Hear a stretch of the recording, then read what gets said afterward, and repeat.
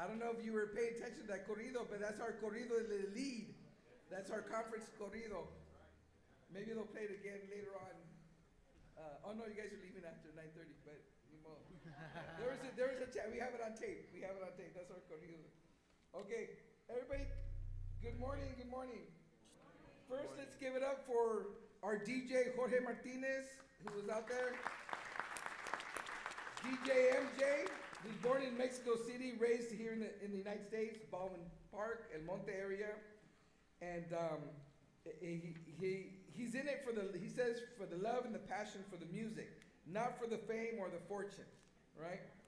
And of course, that's what everyone says. I say the same thing. It's not for the fame or the fortune. It's for the love, right? It's all about love. And his passion for music and ability to play all kinds of genres have given him the opportunity to play at clubs, quinceañeras, birthday parties. He's for hire.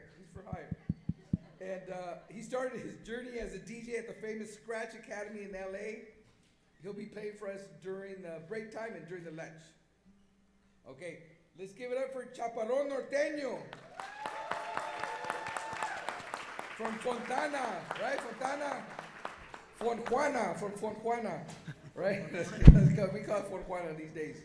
The Fontana, right? It's both a CSUSB alum and current student, right? Who's the current student? One of you is a student right now, right? You are, okay, we got it. We're one of those students. Oh, 2 students right now. Okay, so Norteño, if you're not familiar, is a subgenre of música regional, right? Characterized by the accordion and bajo sexto, right? And it originating in northern Mexico with a blend of indigenous Mexican traditions, right? The beat. I studied musicology, believe it or not, Willie G. I studied musicology, right? And it's that beat, that's our indigenous beat right there. So it's the beat is the background. Anyways, the common forms are the polka, waltz, corrido, and of course like I said, the corrido, which is type of ballad. Okay. Estando aquí, si hay alguno de ustedes necesite traducción para nuestros hablantes y oradores en español, los que desean traducción, por favor, obtengan sus audífonos aquí en la mesa correspondiente, right here underneath that. Pueden agarrar sus audífonos. Okay. Are we ready? Okay. All right, let's do it. Ándale pues. Welcome to the Lead Summit. This year's theme, Telling Our Stories, Our Way, Our Voice, invites us to honor the power of Latino narratives in arts, media, and education, while also expanding that invitation to all communities whose histories have been marginalized or erased. As you know, we come from a rich and diverse traditions rooted in storytelling, poetry, food, textiles, murals, humor, sacred texts, music, and all the cultural forms. And these expressions are as epic and as meaningful as any other civilization. Yet they are often absent or misrepresented in American history, literature, and art, and of course, education. The contributions of indigenous, African diaspora, and Latino communities are overlooked, minimizing our rightful place in the narrative of the United States. Despite deep historical roots predating colonization and their crucial role, like we were here before the U.S., United States, right? We were here before there was the United States. And our crucial roles in shaping the nation, our stories continue to be marginalized in textbooks, museums, media, and public discourse. So today we're going to reclaim that space, putting our narratives at the center. Representation matters. Oh, okay. Yeah, don't be afraid to clap.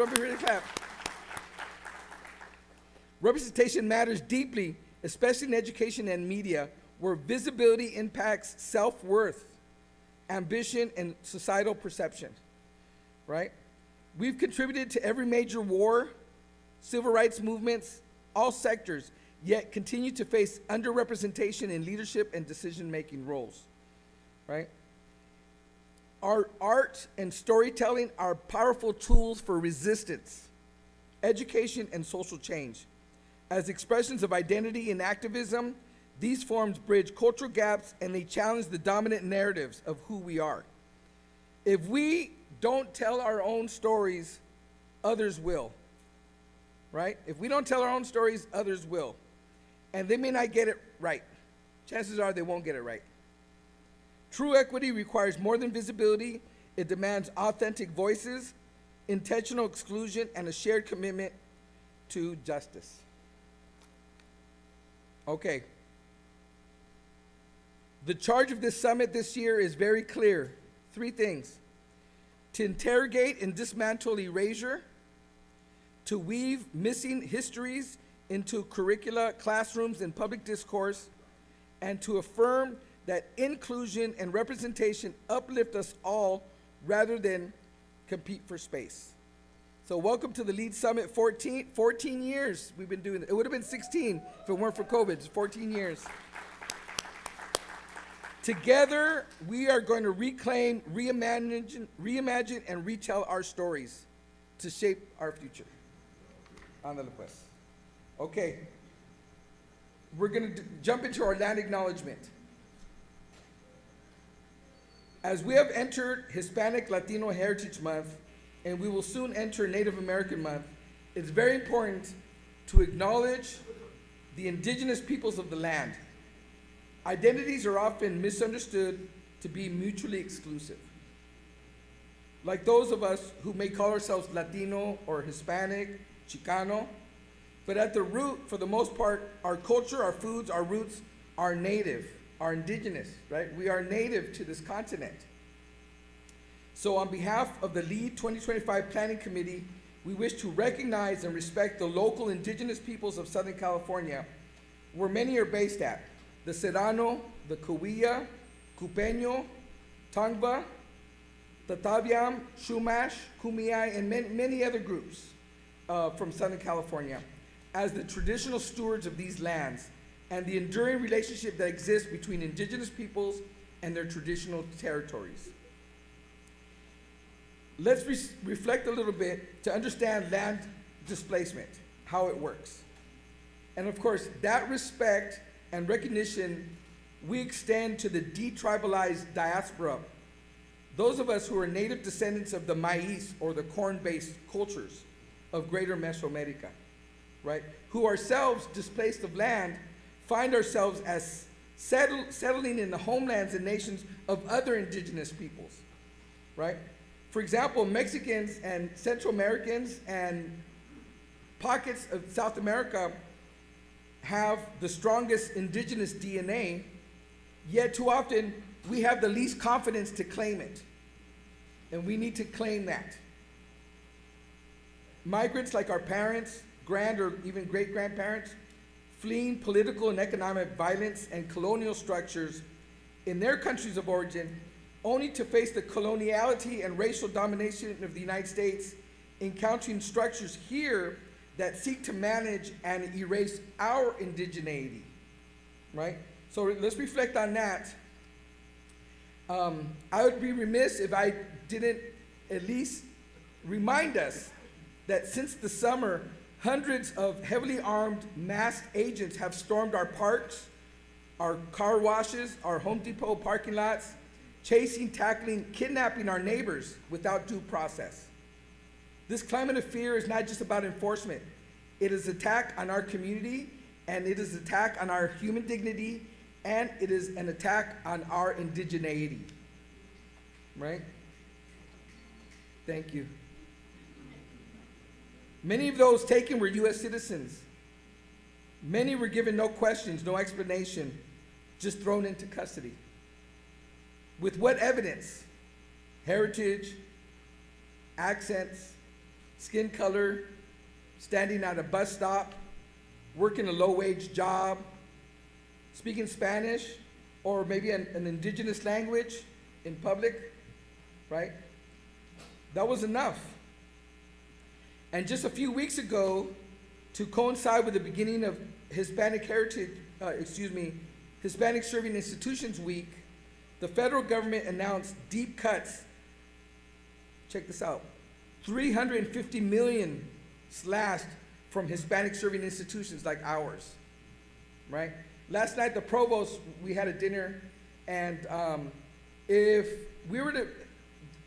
and when the moment comes, if we were to be cut off completely, we would only last 2 weeks before the university shuts down. So we only have 2 weeks of reserves. So that's what we're facing right now, to be honest. HSI funding is not a line in a budget. It's a lifeline to our families and to our communities, right? Also, let me say that at times like this, we are drawn into what some call the oppression Olympics, debating over who has suffered more. But oppression is not a competition. It's a shared struggle against systems designed to divide us. So now's the time to unite with all our groups, right? So we're going to start first with our stories. We got to learn our history, learn our stories. Then learn other people's stories. The more we learn other people's stories, the more we appreciate our stories, and we realize how everything intersects. We share all this history. So let's not pit our pain against each other, right? Let's not pit our pain one against another. So in recognition of all of us, all peoples, all colors, all nations, languages, today we are the Five-Finger Nation, Panorte. All right.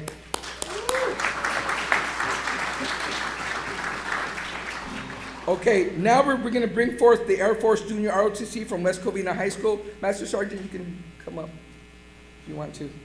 And then Monsignor, you're still here? Yeah. Okay, thank you. For the presentation of the colors, under the direction of Master Sergeant Eddie Caro, retired. He is a well-regarded program, the ROTC, a well-regarded program known for its community involvement, leadership development, and ceremonial duties. Right? The program's curriculum focuses on leadership, character development, air and space fundamentals. Okay? Then he's going to lead us in the Pledge of Allegiance. Then for the U.S. National Anthem, we are going to display the archival video from October 7th, 1968, Game 5 of the World Series between the Cardinals and the Tigers, which is noted as a historical and controversial performance by Jose Feliciano, one of this year's 2025 League Padrinos de Honor. If you all remember, we couldn't find the original footage. We have an edited version, but those of you who remember, Jose Feliciano was the first to sing the national anthem different, with a little, corazón, there you go. And they booed him, right? For those of you who remember he got booed, and everybody was making noise and stuff. So we have that the footage. So we're gonna play that. We don't have the controversial part of it. We just have the singing. But despite this, his version of the anthem was released as a single and reached number 50 on the Billboard Hot 100 chart. So while initially met with controversy, Feliciano's performance is now recognized as a groundbreaking moment that opened the door for future artists to personalize the national anthem. And his rendition is on continuous loop at the Baseball Hall of Fame. And then after that, we're going to invite the very Reverend Monsignor Gerard Lopez, who's an outstanding community leader, spiritual guide, and a good friend, and a good compa. And I call him my compa, right? And I'm not afraid to say that a Catholic priest is my compa, because we have a really close personal relationship, and then so this gentleman is outstanding. He is the Vicar General for the Diocese of San Bernardino, longtime priest in the diocese, and celebrating his 34th year priesthood in 2025, right? 34 years? Ahí está. Okay. Vicar General Monsignor Lopez is the highest ranking diocesan official and principal deputy of the bishop, currently Bishop Alberto Rojas. So anyways, he's got a STL, which is an advanced graduate degree in theological studies. All right. Ándale pues.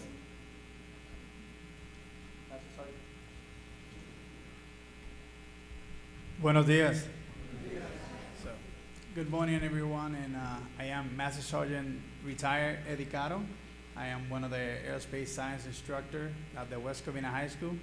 It is my pleasure this morning to have our honor guard, color guard, presenting the colors this morning. Please stand and place your right hand over the heart as the honor guard pulls the colors, and I recite the Pledge of Allegiance, following by the national anthem.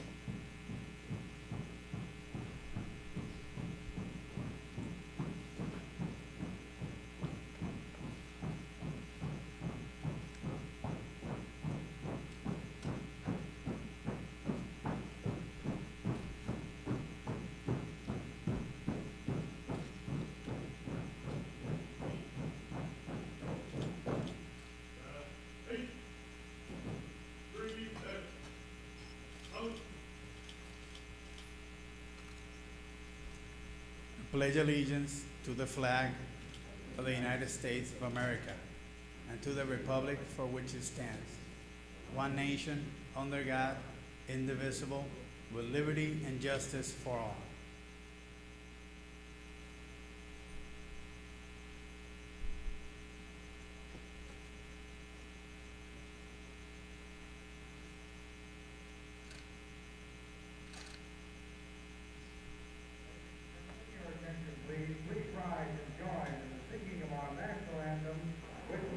Ladies and gentlemen, your attention please. Please rise and join in the singing of our national anthem, which will be played by Merle Alby's band and will be sung by Jose Feliciano.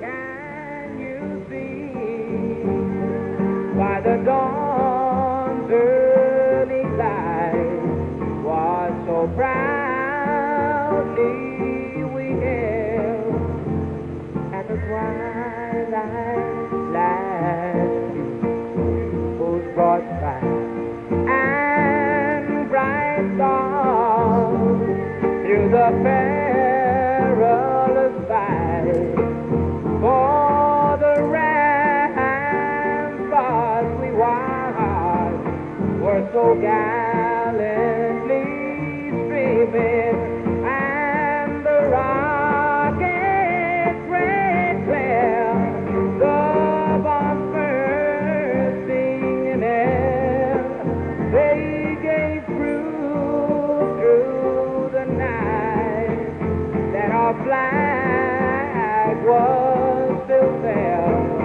Oh, say, does that star-spangled banner yet wave for the land and for the free and the home of the brave?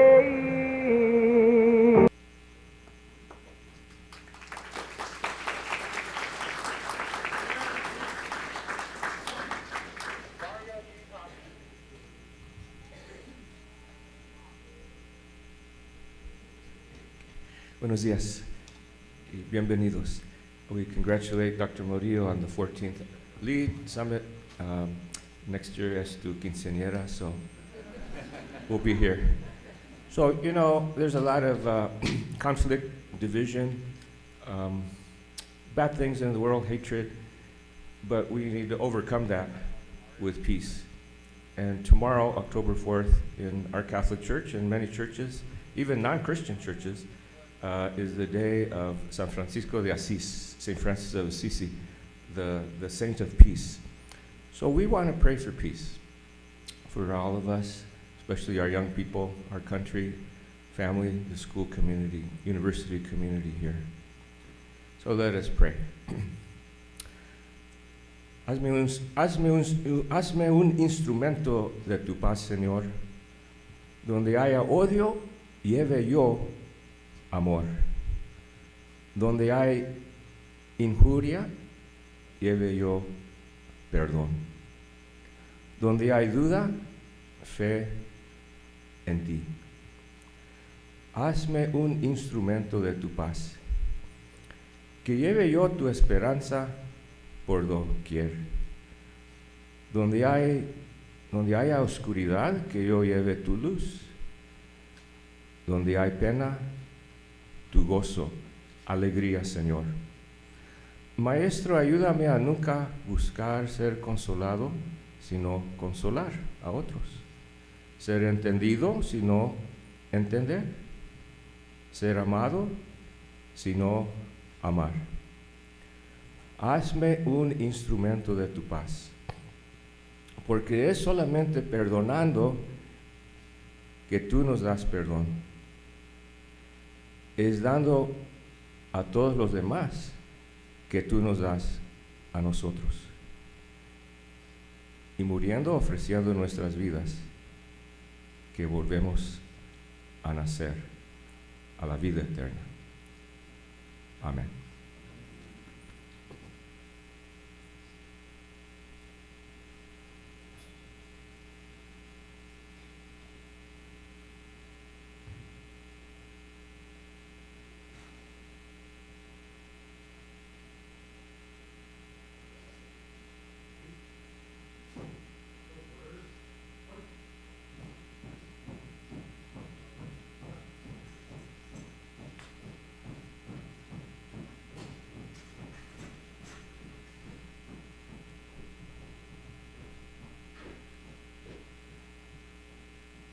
Gracias.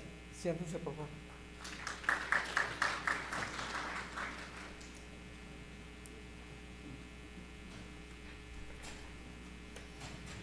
Okay, thank you, West Covina High School, Master Sergeant Eddie Caro. Thank you, the very Reverend Monsignor Gerard Lopez.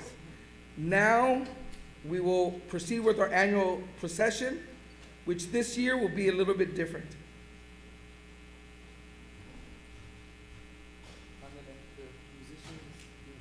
They should be ready.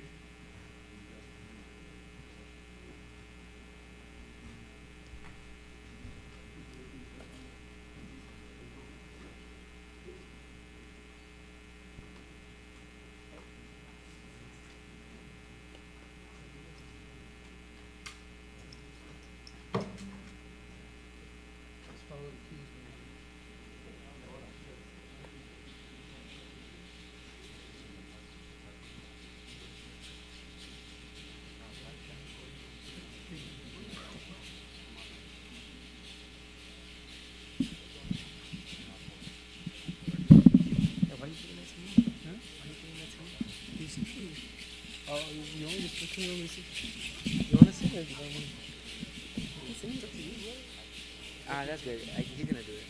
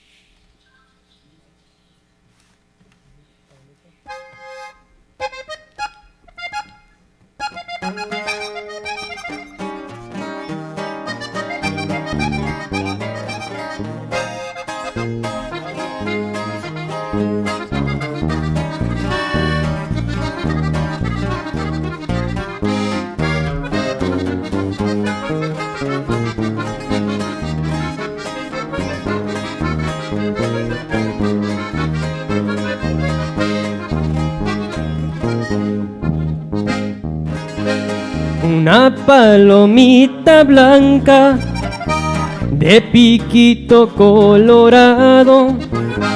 Ayer yo la vi llorando en las cumbres de un guayabo. Currucú, currucú, le cantaba el palomito. Currucú, currucú, que volviera a su nidito.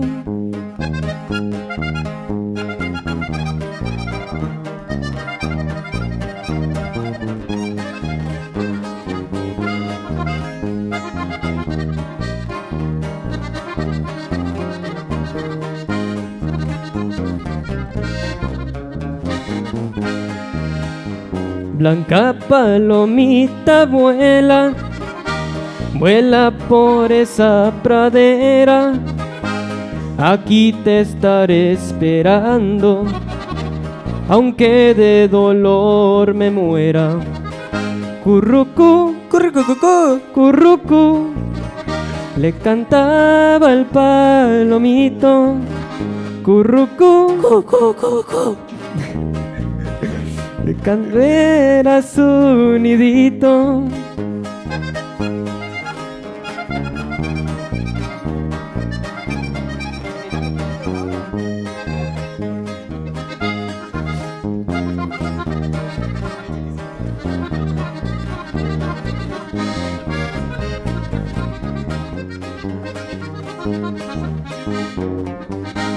En las cumbres del guayabo, muy lejos del palomar, lejos, ahí te estaba la paloma, llorando sin descansar. Currucú, currucú, currucú, le cantaba el palomito. Currucú, currucú, que volviera a su nidito.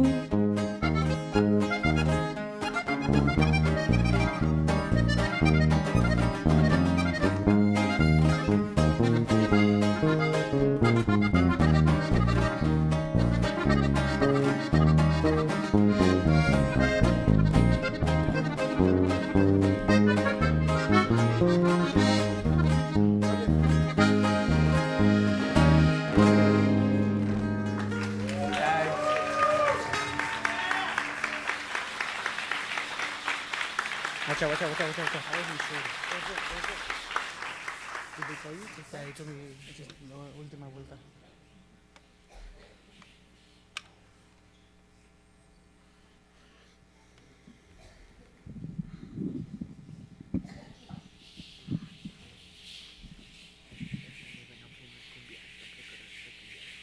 Más, ¿ves?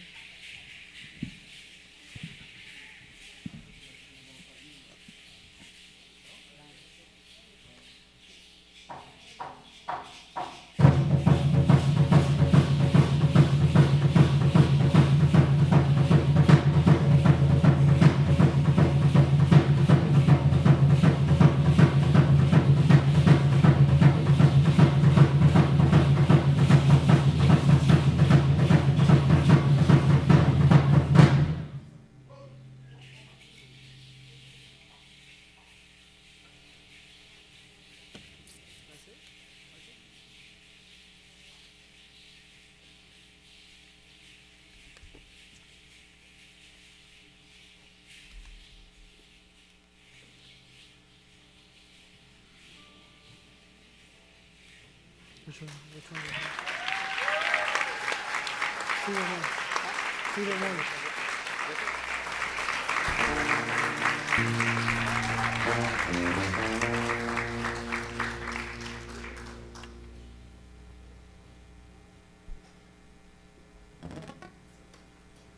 Let's go. Wait, are you telling us to go?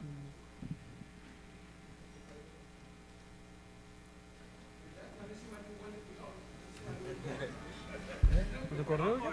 ¿Lo de correo? We can do beso, beso. ¿Beso, beso? Alright, see you one.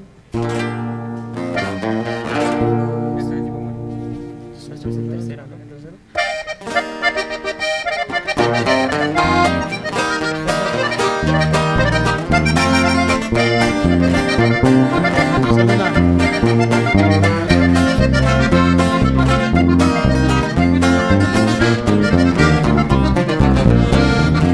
Quise comprarte un vestido que ayer vi y al preguntarme por tu talla contesté: de sus medidas no me acuerdo, señorita, mas tengo datos que en el alma me grabé. A la que quiero tanto tiempo disfrutado, de sus medidas son besos me las sé.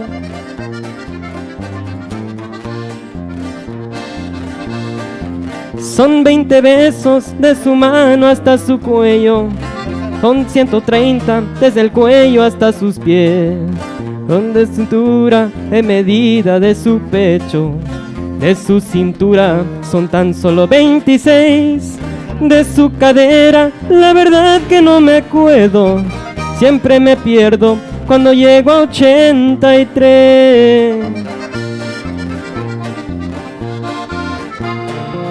Hoy con mis labios otra vez vine a medirte, hoy beso a beso quiero recorrer tu piel, y aunque no pude regalarte ese vestido, quiero besarte como ayer y como antier.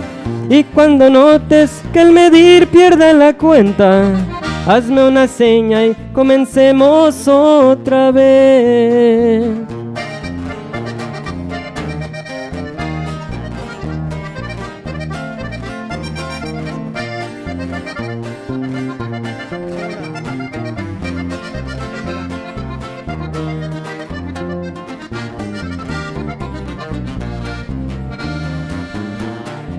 Son 20 besos de su mano hasta su cuello, son 130 desde el cuello hasta sus pies, 90 besos es lo que mide su pecho, de su cintura son tan solo 26, de su cadera la verdad que no me acuerdo, siempre me pierdo cuando llego a 83.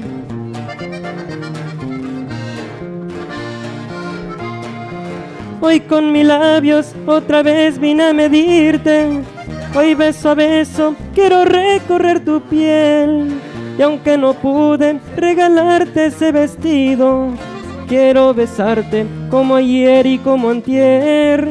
Y cuando notes que al medir pierda la cuenta, hazme una seña y comencemos otra vez.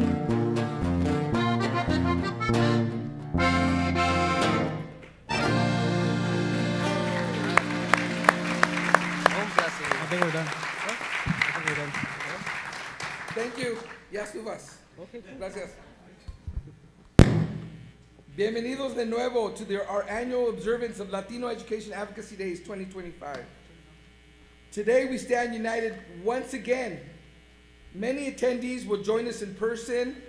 We have 600 or 700 people registered today. They take turns. So we got like 300 and something seats, and then people rotate throughout the whole day. Then we're linked across many more watching us on YouTube Live. More than 1,600 lead chapters across all over the globe. People who pledged to watch us. We want to thank our CSUSB Multimedia and Immerse Technologies for helping us stream us across the internet. Thank you.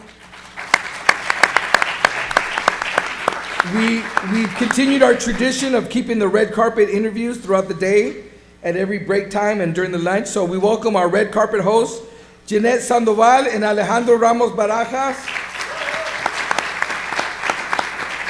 Okay.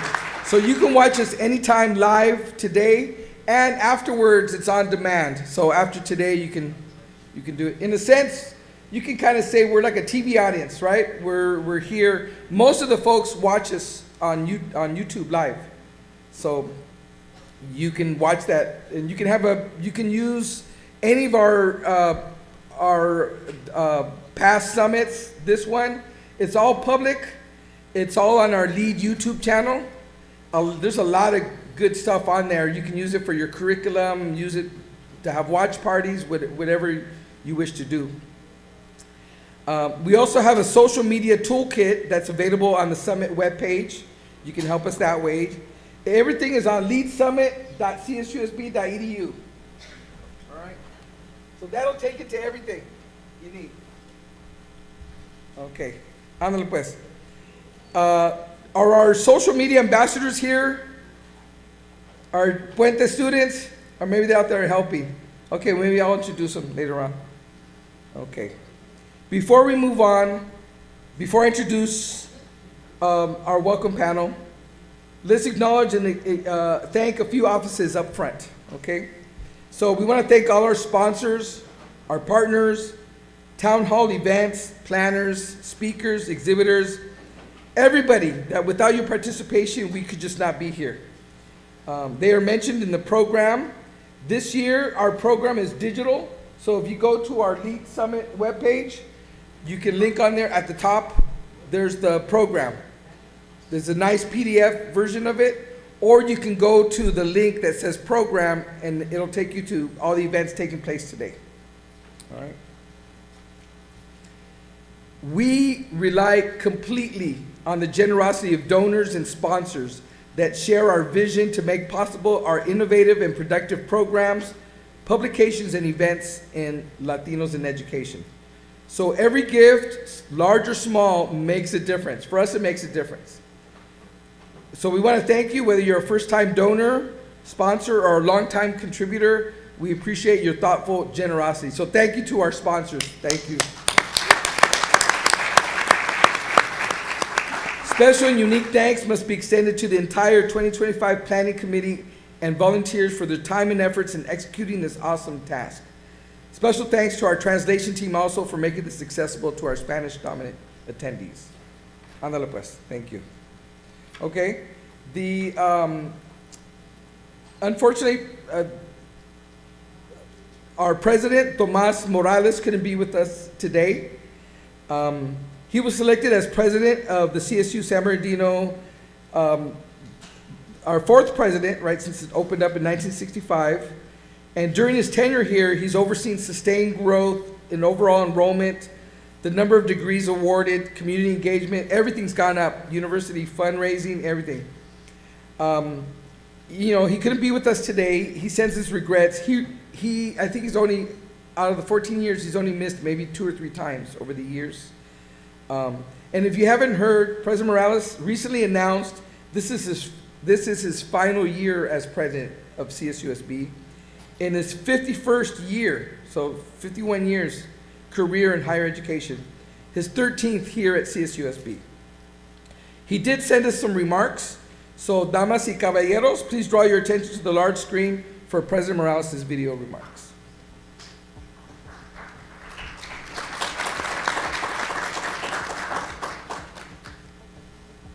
Bienvenidos a todos. Welcome, distinguished guests, innovators, leaders, and friends to the 14th LEAD Summit. I wish to express my thanks to the LEAD Summit organizers for the opportunity to share CSUSB's journey and vision. And while I regret that I am unable to join you in person this year, I know it will be another successful gathering in the robust and vibrant history that LEAD has established.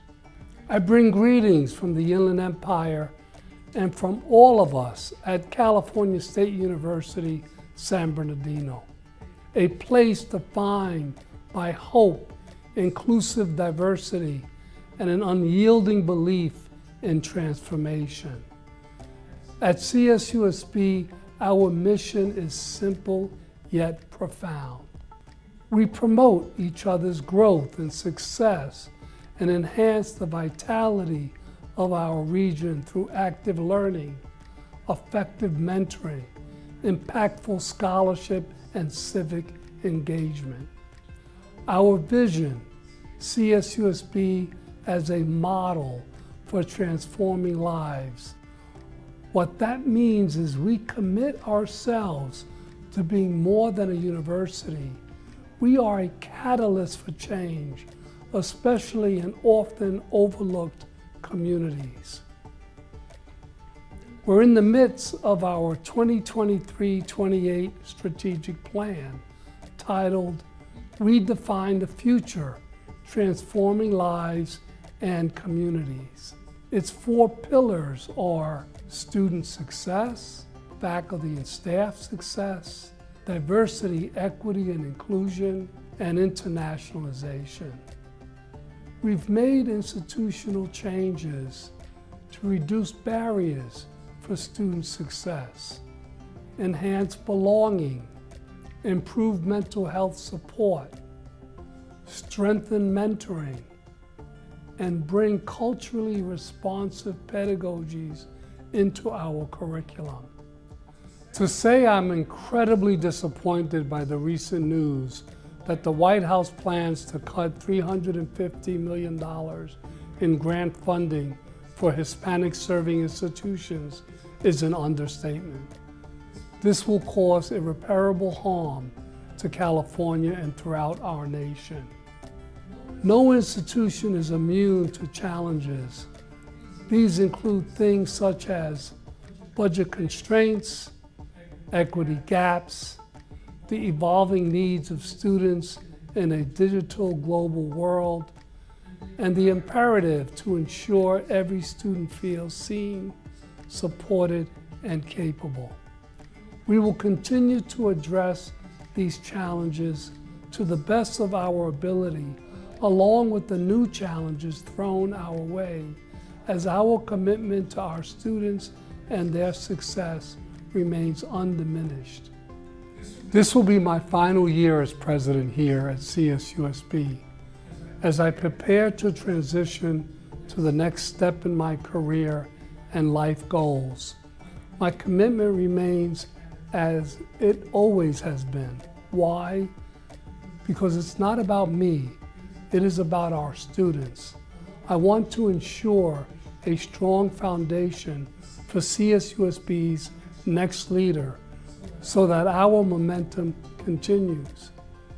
As we move into the next phase, both for CSUSB and for higher education broadly, let us commit ourselves to ambition grounded in compassion, growth anchored in equity, and innovation that serves. The Inland Empire and institutions like CSUSB have enormous untapped potential. If we invest well in our students, our people, and in partnerships, we transform not just lives, but whole regions. My hope and challenge for all of us gathered here is this, that we leave this summit more connected, more inspired, and more resolved. Let's define the future together.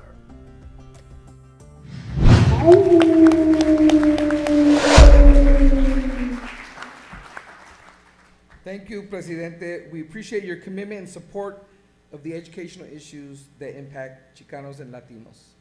Gracias. We're gonna miss him, right? 13 years he's been here. He's done so much, really. Next, I would like to present Dr. Chinaka Domwachukwu, who's our Dean for the Watson College of Education. Dean Domwachukwu has been working hard since arriving here. It's been, I don't know, like 6, 7 years? About 7 years. He's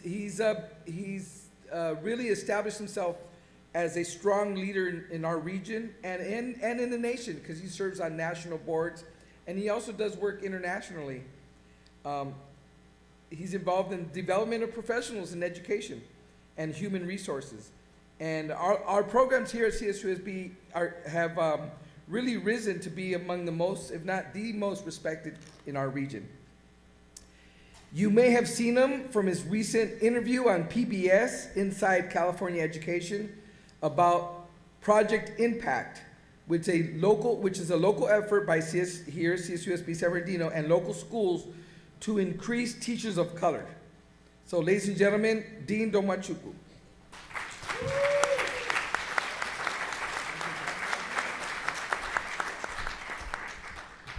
Good morning, and thank you for being here at the 14th 2025 Lead Summit. It gives me great joy to be part of this movement, to be part of this university, and to be part of this community. LEAD is one of the major programs that highlight our college's commitment to educational equity in the Inland Empire region. When Enrique introduced me, he said, I'm the Dean of the Watson College of Education. I'd like to say it better. I'm the Dean of the James R. Watson and Judy Rodriguez Watson College of Education. And I share that because I have the privilege of being here to see that happen, and for our college to be the first building or college in the CSU system's 22 campuses to have a Spanish non-white name attached to it. That's an accomplishment.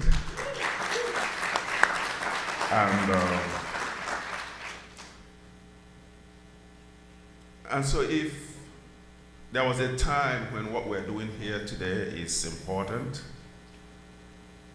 it is more important today than ever before. And so I want to say a big thank you to our president that you just listened to, Dr. Thomas Morales, whose leadership has shaped this institution and positioned us for a better future, and who has also remained committed to equity, inclusive practices, and the pursuit of social justice.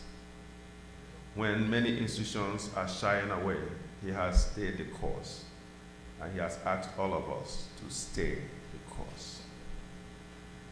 I also want to commend Dr. Enrique Murillo, and the LEAD committee, and the larger Watson College of Education committee that continue to support this program every year, and the larger CSUSB community, and the rest of you who are part of our sponsors, our supporters. We cannot do this without you. So I want to say thank you to every one of you. We are living at a time in history when it appears as hate and intolerance are being normalized. Words and ideas that helped us to challenge inequity in the past and in the present. Such words as equity, inclusion, social justice are being removed from our dictionaries. And we are being instructed on how to tell our own stories so that certain people do not feel bad or feel guilty about it. So the times we live in call for a conversation around this year's lead topic, telling our stories, our way, our voice. Latino representation in the arts, media, and education. As I reflected on this topic, I was prompted to think about two important works of literature that I've read in the past few years. One of them, more recently, from an indigenous scholar who is also a professor of sociology here on campus, and also serves as the director of the Center for Indigenous Peoples Studies, Professor James Fenelon, who is sitting right here in this audience. He wrote a book that was published recently that is titled Indian black and Irish, indigenous nations, African people, European invasions, 1492 to 1790. I had the privilege of reading that book and discussing it with him. And in that book, Professor Fenelon attempted to correct certain narratives about history. History of the indigenous people, history of this land, history of the Africans who were brought here by force. He brought to light stories that our history books have conveniently omitted. Stories that speak to the pains, the sufferings, and the loss of indigenous communities and those of African descent who were brought here against their will. So when you talk about telling our stories in our own voices, that book perfectly illustrates it. Another book that I would like to reference is a book I read a few years ago with my faculty. I always do a faculty book club where I bring my faculty together for us to read. And a few years ago, in my previous institution, we read Sandra Cisneros' A House of My Own. Some of you will be familiar with Sandra Cisneros, a Latina. And this book is her autobiography. She wrote, "I found my voice the moment I realized I was different. This sounds pretty simple, but until Iowa City, I assumed the world was like Chicago, made up of people of many cultures and classes all living together, not happily all the time, but coexisting. This isn't to say I had never felt this otherness before Chicago, but I hadn't felt it as deeply. I couldn't articulate what was happening then, except I knew when I spoke in class, I felt ashamed, so I chose not to speak. My political consciousness began the moment I could name this shame. I didn't know what I wanted exactly, but I did have enough sense to know what I didn't. I didn't want to sound like my classmates. I didn't want to keep imitating the writers I'd been reading. Their voices were right for them, but not for me." End of quote.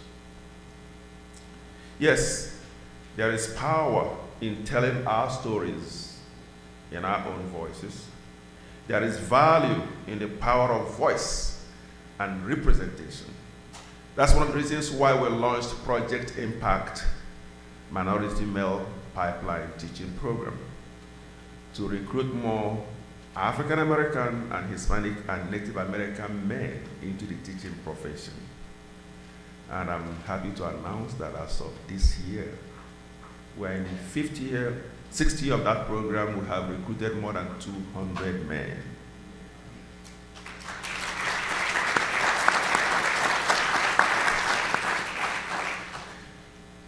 So today's Lead Summit offers us that opportunity to tell our stories in our own voices. I hope all of us can take advantage that this platform offers today. The Watson College of Education is excited to welcome all of you to this year's Lead Summit.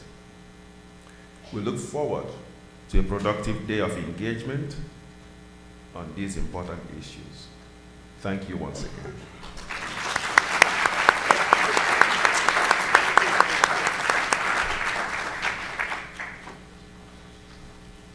Thank you, Dr. Dean Shinaka.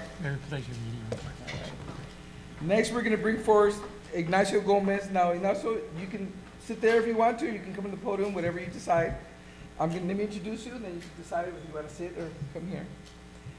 Ignacio is a Chicano visual artist and muralist, and is our Lead Summit 14 Padrino de Honor. Let's give it up for the Padrino de Honor. Born in Boyle Heights in 1941, Ignacio has had a long and important career as an artist and muralist. His vast collection of posters aiming towards the youth and the community to strive for the highest in education have become a positive enforcement to many. Gomez had early success in 1978 with his painting, and you guys hopefully remember this, the Edward James Olmos as the character El Pachuco. The poster, this gentleman made the poster.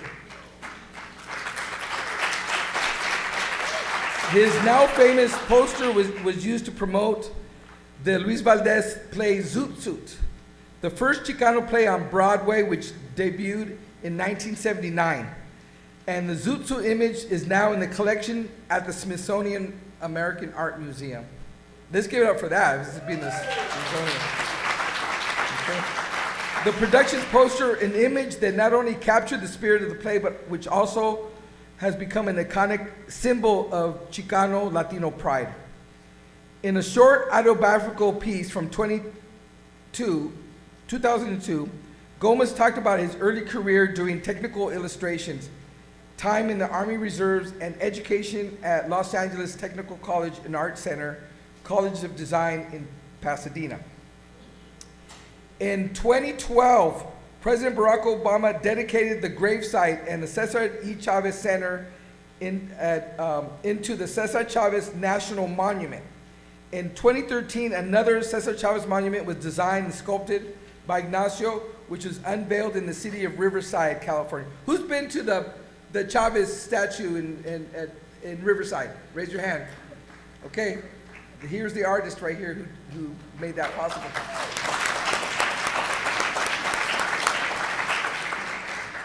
Well, I can go on and on. He also designed the statues for the Mendes Tribute Monument Park in Westminster, California, right, which opened in 2022, right, commemorating the landmark Mendes versus Westminster civil rights case of 1947, right, which predates Brown versus Board of Education.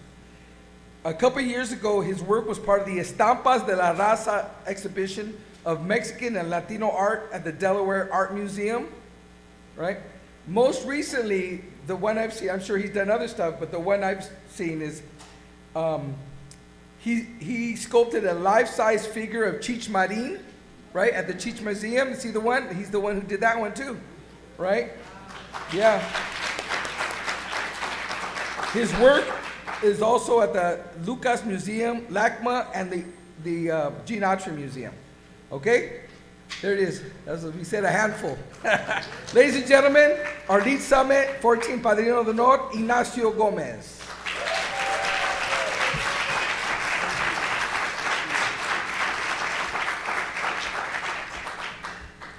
I'm honored to be here as Padrino, along with Jose Ficiliano. I know he's here in spirit, and I'm here I'm honored to be part of the Lead Summit organization. He left out one. The Lucas Museum purchased one of my paintings, and they wanted to buy the original painting of the Zoot Suit, which is not for sale. It's going to stay in the family forever, maybe. But also, I want to emphasize that education has always been an important part of our growing up. I had dyslexia, I had a difficulty in going through school, but with the help of my brothers and eventually my wife when I was attending college, I got through with a bachelor's degree. And then I also want to emphasize that my parents came from Mexico, and so my three brothers and my sister and myself were first generation. I'm proud of that. And when we moved into East LA, and we moved into a 2-bedroom house and a family of 7. That was a little difficult. My parents had one room and my sister had the other. And all 4 of us boys, we took advantage of the couch, the cot, and the floor. But we made it work. And then my 3 brothers went on to college. I was the last one to go. But I like to emphasize that it always takes one person in the family to start the tradition of going to college. And that was my brother. His name was Dario. He got the name from when they lived in Chicago. His godparents were Italian, and that's where he got his name. But anyways, my two brothers, they were drafted into the Army during the Korean War, and my brother was wounded, critically wounded, almost lost his leg, survived with a big hole and shrapnel in his stomach. But he was determined to go to school, and he did. He was also an artist, and he went to East LA College, got a degree, and then he eventually got his dream job working for Hughes Aircraft in San Diego, heading the art department, and received a top secret clearance, which meant that he saw things that we weren't entitled to see. Things in space, things for other governments, and things for the United States. But he was the first one, and then my second older brother went to Cal State LA, and he became a high school teacher, and I followed, eventually going to Trade Tech, which is a great 2-year school where I learned to be a commercial artist, and eventually worked my way to Art Center. So again, I emphasize to our kids that education is very important, and to my wife and I, we consider not a sacrifice to get our kids through college, but an investment in their future, their children's future, and their grandchildren's future. And our oldest grandson has started his second year in college, so the rest of the grandchildren will follow. So I'm honored here again to be teamed with Jose Ficilano and to be part of the LEAD Summit and being a padrino along with Jose Ficilano. And I want to give a lot of credit to my wife. Next month we're going to celebrate 59 years of marriage. 4 kids, all college grads, and I'm still washing dishes. Thank you.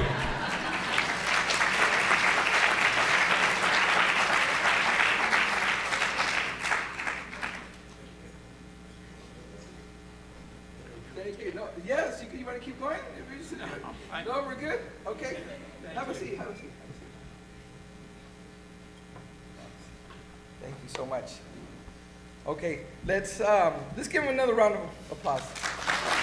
Okay. So, actually, I just remembered we got a little token of appreciation. So, Padrino, if you could stand up, just from right there. Everybody, if you don't mind, let's stand up for a moment. We want to honor you, Padrino, with this small token. Thank you. Padrino, for your accomplishments and lifetime service to our community, we award you the LEAD Education and Advocacy Medallion of Honor.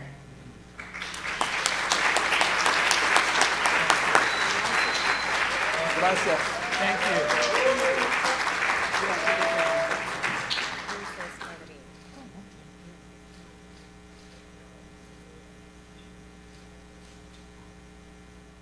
You want to say anything last word? Thank you for this honor, and I appreciate all the clapping. And I have my 3 children here. All our kids are college graduates, and like I said, we're going to carry on the tradition, and I'm happy to be here. Thank you.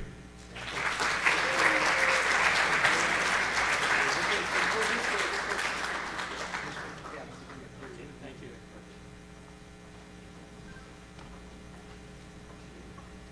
Okay, so next, unfortunately, Jose Feliciano was not well enough to be able to travel with us. Jose Feliciano, musician, singer, and composer, is recognized as the first Latino artist to effectively cross over into the English music market, opening the doors for other artists who now play an important role in the American music industry. His breakthrough came in the 1960s, right, with his soulful rendition of California Dreaming and Light My Fire. Remember that? And of course, who everybody knows, Feliz Navidad, da-da, Feliz Navidad, like a global staple, okay? And of course, earlier we saw his rendition of the national anthem. Okay, so, damas y caballeros, even though Jose couldn't be with us today, and you'll see when you see his video why he wasn't able to travel, please draw your attention to the large screen for his video remarks.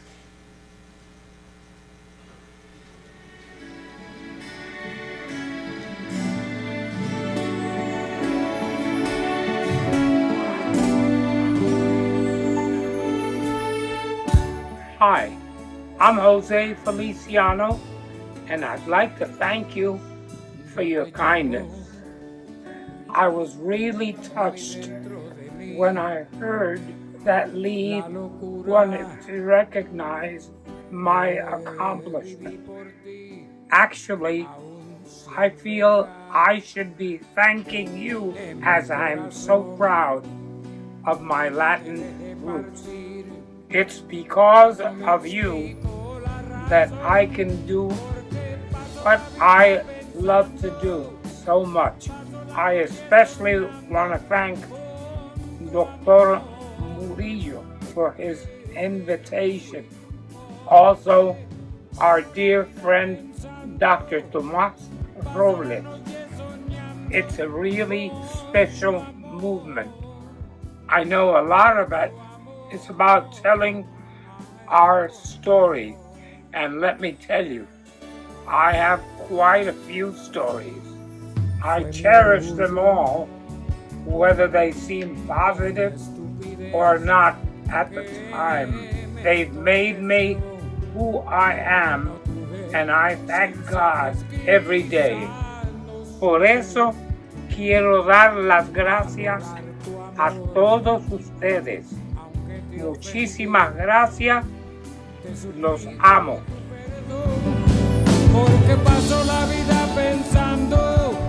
Thank you, Jose. Okay, so we're going to transition to the next segment, but let's send it over to our webcast hosts. Ándale.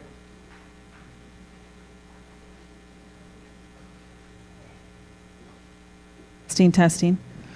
Okay, buenos dias. I'm Jeanette Sandoval, and we are so excited to be spending our day together. It's the 14th annual LEAD Summit. I'm sitting here with these two gentlemen. I'm going to let you introduce yourself. Alejandro, let's start with you. Muy buenos días a todos. Mi nombre es Alejandro Ramos y estamos muy contentos de estar acompañándolos una vez más en esta cumbre del 2025 y es muy importante. And we are sitting here with none other but Ignacio Gomez. Welcome. Thank you. I'm honored to be here as part of the summit, LEAD Summit, and also partnered with Jose Feliciano as padrinos.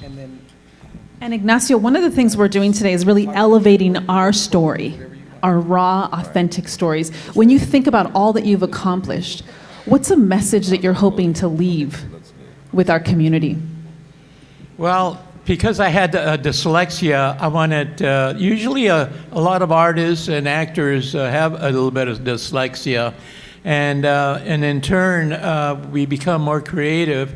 And my goal growing up, because I had a difficult time in school, was to create images, positive images of Latinos as professionals, as being successful, as illustrations of engineers, people in space, like Jose Hernandez, like astronaut Ochoa, the first Latina in space. So these are all the paintings that I created so that the young generation could benefit from these visuals and see themselves portrayed in this positive way. Thank you so much for that. This year's theme is telling our stories, our way, our voice. What does that mean to you, and what does that mean on education? And finally, how do you feel to be a padrino for this year? To be a padrino, I'm very honored, especially teamed up with Jose Feliciano. I know he's here in spirit, and I'm honored to be part of the summit, the 14th anniversary LEAD Summit. It's a great honor for me. Well, we're honored to have you. Thank you so much for taking a few moments, and we're going to hand it right back to Dr. Murillo. Muchas gracias. Thank you. Thank you very much.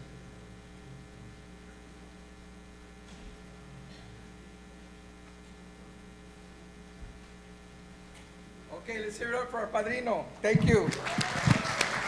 Dr. Murillo, he left. Is there a phone up there? Yeah, I think one of you, I think, has my phone. Yeah, there you go. That's my phone.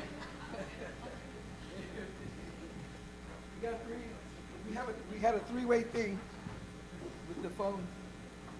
Here, you got my phone?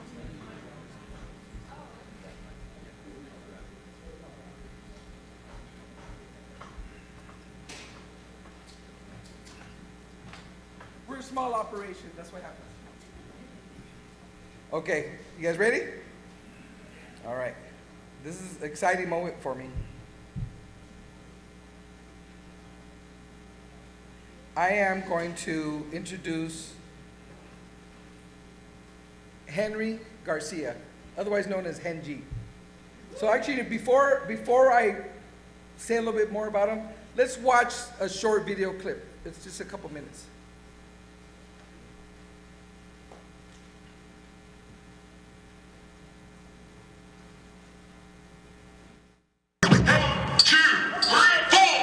What's going on, y'all? Here we go. Kev Mac Videos. This is Hen G, 6 in the morning, police at my door. Fresh Adidas squeak across the bathroom floor. My homeboy Hen G put me up on the track. My homeboy Hen G put me up on the track. That's how we do, you know what I'm saying? Los Angeles, from Brooklyn to LA. Proud to be a part of it, y'all. Yeah, don't forget you one of the forefathers of hip-hop in LA, man. Oh, yeah? Oh, I thought I was just doing a shout-out. So, yeah, I am actually one of the forefathers, you know. We hooked up with Ice-T back in the days, in the early 80s, and met him at the Veterans Auditorium in Culver City. He was doing something with Uncle Jam's Army. Me, Evil, and my boy Shaquille rolled up there. We had to find an MC because we was over there in Cudahy on the other side of town with the Latinos at with Cypress Hill. They was younger, checking us out, Mellow Man Ace and Sin Dog, watching me and Evil do our things as New York Spin Masters. Where we met Greg Parks, actually, where he introduced us to the other side of Los Angeles, to the west side, where we met Kev Mac. You know, Crush, a couple of other cats, you know, from Slauson and Crenshaw area.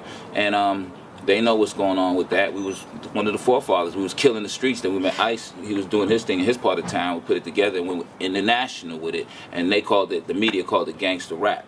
We just called it rap. So I guess, you know, we're the forefronts of gangster rap. We took it international. So proud to be a part of that. You know? So that was before NWA. Huh? Of course it was. You can hear that at 6 in the morning. I mean, actually in Art of Rap, Dr. Dre says that. And, you know, they were doing the Wrecking Crew stuff, with all due respect, with Alonzo on the other side of town. You know, so we started with. What role did you play in that record? Which one? 6 in the morning? I was there, you know, I said it within the lyrics, so I was there. I was part of the crew. You know, me and Evil with Ice, there's a lot of cats that Ice grew up with in Los Angeles doing, you know, his street thing, was in the records as well, you know. You know, you, before Dr. Dre blew up, you know, you was one of the first people out here putting mixes out in the street. Oh yeah, I know that, yeah, they know that. We came out here and it was crazy. Evil and I was doing tricks and everything. A lot of people were DJing out here. It wasn't a lot of really finesse moving on the turntables like that. They was just like rocking. You know what I'm saying? They was doing their thing. It wasn't a lot of cuts and scratches. We came out here and put the actual, it was the funk era, like Ready for the World and all that, Kraftwerk and Soul Sonic Force. Party people.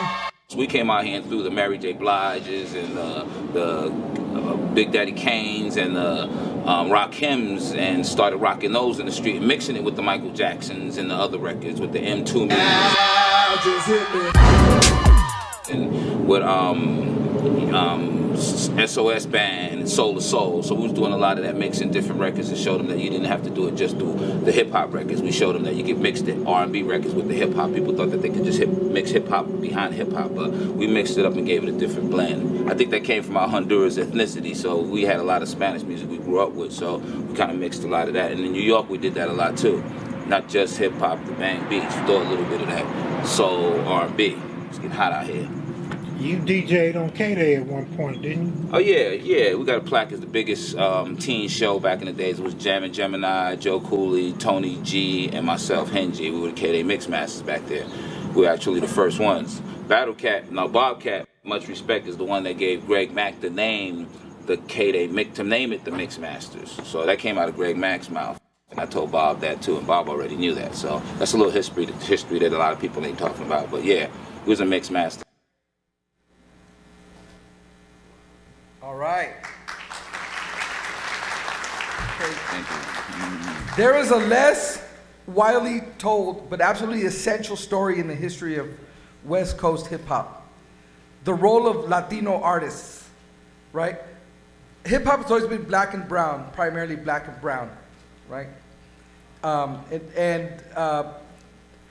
Today we want to bring a focus to brothers Henry G. Garcia and Eric Evil E. Garcia, who are the pioneering DJs and MCs of Hondureño Garifuna heritage, right? Garifuna heritage. Okay, so when we talk about the origins of West Coast hip hop, the conversation also centers around household names like Ice-T, NWA, gangster rap movement that exploded out of South Central Los Angeles in the late 1980s. But what others often gets left out of that narrative is how deeply Latino communities, especially Afro-Latinos, were intertwined from the beginning in building and defining hip-hop culture on the West Coast.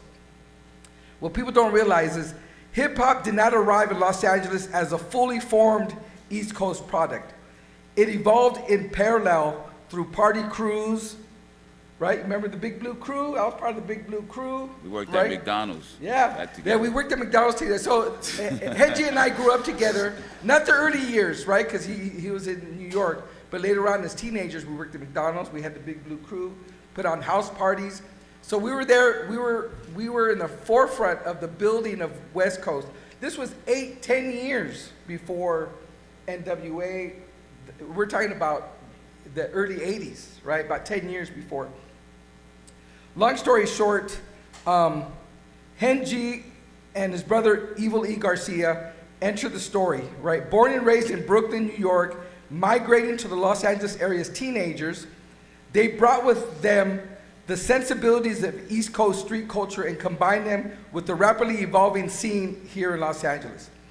As Afro-Latinos of Garifuna descent, a culture rooted in African and indigenous traditions from the Atlantic coast of Central America, they embodied a layered identity that reflected the multicultural reality of West Coast life, right? So they were fluid between black and brown. That fluidity is what became the bridge to West Coast hip hop. Henji rose to prominence as part of the Rhyme Syndicate, an influential hip hop collective founded by Ice-T. His older brother Eric served as Ice-T's official DJ and still today is Ice-T's official DJ. The two brothers later formed their own duo, Henji and Evil E, releasing the album Brothers in 1991, right? I can go on, but the timing is significant. While artists like Kid Frost would go on to define Chicano rap with hits like La Raza in 1990, Mellow Man Ace would introduce Spanglish Flow's Mentirosa, right, 1989. So Henji and Evil E were already touring internationally with the bilingual. And I was there. I don't know, I came on the first Chicano rapper on the West Coast. Because we're talking about 10 years before the Mellow Man Ace, about 10 years before, everybody, right? We were doing that. Long story short, let's introduce and welcome Henji Garcia.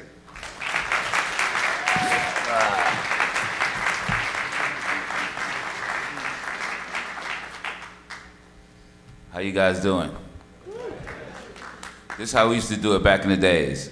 All the ladies in the house say ow. Say ow. All the fellas in the house say yeah. Say yeah.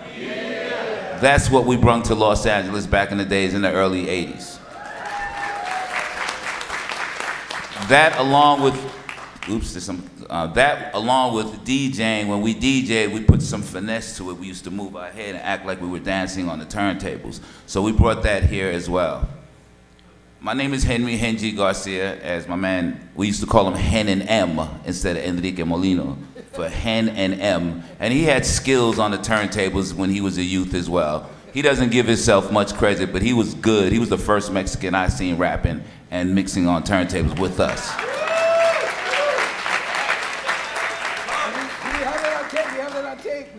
We have it recorded.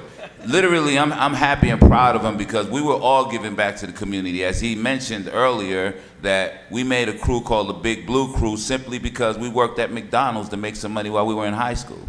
So we actually got everybody together, and after work, we threw parties, and everybody wore the McDonald's outfits, so we called it the Big Blue Crew. It was really funny. But from there, we met a lot of people in the inner city. I came from Los Angeles in, let's say, early 80s. My mom and pops are from Honduras. They came from Honduras to Los Angeles with my big brother. My father was a professional soccer player for the Olympia team in Honduras, so he relocated and started playing soccer. And thank you. He relocated and got drafted to Horta in New York, and then we became teens. We grew up in New York City where hip-hop started, and it was getting pretty crazy. We lived in the projects, and we didn't see it as being crazy because that's something that we came up on until we came to Los Angeles. We came to Los Angeles early 80s. We did not want to leave Brooklyn because it was like Beverly Hills to us. We didn't know nothing else. So till we got here, and then when we got here, they had SAs, Crips and Bloods, and literally, to me, it looked like Disneyland because there wasn't much people outside in the street. New York is extremely crowded. So back to the gang culture, that basically enhanced us by doing what we just shared with you, by moving your hands, wave your hands in the air and partying, because when we first came out here, we felt, my brother and I felt like we were thrown to the wolves because a lot of the rappers would not want to rap in front of, let's say, the gangster community, and we did because that's where we came from. So that's how it originated out there. We the ones that put the balls in hip-hop out here, I can say. On that note, then we met Ice-T. Well, let me circle back. We moved to Cudahy. We formed a crew with Hen, a couple of other friends of ours, and then the next city was Mellow Man Ace and Sindog. Cypress Hill lived in Southgate. We were in Cudahy. So Mello always tells me that he came over my block with Sindog and dated two girls there just to get close to us. That's the story of Cypress Hill, early Cypress Hill with us. So we met them and we became family, and we're still cool till now because we know we're Afro-Latinos, but Latinos, Afro, same thing to us, you know. Even though yo hablo español también, yo lo escribo and I rap it and everything, but if you look at my exterior, you can't tell. So I catch everybody talking trash about me, but I don't say nothing. You know, when I go to drive-thrus and then they have no idea. And when I get stopped for just normal stops and stuff, they give me a harder time because they think I have a fake ID because it says Garcia.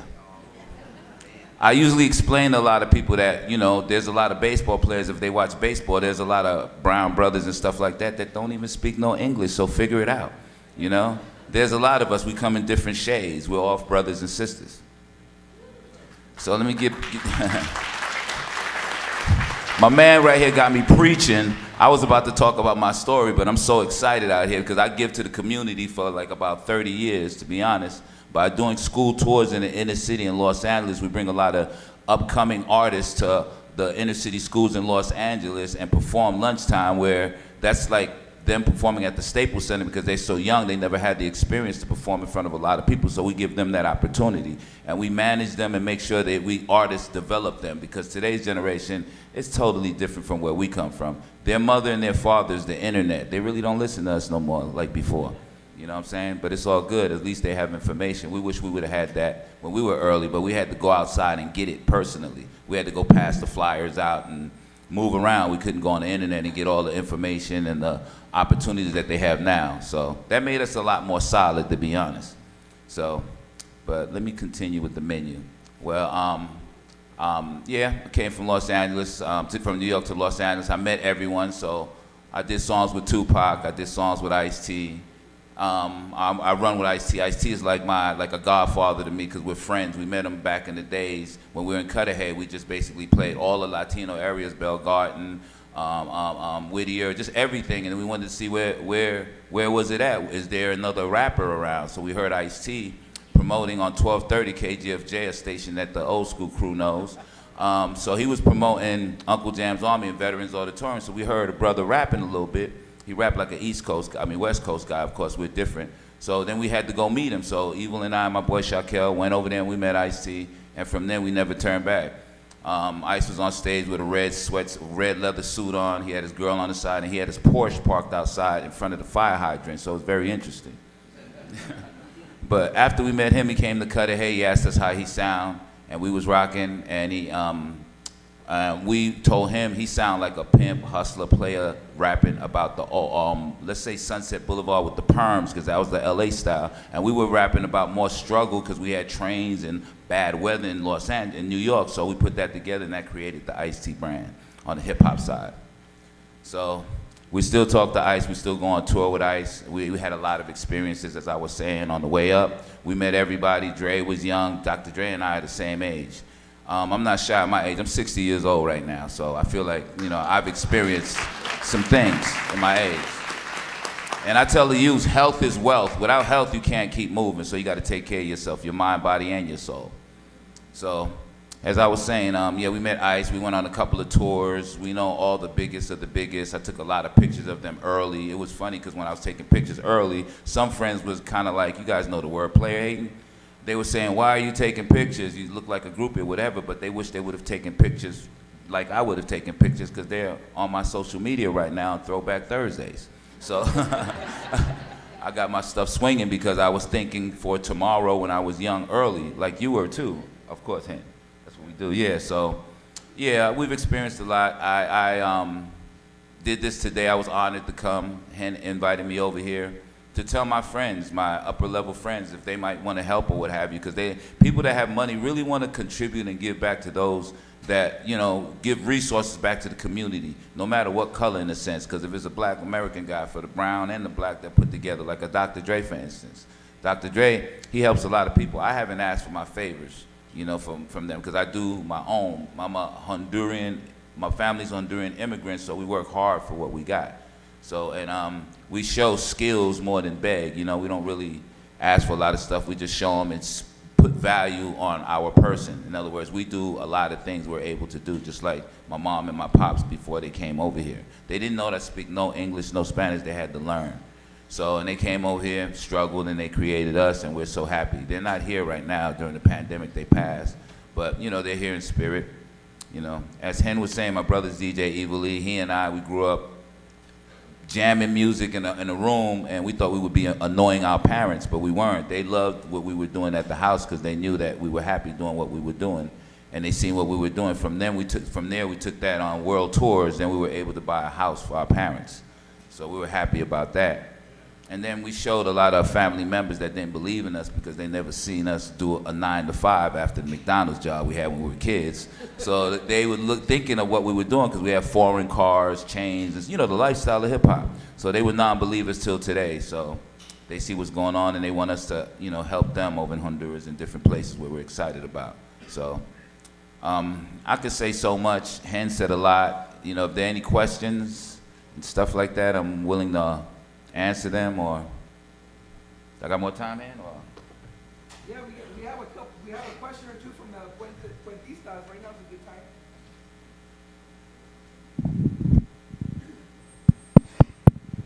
Blue mic. There's movies we've done, The Art of Rap. Ice-T started a group called Body Count. It's a rock and roll group. He did the record Cop Killer and all that. He was looked at as being negative on that, but look what's happening today. Not that we want to kill cops, but you know what I'm saying? He did the Warped Tour a few weeks ago. The Warped Tour, I don't know if some rock heads are familiar with the Warped Tour, but he did the Warped Tour. And then he told the people in the crowd, it's just a song, Cop Killer. People were scared because Ice and everybody was around the house, in Long Beach, but Ice said, you don't have to be afraid, it's just a song. And then he told them, when he started rocking Cop Killer, the whole arena, the whole Long Beach just shook and was partying their asses off. That was cool. It's just a song, it's just entertainment. The system takes things too serious. Our freedom of speech is a kind of a strange place right now, but I don't want to talk too much about politics. I want it to be happy right here, so. Testing, testing. All right, perfect. Hello, my name is Andres Chanales. I'm a Puente student at Norte Vista High School, and here are some key takeaways that I took from your presentation. Hip-hop is a coalition and a mixture of a variety of cultures which involved the brothers Henry Henji and Eric Ivoli Garcia that migrated from Brooklyn, New York, bringing their knowledge of East Coast hip-hop to the West Coast, becoming visible at a time when representation for Afro-Latinos was invisible. Thank you so much for your presentation. I would like to welcome you to Dalia Ortega, who will ask you questions. Sure, thank you. Hello, my name is Dalia Ortega. Hi, Dalia. And my question to you is, were there any instances where cultural or industry biases affected the progression of the Afro-Latino sound of innovation in the hip-hop music movement? Oh, yes, there were. For instance, when reggaeton started, it was hard for them to recognize us until Tego Calderon came. He's a little close to my shade, but they did not accept that too much. It was hard. And there was a bunch of player haters in Los Angeles that thought that, one guy told me, you guys have your Tupac. That sounds kind of crazy, And he knows that I'm Afro-Latino. That was insulting, but what I do is I take that as a learning stage. But there were, when that reggaeton started, it was hard for us to get in, even though we didn't do reggaeton, but we did reggae and hip-hop. The first one that did the reggae hip-hop to me that I'm familiar with is El General from Panama.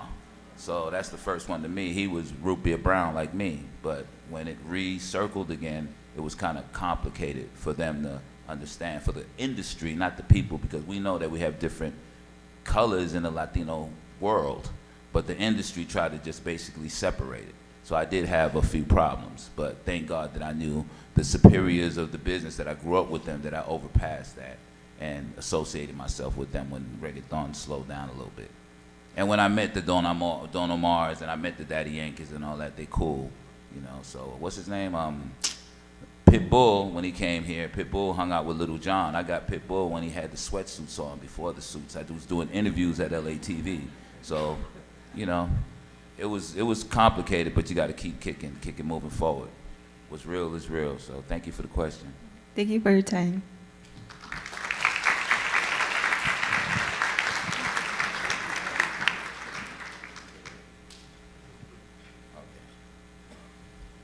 Yes, I could talk all day long. I talk really fast, as you can see on the interview stuff. So, so Hen want to talk about the old clubs we used to go to back in the days. There was a club called La Casa Camino Real in downtown Los Angeles. That's the club I can say that I integrated the Afro-Americans and the Latino community when I was doing my stuff with Tony Gonzalez that produced the record Mentirosa and La Raza for Mellow Man and Kid Frost. He met Greg Mack, and he told Greg Mack that he got to hook up with these brothers that lives in Cudahy that really got a following. Greg didn't know, because my following was Latinos. I wasn't in the inner city in Los Angeles, so I was over there in the Latino part. So that put me on K-Day, and I lost the frame of thought right now. That put me in, thanks, Han. That put me on K-Day. So from there, I introduced the Latino community to the Afro-American community through music. I can say that and I can claim that back in the days, because when they were doing their things, I went to the Afro-American Uncle Jam's Army gigs, and there was always Morenos there, because I was in the west side of Los Angeles and a lot of people from Watts came. So I'm the one that put that together through Casa Camino Real back. Was that the 90s, Han, or 80s? Mid-80s? Yeah, mid-80s. So that's the what we did out there. And man, so much history. I love me some history. I'm gonna sit up here with a tear in my eye. We're gonna make a book. We're gonna work on a book. And Hen and I are gonna work on the book, since he was there in the beginning, and he can write way better than me, man. So we're gonna write a book on all of this information. And he offered it to me, and I'm so glad that he's doing, because his pen game was wicked back in the days when he was a kid as well. When he used to rap, he used to sound like when LL Cool J used them compound words back in the days. Hen had it cracking, though. He's my wordsmith.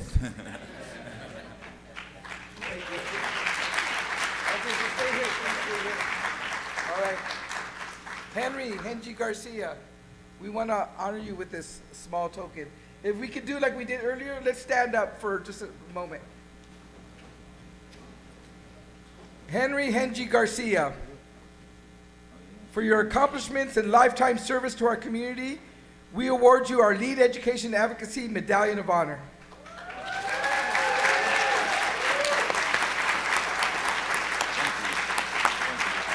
All right, we're going to ask Ken if you want to say some more words. Otherwise, we're going to send you over here to the red carpet interview. Yeah, why don't you go over there? Yeah, why don't you go over there? Any additional questions? Step to the front. I was shy when I was about 5 years old, but, you know, any questions, I'm here for you. If not, I'll be over there. Okay. Yes, sir. Oh, what's up, neighbor? Yeah. And so that was a long time ago. You guys can sit down. Go ahead, But sit down. now San Bernardino is very much like Southeast LA was back when we were growing up. And we have a lot of talented students here at our university who want to pursue their dreams. What advice would you give to somebody from San Bernardino in this area that want to chase their dreams? Stay focused and hang around those that are really as serious as you are, because when you do business with friends, it'll just be a little, you know, they won't respect you as much. They'll throw jokes and stuff like that in there, like what's happening to me. That's why my friends and business I keep separate, first off. And just, there's more access online, so just look, learn, and do. If they tell you that you can't do it, just prove them wrong. That's the easiest way that I could say it. Okay, one more. Seen you last night, hi. Yes.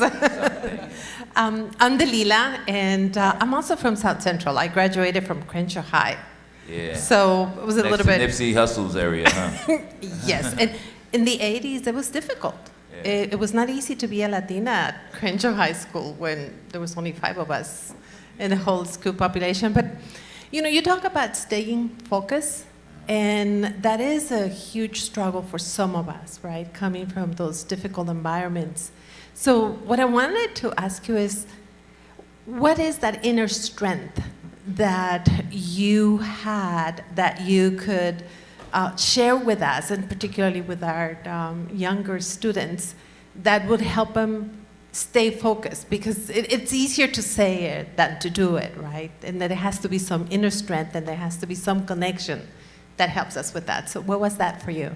I was rebellious because my brother and I, because nobody would think that if you scratching your mother's records in the living room that anything would happen. So we proved different, you know, scratching records, that sound kind of crazy, wearing your pants off your butt, you know what I mean? Wearing big clothes when the season with big clothes, wearing small clothes. So it's a culture, you know. If you want to do what you want to do, like you want to become a doctor, you study, you stay on that situation over there. You wanted to become a basketball player, you stay in the park, you know. So they have more within the hip hop industry. With us, you can create a studio with a laptop and 2 speakers. You don't have to spend millions of dollars now. So it's greater now than back in the days because it's more compact, everything. So just do what you got to do and make your loved ones happy. That's the best way. I think that's the best feeling, you know. Those that you look up to, they see you smiling because you're doing good, that's an excellent feeling for me. My mom and pops didn't even understand hip hop. They just seen us happy and seen us moving around and seen friends coming in and out of town. No drugs, we was cool. So that's what it was with us. Just do what you have to do. Those that cheerlead for you when you get the ball in the basket, you stay with those. Those that player hate when you're doing the layup and you miss the ball, those that laugh at you, you know, you could look at them as just friends. Don't do too much business with them. Don't take them too serious. Those that are down with you, stay down and stay focused, stay positive. Stay healthy, very important.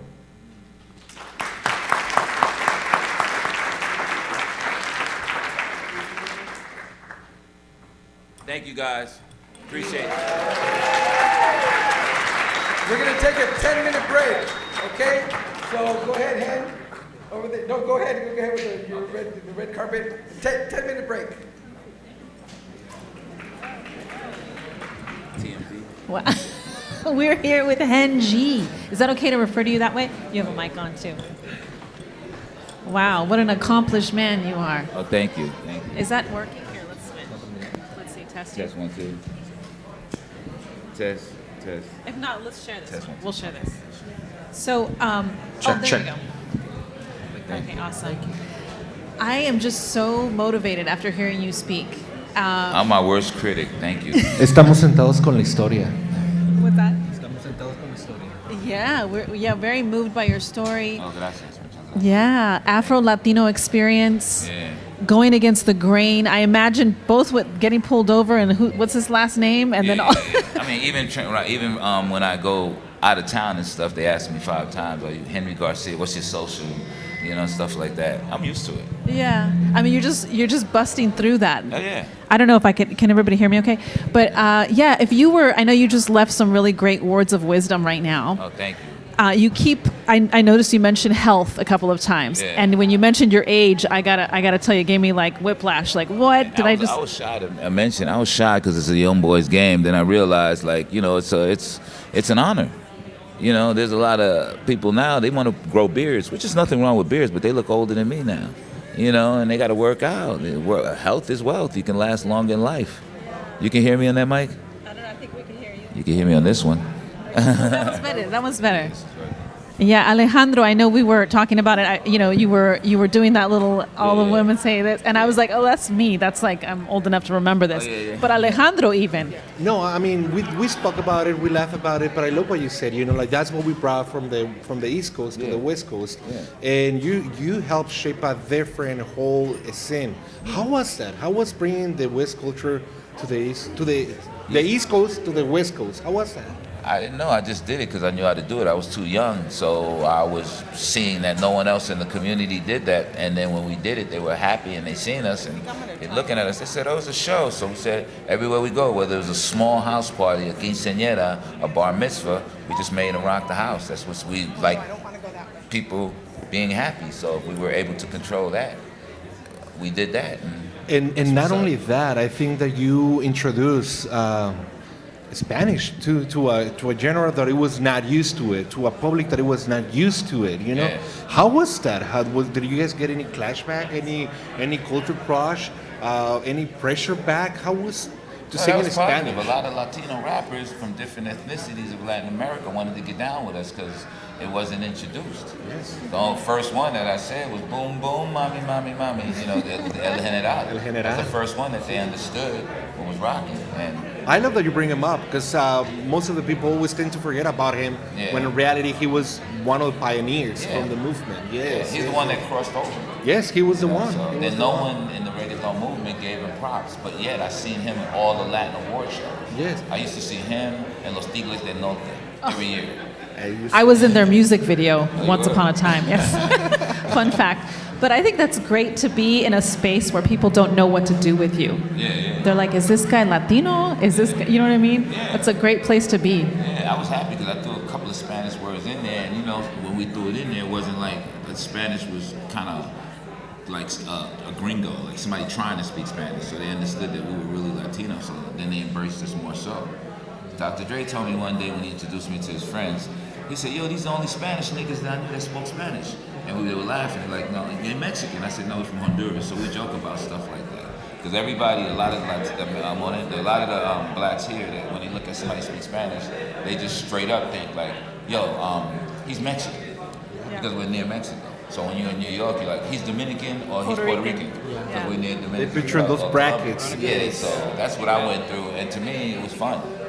I don't look at much negative unless you talk trash to me. Then I'd be a hug and it'd be a farewell hug.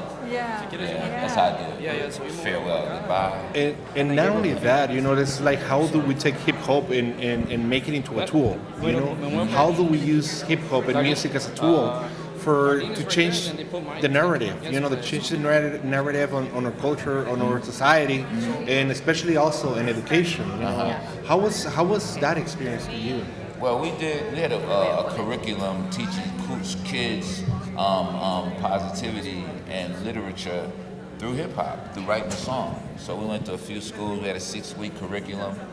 They were happy. At first, they were stiff because they're shy. You know, kids don't really talk to you unless they get accustomed to you. So my personality, I just grabbed them in there and a couple of jokes and stuff. And afterwards, it's online. Afterwards, they were really open on how to create a song in the classroom within 6 weeks. We bring the studio.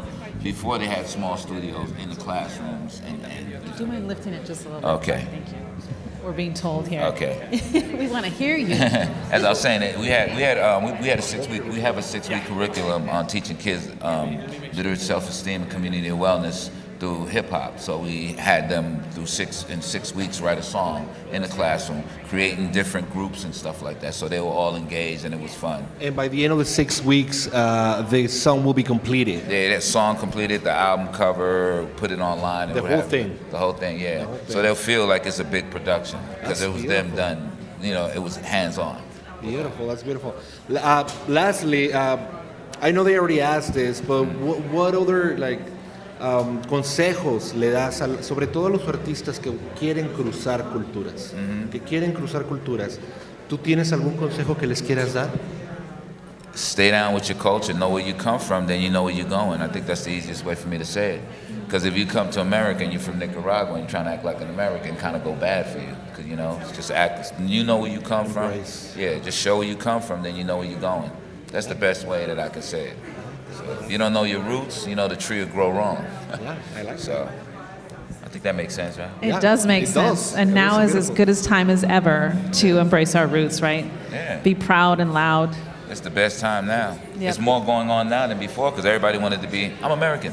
I'm American. I'm like, you're in America. Yep. Your roots is from, let's say, somewhere else, you know, because the American tradition is hamburgers and fries. You know what I mean? We got And- sopa de caracol, you know what I mean? In Honduras. Deviled eggs, right? So in Mexico got some, everybody got their culture. And we are pretty blessed to be on a campus that is majority, also, you know, Latin, Hispanic population. So that adds a lot, you know, that adds a lot. Thank you for coming. Thank you for being here. Thank you for being part of LEAD. And thank you for bringing all that empowerment to our youth. My Thank pleasure. you. Congratulations, Just to let you guys too. know, thank you. There's more Latinos in the inner city in schools than there's other ethnicities. I don't know if you guys are very familiar with that. I am, I yeah. went to Compton High. There's more Latinos in Compton High School than any other ethnicity. Oh, yeah. So you guys are familiar with that? Yeah, that's why, I mean, I think so many students are afraid of going to school, so you're seeing attendance rates drop. Now because of, Yep. yeah. But we have to change that. We have to be part of the change. Yeah. Yeah, we do. So empowering education, advocating for education should always be an ongoing process, you know, an ongoing work. So thank you. Yeah, and we got to have a couple of the inner city letting people know where those guys land when they come in the community, play the same game they're playing. Knowledge is key. So if ICE is in this part of town, everybody should say, yo, they're here, watch out, you know, an app or something like that. So just something I'm throwing in the air. Yeah, But thank you for guys that. for having me. I Thank really you. did. It is our pleasure. It is our pleasure Do you to mind have you taking here. a quick photo with Can we? us? Yeah. Okay. Can we do a picture? Yeah. Thank you.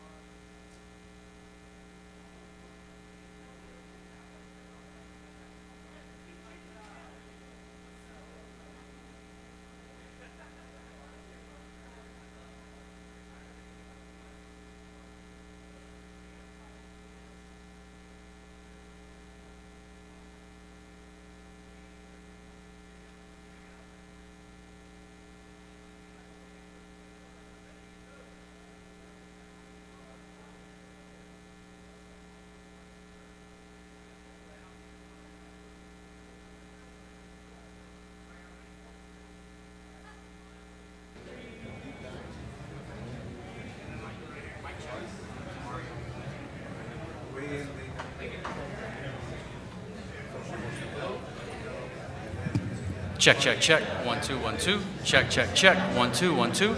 Check, 1, 2, 1, 2. Check, check, check. 1, 2, 1, 2. Check, check, check.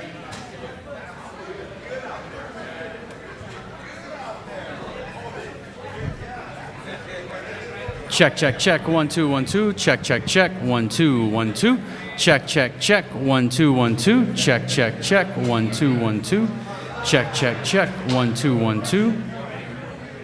Do you want me to go back to blue so we can adjust front speakers as well?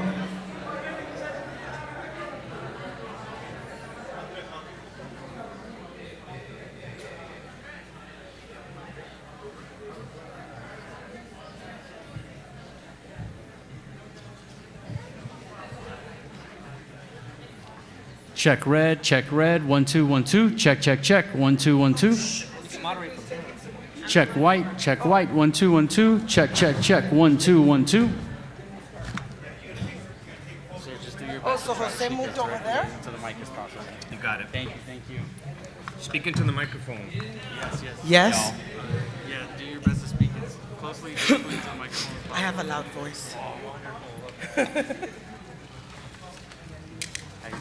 Good, man. Good, good. Speaking into the mic, just speak as closely as possible. Okay. Yeah, she needs a Yeah, mic. check, check, check, check.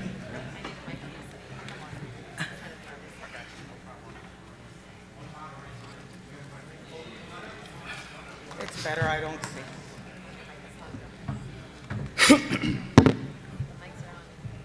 Check, check, check, check, check, check. 1, 2, check, 1, 2.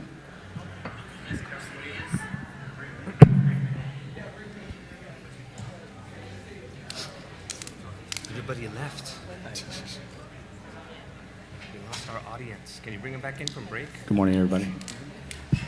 Marianne's like, I'm going to be out there shopping. Can you bring them back in from break? Can you bring them back in from break? Where's our audience? We got it, don't worry about it. Yeah. Relax, relax. We got people to do that. We already told Oh, okay. You got people. Estoy My bad. bien. Estoy bien. They're going to televise it anyway. He's got people. Check, check, check. Yellow.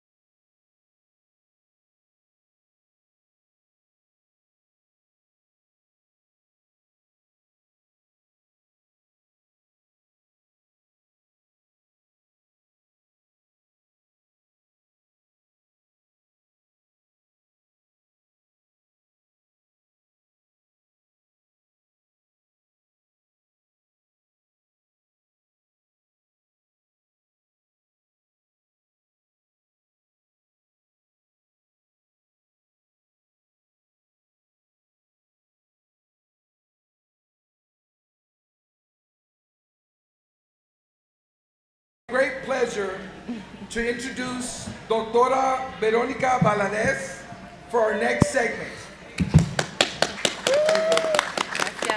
Born to Mexican immigrant field-working parents in Santa Maria, California, Veronica Xochitl Valadez is a longtime advocate of ethnic studies, as well as a K-16 educator, community organizer, Chicano visual artist, and traditional danzante. Veronica has a strong educational background and much work experience in the field of ethnic studies with a BA in Chicana Studies from UC Santa Barbara, an MA in Chicana Studies from CSU Northridge. She most recently earned her doctorate in educational leadership with an emphasis in social justice from here at Cal State San Bernardino. She is president and co-founder of Aheca Win Philosophies, and as an educator has dedicated herself to teaching culturally relevant curriculum that promotes social justice since 2001 in elementary schools, community colleges, and university classrooms. Okay, so before Beto comes to the podium, we want to direct you to the large screen for a short clip, and then Doctora, it'll be all yours. Muchas gracias.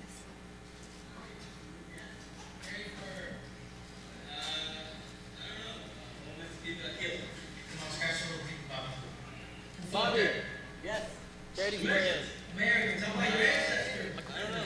Homeless people got killed. Come on, scratch your head, Bobby. We fought there. Americans. Americans. How about your ancestors? Mexicanos. Yeah. Yoli, help them out. Read the part on the Chicano regiments. Chicanos? Or Mexican Americans. It was before we moved to East LA and became vatos locos. Whoa. Bobby. Yes. Gettysburg. I don't know. Homeless people got killed. Come on, scratch a little deeper, Bobby. Who fought there? Americans. Americans. How about your ancestors? Mexicanos. Yeah. Yoli, help them out. Read the part on the Chicano regiments. Chicanos? Or Mexican Americans. It was before we moved to East LA and became vatos locos. Whoa. Any luck, Yoli? Read a part about Mariano Vallejo and his meeting with Abraham Lincoln. That's it. Paula, help her out. Read the part of 9,000 Mexican Americans who fought in the American Civil War. Mr. Castro doesn't say anything about Mexican Americans. Let me see. See, that's funny. We were there. What side do we fight on? Both. Ooh, and we still lost? Yeah, we still lost. You know what we lost? We lost our legacy. Why? Because we're not in this book. Well, thank you for that clip to help See, if people don't know about it, then it never happened. Good morning y muy buenos días a todos. See, you're learning your history from people that don't know your history. As you know, the work right now that we're all doing is critically important. So thank you for continuing to show up for each other. I want to welcome all of you to this powerful panel on curriculum justice centering Chicanx and Latinx voices in education. As educators, cultural workers, and community members, we know that representation is not enough. It's about the reclamation of our narratives, ancestral knowledge, and lived experiences. Today we'll explore the innovative practices, courageous leadership, and policy strategies shaping Chicana, Chicano, Chicanx, and Latina education across PK through 12 and higher education.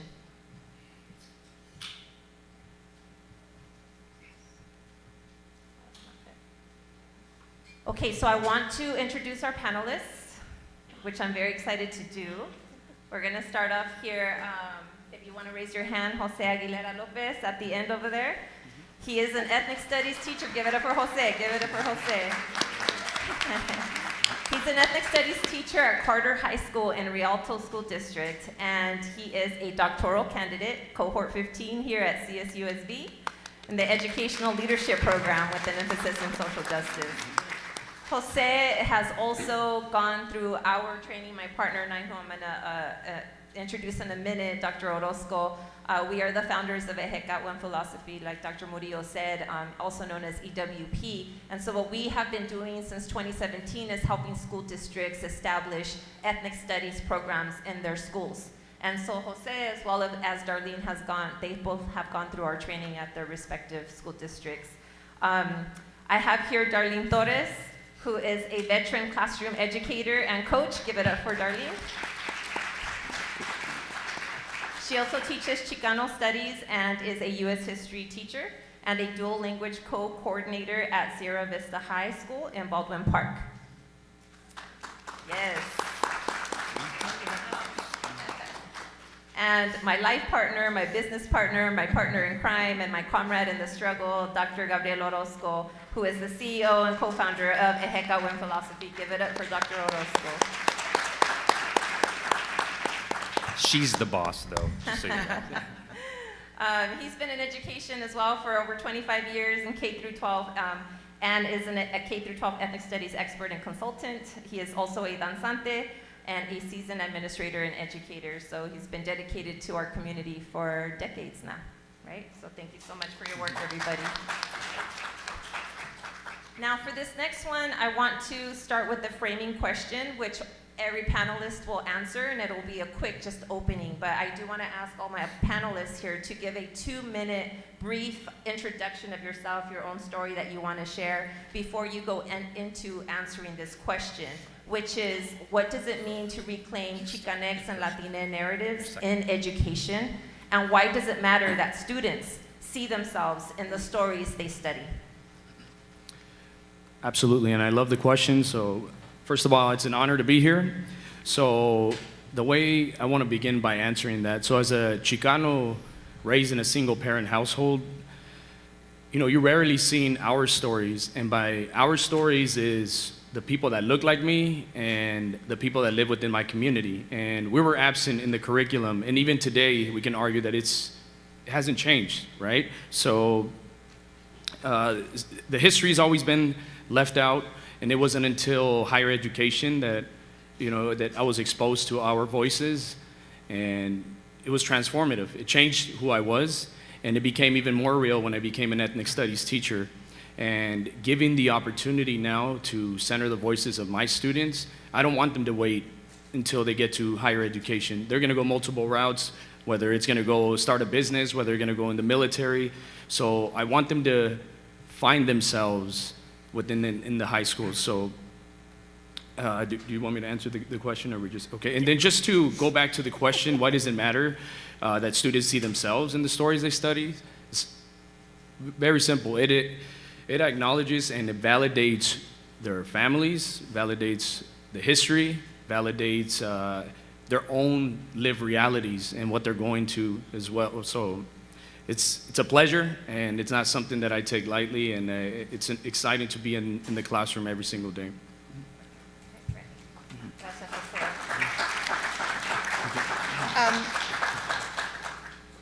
Thank you for the clip. It's an honor to be here. The clip, the movie clip essentially is my story. I was taking an AP US history class, and I kept putting the paper AP her story, and I kept asking Mr. Hestrup, when am I going to learn about las mujeres and my gente? And he's like, no, it's not in the curriculum. Every day we would have fights. Finally, my counselor moved me to another AP teacher, and the white boy that surfed every morning literally gave me a book of the people's history of the US and Howard Zinn changed my life. And I had never heard of anyone until I read, I was obsessed with the book. It started what was a long trip, right? I get to college, and coming from Huntington Park, South Central, and not knowing very much about my people, I dove into that in college. And unfortunately, because I went to a private liberal arts school, Occidental College, there was no Chicano lit or Chicano studies or anything, so I had to take classes on my own. I've been an educator now for 32 years, and 7 years ago, I had the opportunity for a full circle. I'm gonna cry. I was told, you know, we're getting the bilingual program, and we need to teach Chicano studies. I'm like, oh, you don't even need to ask. It is a blessing to teach them every day. Teach them not only the history of where they came from, but what's happening now, and for them to understand those correlations. It's about empowering them. It's about giving them a voice, not even knowing that they have a voice. Yeah, I think I'm gonna leave it at that. Gracias, Darlene. Beautiful. We should have had you go last. So how you doing, everybody? Name's Dr. Gabriel Orozco, and I like to tell people, because everybody spells Orozco with a Z, I always say, no zeta. It's Orozco con S. Con S, vato loco. So I like to tell people that, but my story is listening to the West Coast and the hip hop and all that. Like, I'm from Pico, I'm from LA.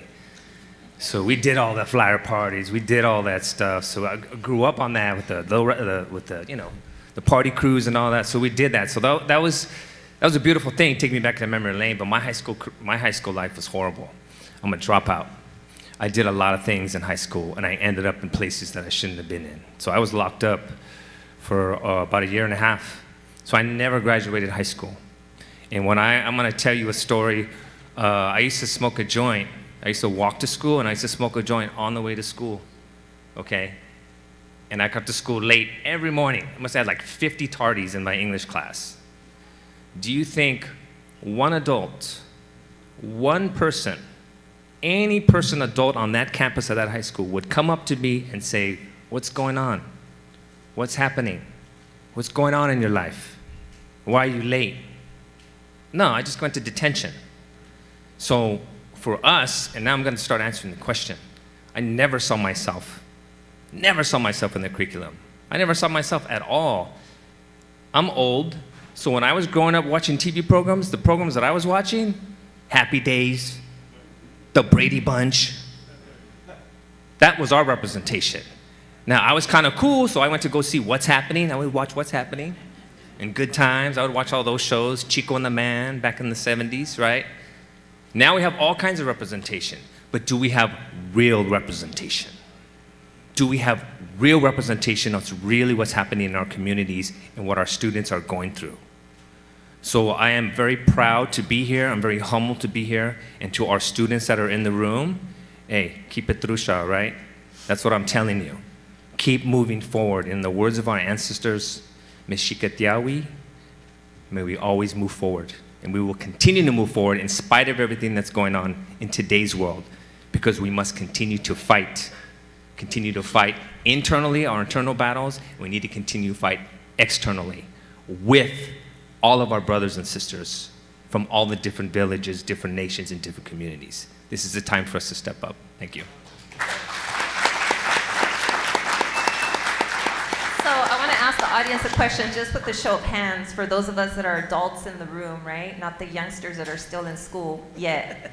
But for those of us that are a little bit older, how many of us took a deep dive learning about our own cultura and the richness of our heritage?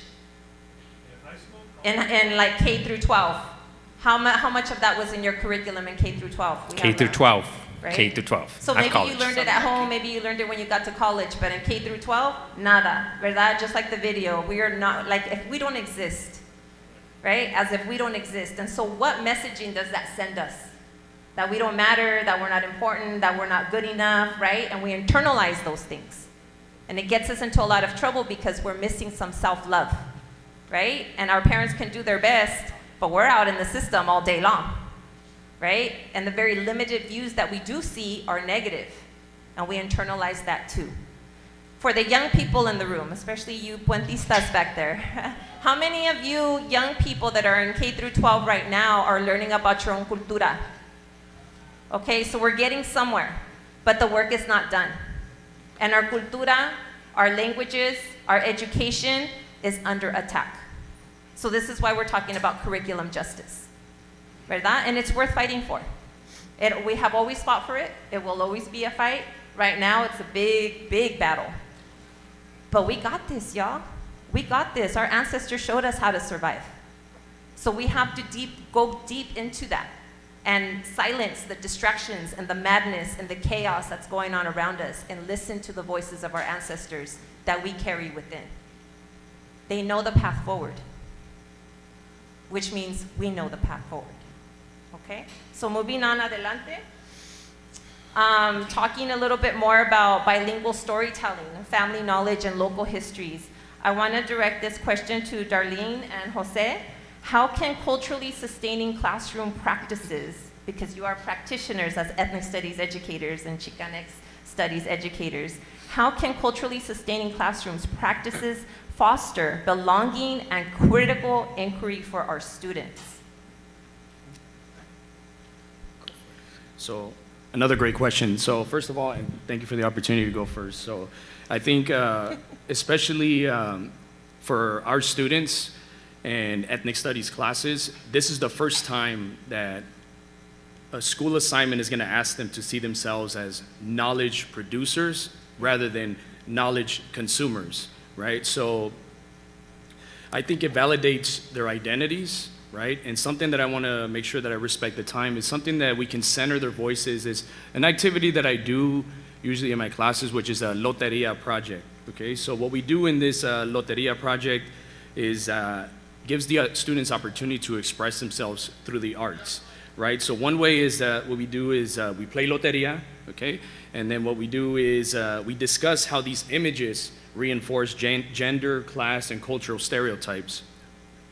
So this is the critical inquiry that students are participating in. And once they already have seen the dominant narratives, now I challenge them with counter narratives. And they have to develop their own Loteria card that either relates to their personal experience, whether it's somebody that they look up to, whether it's their culture, and you will be surprised how ready these kids are ready to talk about their stories, right? And now when you put them in a position where like, you're the expert of the knowledge, you'll be surprised at what they can do, right? And I love to do this because I give them the opportunity that they can present it to the class, but not only then, you know, inviting powerful people such as Dr. Orozco or Doctora Valadez to be there and even include our assistant superintendents for them to share. And they talk about freshmen are not ready for this. Yes, they are. This is what happens. They know what's happening within their communities right now.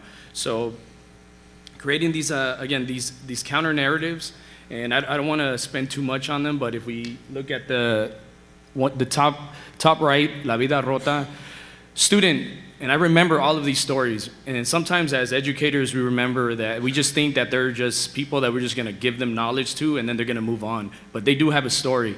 And this student talked about how she never knew her biological parents, right? And remember, these are kids that are thinking outside the box, and they have to show me through an image. And she puts her biological parents, she doesn't put her faces on them because she never knew them. She puts pills on them that on their t-shirts because they were hooked on drugs, right? And she talks about her foster family who are amazing. They're great, right? Which are them in the right, but there's always been this disconnection and she's always felt something is missing, right? So it's stories like that that you begin to see the kids as a whole rather than they just seem that they're just flood knowledge on them. So thank you for that. Gracias, Jose. Mm-hmm. Yeah, give it up. That's a great example. And I do want to give credit where credit is due. When we are teaching this to educators that we work with, this is an activity inspired by Dr. Luis Genaro Garcia, who's a good friend of mine, and he came up with this idea of the remaking of Loteria cards for storytelling, right? That counter storytelling to resist against and challenge the dominant narratives. So thank you for that example. Muchas gracias. Darlene. Well, on my end, I didn't see much of my culture at all in my neighborhood in terms of the school day. So I have, honestly, it is a pleasure that I get to spend money on taking them anywhere I want. And this is the biggest hands-on that I could do, and I get really imaginative. So on the top right-hand corner, you see, we went to the Peterson Museum. They had a lowrider show last year.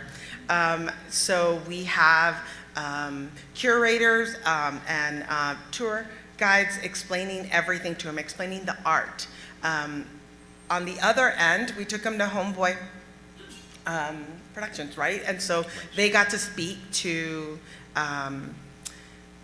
the workers there, and I was even really surprised my principal let me go, to tell you the truth. When I got there with my co, I was like, wow, okay, there's all these ex-people in jail and everything, and my kids are around them. All right, that's fine. And they got to speak and ask questions of a few workers there. The other images are going to the Cheech. In fact, when the Cheech just opened, the first time we got to go, Mr. Marin was there, and he talked with the kids, and we've gone twice, and each time it's a different exhibition, and there are a plethora of questions that we get back during the trip and afterward, and that's how we try and infuse everything it is that they're learning in the classroom to try to apply it to the art that they see.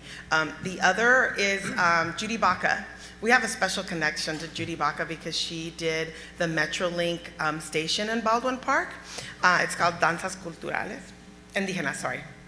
And we went to LACMA to go see some of the wall that they're painting, and she was there, and she also spoke to the kids, and the kids were asking her questions about Danzas Indígenas and about the Great Wall at the Wash out in the San Fernando Valley. I think the most important thing that we do is the kids make art. Our students make art based on what they have visited, what they've seen, and what they've learned. I don't have any pictures, but there's a lot of self-portraits that they do, and it's part of our curriculum of how they see themselves and how they see their community. Thank you, Jen. Thank you. Yeah, give it up, give it up. So for those of us that raised our hand when I asked how many of you were exposed in a deep way to our cultura and our history in K through 12 education. So go back and imagine having been a student in either of their classes, right? And being fully immersed in it. Nothing to be embarrassed about or ashamed of or to try, because our parents, right, there was that generation who were punished for speaking Spanish. And that was like, our identity and our language was beat out of us. So we go from that generation to the work that we're trying to do here within ethnic studies. We see in it, them being immersed. So imagine what that would have felt like for you as a teenager growing up. Can you imagine that? Can you grab it? Right? All right. So this next question is going to be for Dr. Orozco and Darlene. Reclamation and intergenerational knowledge. How do we move beyond surface level, right? A lot of the times when folks are thinking about ethnic studies, they kind of stay at the surface because it's safe. That's what we call multicultural education, which is important and it has its place.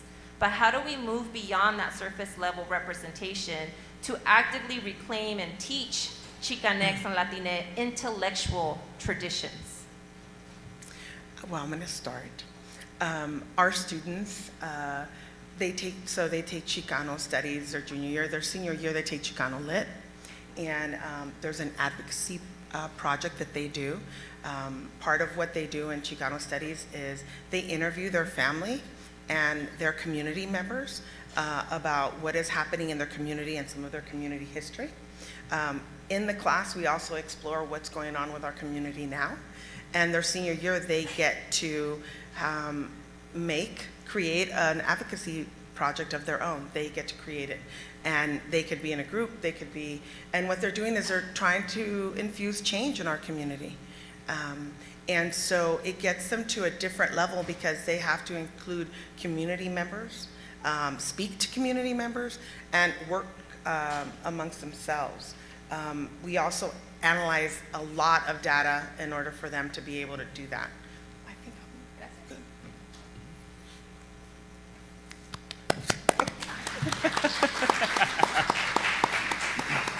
This is a really great question because it's very easy to fall into multiculturalism. It's very easy to celebrate foods and have a month and have a day dedicated to certain people. That's so easy to do. We're still doing it. Yes, and that's a good start. It's a starting point, but it's not the end point. And we live in a very rugged, individualistic society. where rugged individualism comes before everything else. Many of our communities, many of us come from communal, circular perspectives, communal living, where we're into taking care of each other. That's the basis of our ancestral understandings. So in order for that to have impact on our students, we need to bring that into the classrooms. But how do we do that? That means that us as educators, we need to decolonize ourselves first. We need to start understanding and learning the beauty of our ancestral knowledge and understandings, bringing that in with us, and also learning that from our newer students and from their particular cultures. We have a new community in LA, the Oaxacans. We have a big Oaxacan community in LA. It's out in Ventura. That's a different community than normal immigrants that are from Mexico. So how do we bring that in? How do we bring in African American ancestral understandings? How do we bring in Asian American? How do we do it? We bring it in. We do an activity we show our teachers called Proverbs and Wisdoms, the wisdom of our ancestors. How many of you know dichos that you say or that you grew up with, right? We do a project on Right? So do we bring those in the classroom? Do we bring in the chancla, right? Do we do that, right? We do, because that's what our students and community know, right? And then when we want to take it to another level, a deeper level, we have understandings. I'm bringing this caracol, I'm bringing this copalera, because this has ancestral understanding and meaning of bringing in our ancestors, right? But how many of us truly know and understand those things? But our students, and in particularly our Chicano Latinx students, our students, this is what resonates with them. It's not something that they hear. It's not something that they're listening to. It's something that they feel. It's something that's felt. And when you're in an ethnic studies classroom, that I know that's happening in these their classrooms, it looks and it feels different because it's not systemic and it's not rugged individualism that we're building in the classroom. We're building community and community space that comes from our ancestors. That's how we bring it in and take it to another level. But we gotta start by decolonizing ourselves.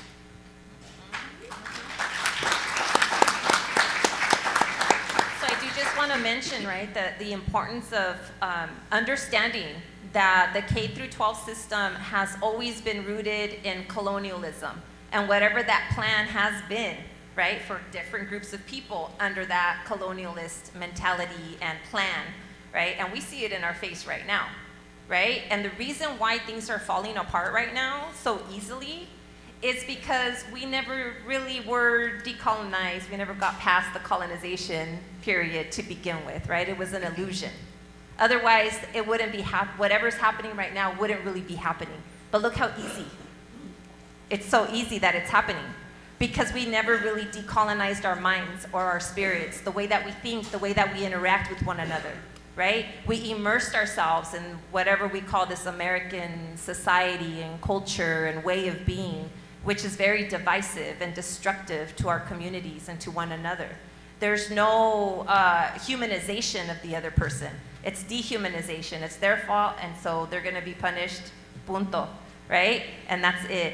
And so we're pitted against one another, because we never decolonized our minds and the way that we think. So when we think about ethnic studies, one of my most worries and fears is that we're taking ethnic studies, which is supposed to be a decolonial project, and we're immersing it into a colonial system. So then what happens? What could happen, right? The co-opting of ethnic studies, the watering down, the safeguarding, all of these things, right? We have bills on the table right now trying to control ethnic studies, very much controlling ethnic studies. So they're already trying to peel it away, right? Before it even becomes an official mandate. So this is where we have to continue to be strong. This is where we have to say how each of you individually, what is my journey going to be in my decolonization process? For Dr. Orozco and I, that was easy for us, and being traditional Aztec dancers. That was a path that allowed us to do that work. It's not the only path. Everyone has to find their way. But you have to be intentional about it. Because what happens to trees that don't have deep roots? What happens? It falls over any little gust of wind and boom, falling over. So your roots have to be deep and not surface level, and they have to go way deep. Generations and generations, the abuelitas of your abuelitas of your abuelitas, that deep. Okay? So the next question. This is going to be for Jose, Darlene, and I'll jump in a little bit because I've done higher ed. So the question is, how can ethnic studies and Chicanx and Latinx studies in high school and higher ed bridge theory and practice and better prepare teachers as cultural workers? I can start. Okay, so first of all, I want to say, just give a little shout out to my student, Jacob. Where you at, Jacob? So just taking a look at him. So I had him as a, there you are, there he is. So everybody give a shout out to you. So, and real quick, Jacob, I had him as a freshman, and unfortunately we didn't get to meet because we're in distance learning, but he was the one that always participated, right? The cameras were out, he was there, you know, so I want to say, give a shout out to Jacob. So, yeah. And so now going on here just to respect the time. So as ethnic studies teachers, our job is to teach them skills, all right, to improve their content knowledge, for them to be strong in their identity. All of these things are important within ethnic studies, but when it's more important is what the kids are gonna use. Did we build a fire in them, and what are they gonna use with this knowledge, and now go out there and try to transform their schools or communities. So I wanna put this out, that's something that we did, that the students did, and I wanna be clear with that I don't wanna give myself credit for any of it because this was all student-led. And within our high school, Carter High School, this was in March of 2025, so the students decided that they were gonna organize a peaceful protest, right, and get the whole school organized to go ahead and do this because they thought that some issue that is happening right now in our country, and the issue of immigration, when they felt that their families are gonna be ripped apart, they decided that they were gonna come up with a peaceful protest. But before organizing it, this is where I think it's powerful, where we talk about, and it connects to the arts, because they created the flyer and they put them up all around the school, right? They operating drones, so they had a team to record the whole thing. And before I continue, I just wanna make it clear that it was not televised in a big news media because of how peaceful it was. And as we know that ethnic studies and these protests are used and weaponized for political agenda and make it seem like, you see, these are horrible people, that's what that's what they're gonna use. So that's the unfortunate part, that it was so peaceful. But as I think about a phrase that Doctora Valadez says, that you create these little ripple effects, right? And what these kids did is that they wanted to post this on social media, and even a small event just like this is gonna cause other high schools to go ahead and look at what has happened within our country from March up until now, right? And what these kids did is that they recorded interviews, they got the leaders on board of our school site at Carter High School, and they interviewed them, okay? They asked them, hold them accountable, and they asked them, these are the things that we need for our walkout, okay? And the leaders were on board, and they gave them a space to organize in the gym, to get everybody together, and then open up one door so everybody goes, right? And then I asked my students, because it's not about me, so Mr. Lopez, well, we don't know what to do, what is it? And I was like, think carefully, what is it, your number one priority? So we don't want these kids to get hurt. Okay, write that down. So they were able to contact Rialto PD, right? They were able to get our safety officers on board, so now they had an escort, okay? But here's the thing, so we had, kids were on board, 2/3 of the school walked out, right? We had the admin on board, but let me ask you this question, who do you think was not on board? The teachers, a lot of the teachers, and shout out to many teachers, the Norio Avila, that specifically where we were, some of us were called in because they're like, hey, you know what, you're gonna get in trouble if you was like, well, you know what, I'm gonna take the day off, I'm a member of the community, we're gonna be there with our kids. And that's, as educators, we can't just be teaching them things that, yeah, it's gonna benefit them, but we gotta be about it and we gotta be out there with them as well, right? So, and thank you. And out of respect for time, if there's a possibility, we would just want to show you a little clip that they put together, and you can go ahead and show that. Thank you. This is put together by students. A new report says that while Latinos make up 19% of the U.S. population, they're only getting 4% of the lead or co-lead roles in films. ABC's Maria Elena Salinas meets with an author of the report, along with actor John Leguizamo, about the potential $18 billion being left on the table. I feel hallelujah.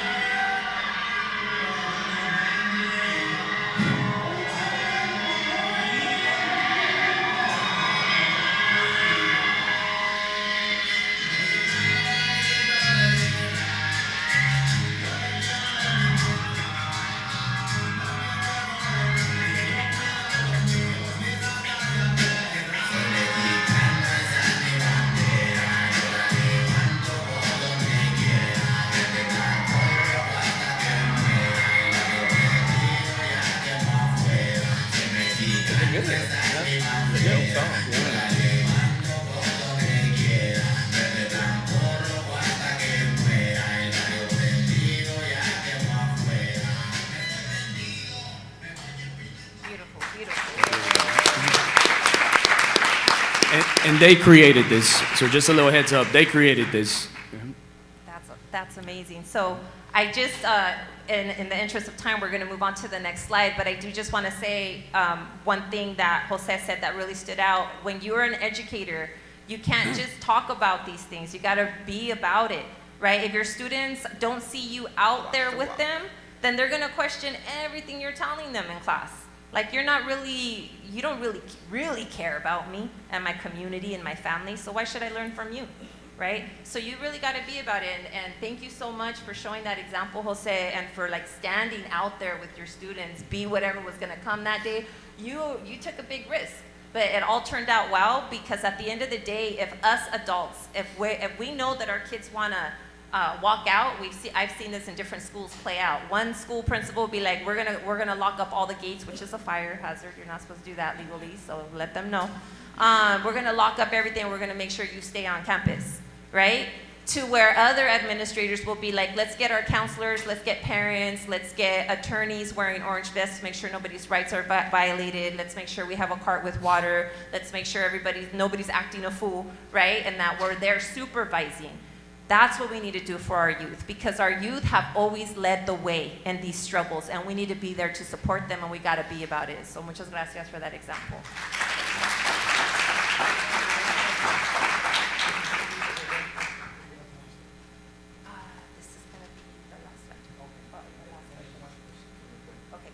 So just to wrap this up from us, and then we'll take some questions from the Puente students. We want to talk about policy resistance, resistencia, and data, right? Because we can say all these things, but if we don't show them, if we don't put it into policy, and if we don't show them the data to convince them to put it into policy, then they're just going to be all those radicals, they're up to it again, right? But we're not doing this because it's our passion only. We're doing this because we know it's good for kids. It saved all of our lives on our journeys. So we're here sharing our own testimonials of what this did for our own lives. And that's why we're doing it for the next generation. So this question for Dr. Orozco and for Jose: what policies and strategies are essential to protect, expand, and sustain programs like ethnic studies and Chicanx and Latinx studies? And I apologize, I don't want to dominate the conversation here, but so... Use your voice, hermano, thank you. Use your voice.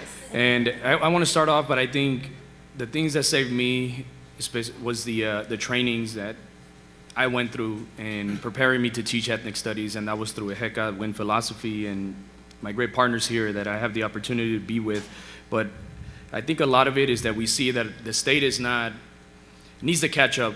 We're not there yet, right? So, and it's not about me and my degrees or anything, but it's, I got my bachelor's in history, my master's in social sciences, and I felt like I was ready to teach.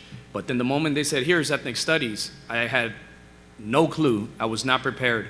And what I didn't realize that as educators, even if me being someone of color, you know, we are part of this. We are part of this product. The education system is spitting out this product. And what I mean by that is that I have to take the CSET to become a teacher. And all of those history standards are Eurocentric in nature. So what I'm doing is I'm coming in as a Mexicano, Chicano teacher. I look like my students, but what I'm doing is I am reinforcing white supremacy, right? Because of the content standards have not changed. We have seen the frameworks move, right? And they're improving, but our curriculum, right? And do not represent that today, okay? So we need these trainings, right? We need these trainings. So I'll try to be quick in terms of policy. We know AB 101 is a ethnic studies mandate across the state of California, but it's not being funded. So these are the things that we're talking about. You can make ethnic studies a graduation requirement. It looks pretty and nice, but are you funding it? Where's actually the funding coming from? So I'm saying this because you can do it at the state level. We can wait for the state, and Veronica was part of the Ethnic Studies Now movement that pushed for another direction, to go to every single local school board district and create a policy that supports ethnic studies, create a board resolution policy that support ethnic studies. That has to be done, okay? You have to codify ethnic studies in order to support it, right? The policies also in credentialing, in the credentialing programs, there needs to be ethnic studies classes so students can take these classes and become ethnic studies educators. Yep. How many of our students are being pushed in that realm or pushed in that direction? How many of our families have said, what are you going to do with an ethnic studies degree? What are you going to do with that? We have to validate it. We have to make it strong ourselves, right? So in the other sense, and in addition to professional development for ethnic studies teachers needs to be continuous. There are programs like AVID where teachers go to go to trainings and they go through continuous training. For ethnic studies, especially for ethnic studies educators, in the crazy world that we live in, there needs to be continuous PDs, and that's something that my partner and I do, EWP. And lastly, but not least, you go to the next slide, I'm gonna move. This is what we do, and this was my quantitative data, this was my dissertation. The dissertation that I wrote was on our training series, and so for one of the school districts, we advise school directors do not put untrained teachers in the classroom as ethnic studies educators. Do not do that. Some districts listen, some districts don't. But here's the consequences when you do and you don't. Here are the differences. For students who went, for all Title I students, if you look at the top line, I'm going to read left to right. For all Title I students who took an ethnic studies class from an untrained ethnic studies teacher, 44.2% of it achieved a B or above. Didn't even include C's in this, only B's and A's. For Title I students who took an ethnic studies class from a trained ethnic studies teacher that went through our training, 56% got a B or above. That's a 12.5% increase. For all the white teachers that taught an ethnic studies class, the students who took an ethnic studies class from a white teacher that was not trained in ethnic studies pedagogy, 37% got a B or above. For those who were trained, 75% received a B or above. That's a big deal. That's a 37.2% increase, okay? For male teachers who were not trained teaching ethnic studies, the students received 48% B's or A's. For students who took an ethnic studies class from a trained male teachers, 56%, looking at an 8.4% increase. Female teachers, this kind of surprised me, looking at this data. Untrained, 45.8%, trained 61, 15.8%, and then for our experienced teachers, and you know, when you have experienced teachers, I'm an experienced teacher, sometimes we stay stuck in some things, right? So for experienced teachers who were untrained, who had no training, 35% got a B or an A in the class. That's really low. Those who got the training and went to the training, 59% of their students got a B or above. So that's a 23.5% increase. So this was a 4-year study from 2019 to 2023, including the COVID years. And what we're saying up here is in order to put our stories into the curriculum, in order to do this, we all must come together be up to date on ethnic studies, but if you work for a school district, you live in a school district, we need to push them, because this, through ethnic studies, is where we share our stories. We tell our stories of those of us who dropped out. We tell the stories of us who fought with teachers. We tell the stories of people who grew up in the project, right? These are the things that allow us to tell our stories in the curriculum to reach our communities. So what this data is telling us is that when ethnic studies is taught properly through trained teachers, is that we are moving the needle in significant ways and closing those gaps for our students. That's a big deal, because we still see very much alive the school to prison pipeline. We still see very much alive the tracking of our students where they're not going to our four-year universities as much, right? Where we've made some gains, but given the population of our students in this state, that there should be way more of us in colleges and universities, right? So the numbers aren't adding up. Why? Because we're not closing the gaps in our education system. So we don't have to wait for permission or for funding from the state of California to save our kids. However, every district decides to spend their money is a reflection of their values. It's a reflection of their values. And we hear districts say, well, yeah, we're not going to move forward because it's not funded yet. We've been building ethnic studies for a long time, not just us, but just in general. And nobody was waiting for the funding or for permission. You just do it because you know it works for kids. So anybody here who's coming from a school district, you know what to do. What are we doing this work for, entonces, if it isn't to save our kids? Okay, so you know what to do. We're going to take a couple of questions from our Puente students, and in the meanwhile, I'm going to leave this slide up. It's a reflective question for everybody in the room. Okay?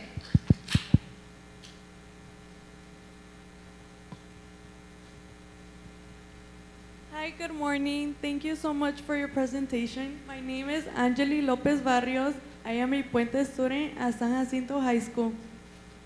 The key takeaway from the presentation we heard today was that cultural programs are a key method for reclaiming storytelling rights and honoring cultural traditions. I would like to introduce you to Cristal Guerrero, who will be asking you a question. Thank you.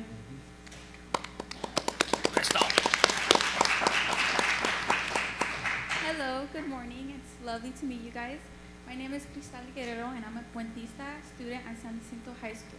Our question to you is, what advice would you give us, high school students, on how to tell our stories to our peers that don't have ethnic studies?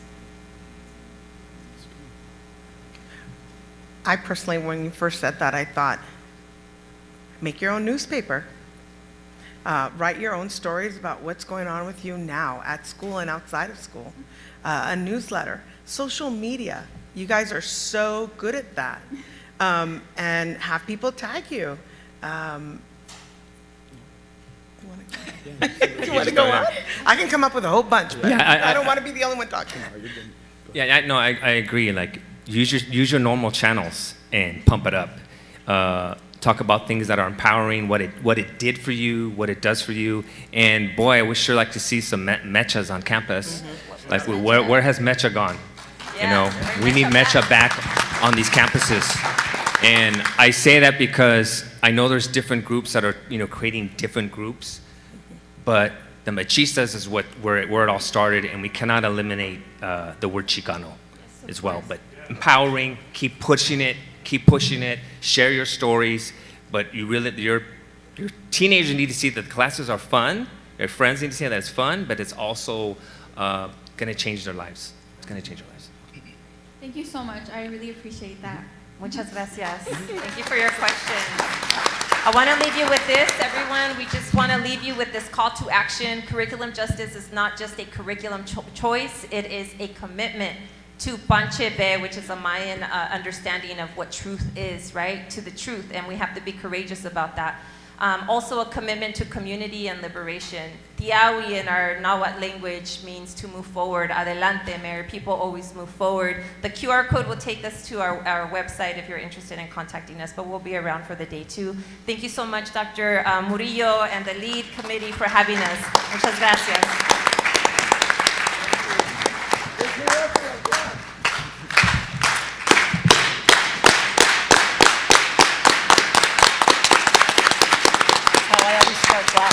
Hey, give us a couple minutes to switch, and we're gonna, if you guys could go stage right.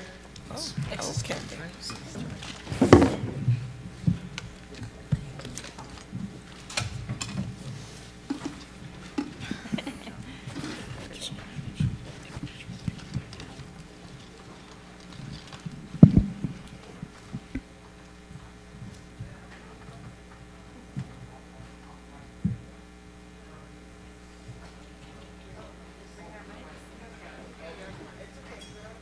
No? No mics? Try to speak directly. It's weird. It's kind of weird because we're right under the speakers. Yeah, that's why I was rather do that. But we're working on it. See, that's all. Okay.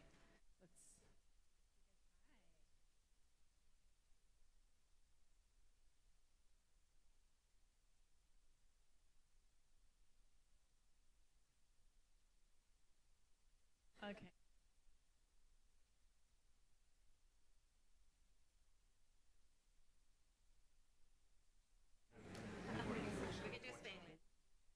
Spanglish. We'll do Spanglish.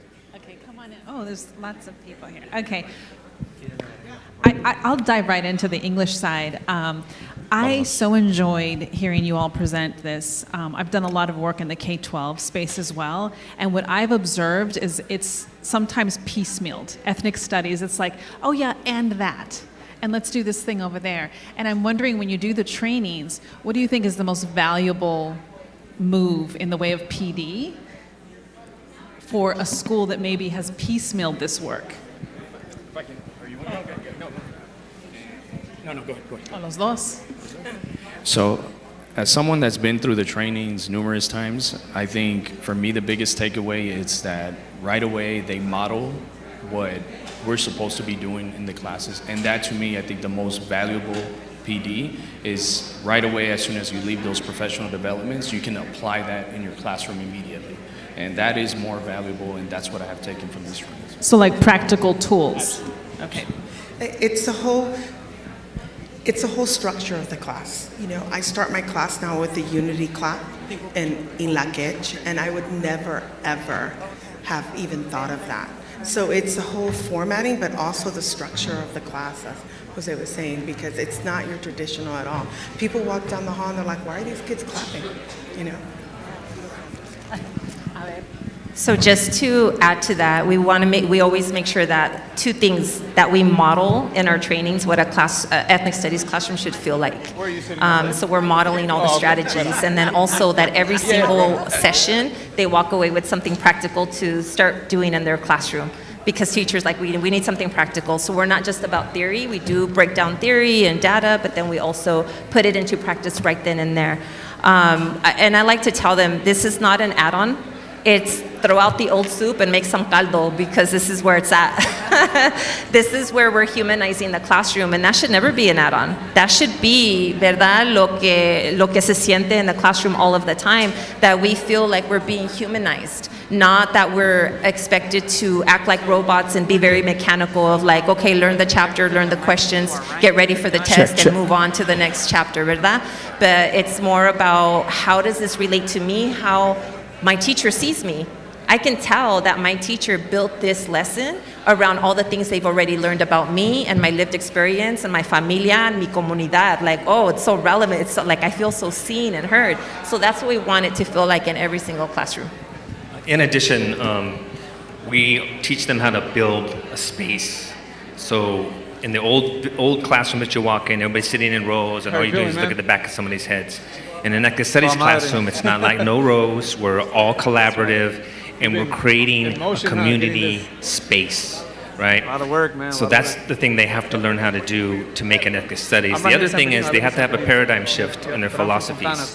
And the training that we send them through is a training I think everybody should go through our training, just in general, because it's a self-reflexive journey. It's a self-reflexive journe on your own identity, on your own praxis, on your own understandings, and even how you view the world, right?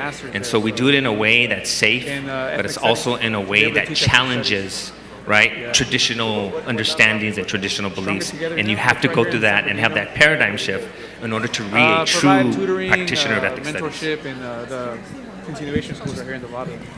I just want to add that it is really difficult for our students, at least for mine, to go into a classroom that's so different that they have to be a robot like all day long, and they get to our space, and it's a community, and they're so used to that individuality that it is really difficult, especially to teach this generation about doing for the other, about doing for their group, about doing for the class.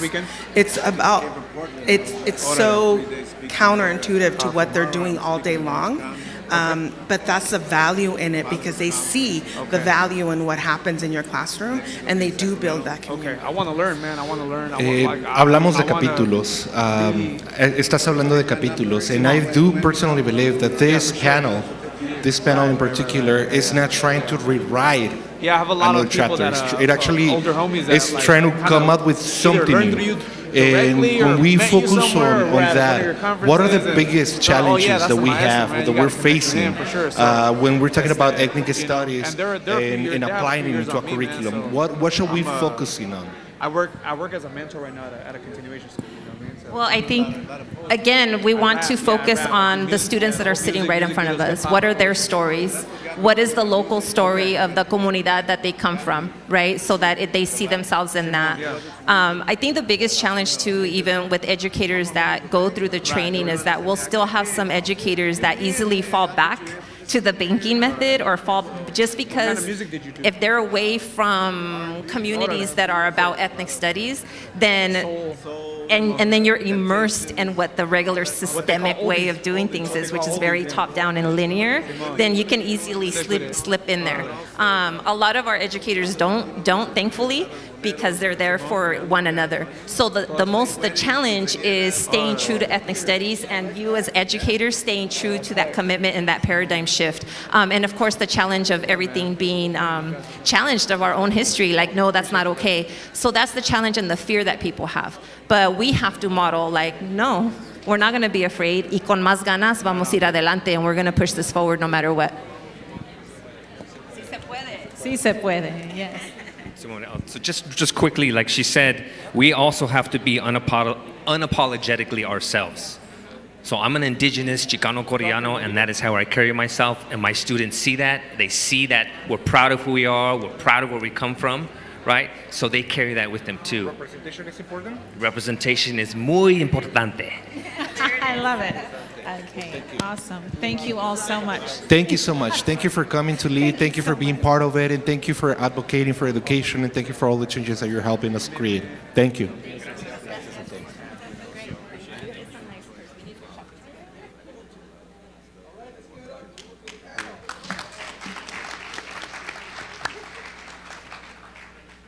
Okay, looks like we're ready. The next segment will be introduced by Dr. Guillermo Aviles Rodriguez, who is an assistant professor in the Department of Theater Arts here at CSUSB. Guillermo holds a PhD from the UCLA Department of Theater, Film, and Television. He has collaborated with Spanish-speaking theater groups in the United States, including Grupo Malayerba from Ecuador, Yuyachcani from Peru, and Teatro de los Andes from Bolivia. His translations include Argentinian, Mexican, and portions of many American plays. He is also the 2021 co-winner of the Lowrider Studies Scholar Activist of the Year Award, and was a member of the Young Scholars Symposium Institute for Latino Studies at the University of Notre Dame. In 2021 and 2022, he participated in the Mellon School for Theater and Performance Research at Harvard University. Before Guillermo comes to the podium, we want to direct you to the large screen for just a short clip, and then, Doctor, it'll be all yours. Where'd you go? Okay. Love it.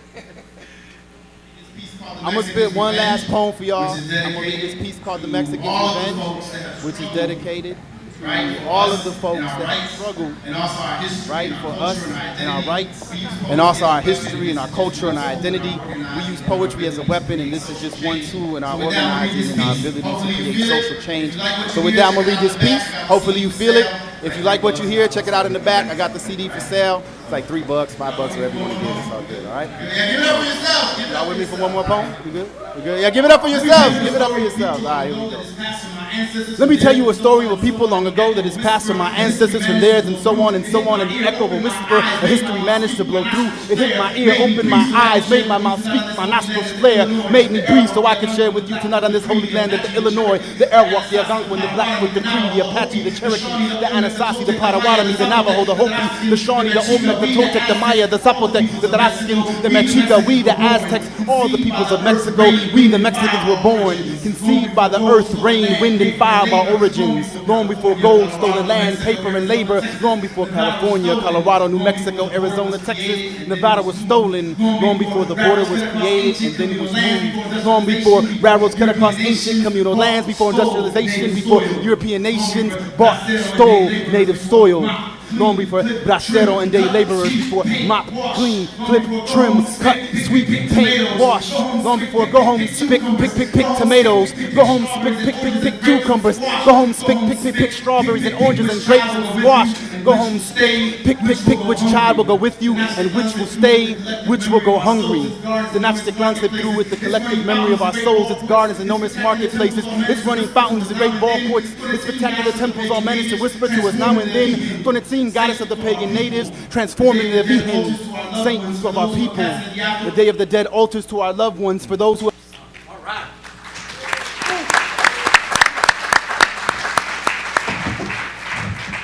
Thank you so much for joining us for this panel. I just wanted to say that I'm personally honored to be a part of this panel with such illustrious members. As Dr. Murillo said, I am the assistant professor in the Department of Theater Art here at California State University, San Bernardino. The Dr. Tomás Rivera featured panel, La Palabra as Power, Spoken Word, Música, Poetry, Literature, and the Political Voice is an opportunity for us to find new ways to channel our anxieties and fears into productive, creative forums. And I'm going to start by introducing our panelists, and then we're going to have them share, because as you can see from the video, it's better than to show than to tell. So at the far end, we have Diosa Xochitl Quetzalcoatl, a multilingual and multidimensional poet. Jerry Tello, award-winning author, storyteller, and healing practitioner. And Jag Ariola, activist and hip-hop artist. Let's give them a warm welcome. So now I'll join them at the table.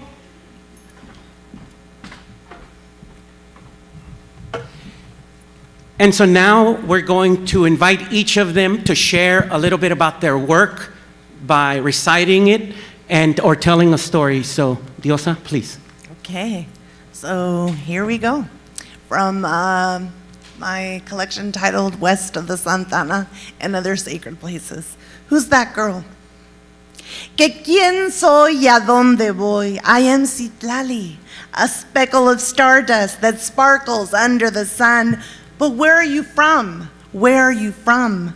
Soy de un mundo de las estrellas, de mucho más allá. Adriana la chicana proviene de Andrómeda. ¿Que por qué vivo en una bóveda? Soy hija de la luna, hija de mi clan, hija del inframundo y las cavernas de Teotihuacán. Soy un excuincle de Xolot. Entonces, ¿cuál es tu complot? Recordar, recordar, recordar. Yo vine a este mundo a recordar y a recopilar my life from Atlantis, the Purple Mountains and Tulum. My life as lovemaking diosa and as Xochitl on the moon. My time as sacerdotisa, my time as slave, my time as caballero, my time as knave. I am commander-in-chief of a nave big and wide, with my trusted copiloto Cutie Q by my side. I am a guardiana de una calavera, whom Tihash is her sacred name, a rainbow obsidian skull, Camina conmigo as I regain. Memoria, memoria, memoria. ¿Cuál es mi triste historia? ¿Triste?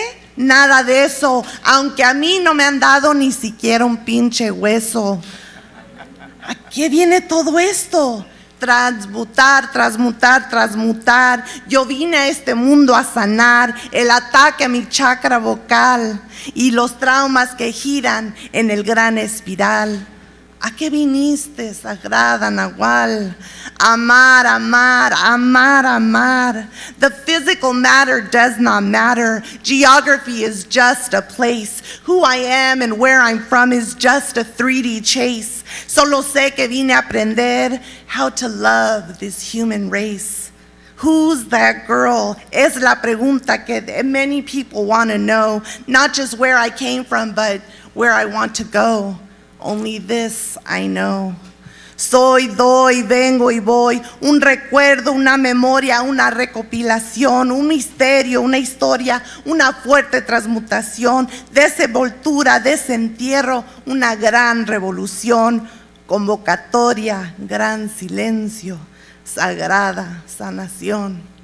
Ella es, él es, ella es, nosotras, nosotros, nosotres somos. Amor, amor, amor. Muchas gracias. Wow.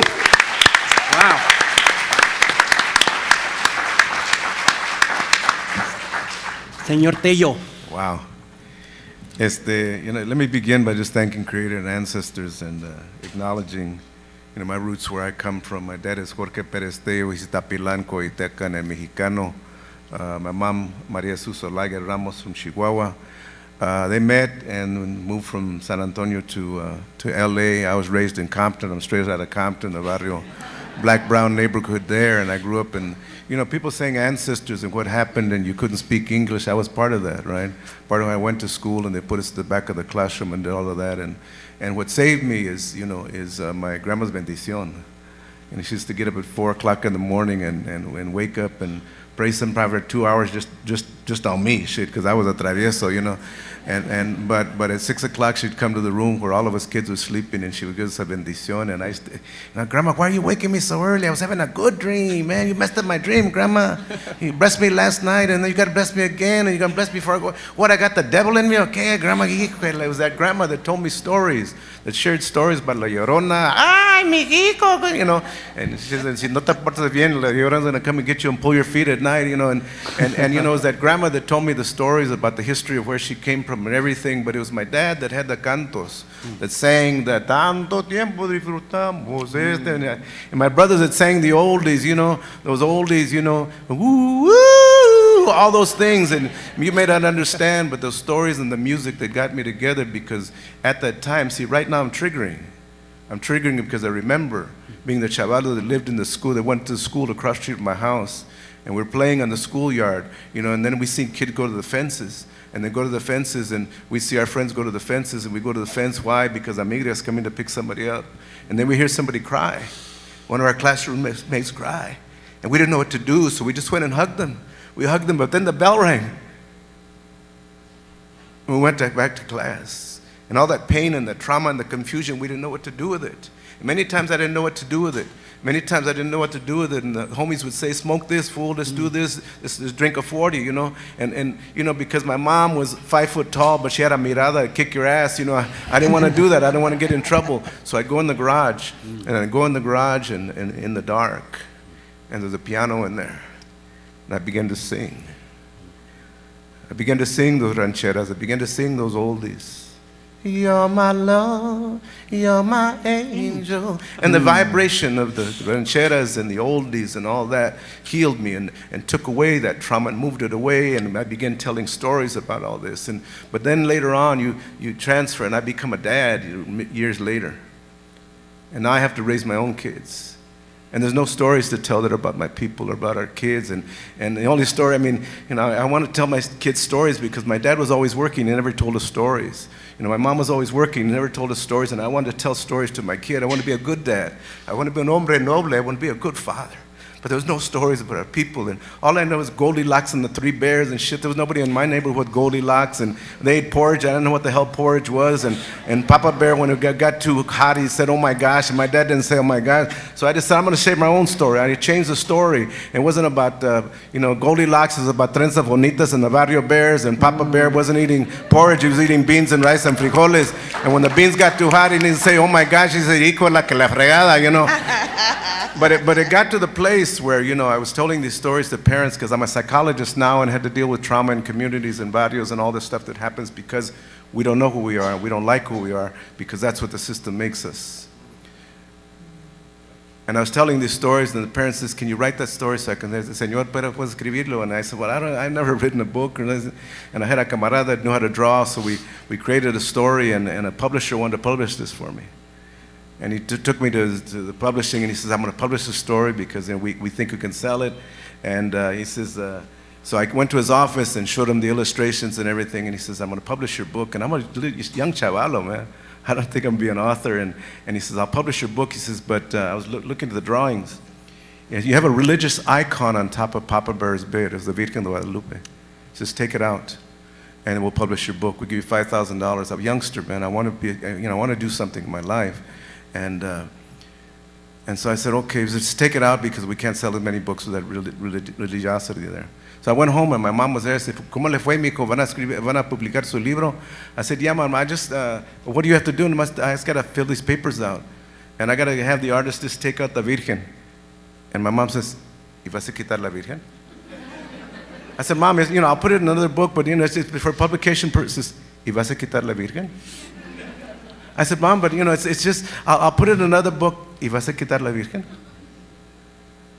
I said, but Mom, she says, mijo, no entiendes. Without the Virgen, you wouldn't be here. She says, and before you went to the publication company, I lit that candle with the Virgen. I said, but Mom, what am I going to do? They're not going to publish my book, and the money I was going to buy you for a car. I said, and then my mom gave me this proverbial thing, hagas lo que quieres. Oh, shit. I said, but if I don't take out the Virgen, they're not going to publish it. What am I going to do? She says, well, you publish the book. I don't know how to publish. Pues aprende, mijo. And I started my own publication company. Beautiful. Back in the 80s. So. Thank you for sharing. Hello, hello. Is it on? No, I don't think so. Check, check, check. There you go. Yeah, okay, yeah. Thank you. Good afternoon, everyone. My name is Jag Arriola. This is a verse called Celestial Victory. It's out now. So listen. Stay connected to the gods until the ceremony ends. A celestial graveyard is where the warriors rest. Locked up in the county, had a soulless winter solstice, informants on the loose. San Bernardino sheriffs try to hang me with a noose. I was really up in jail, fighting the conspiracy, the signature mask, and his art is my legacy. Sitting bullets next to me, I didn't say a thing when them pigs tried to question me. A real life story of David and Goliath. In a sober state of mind, my frequency's the highest. I don't want to think about the grief and the loss. No response, no answers, how the prayers have gone. We don't fear anyone living, only the dead. Make the most of what you have left, whatever it is that you're looking to get. Hopefully you get it. They outlawed our regalia. This is why we wear it.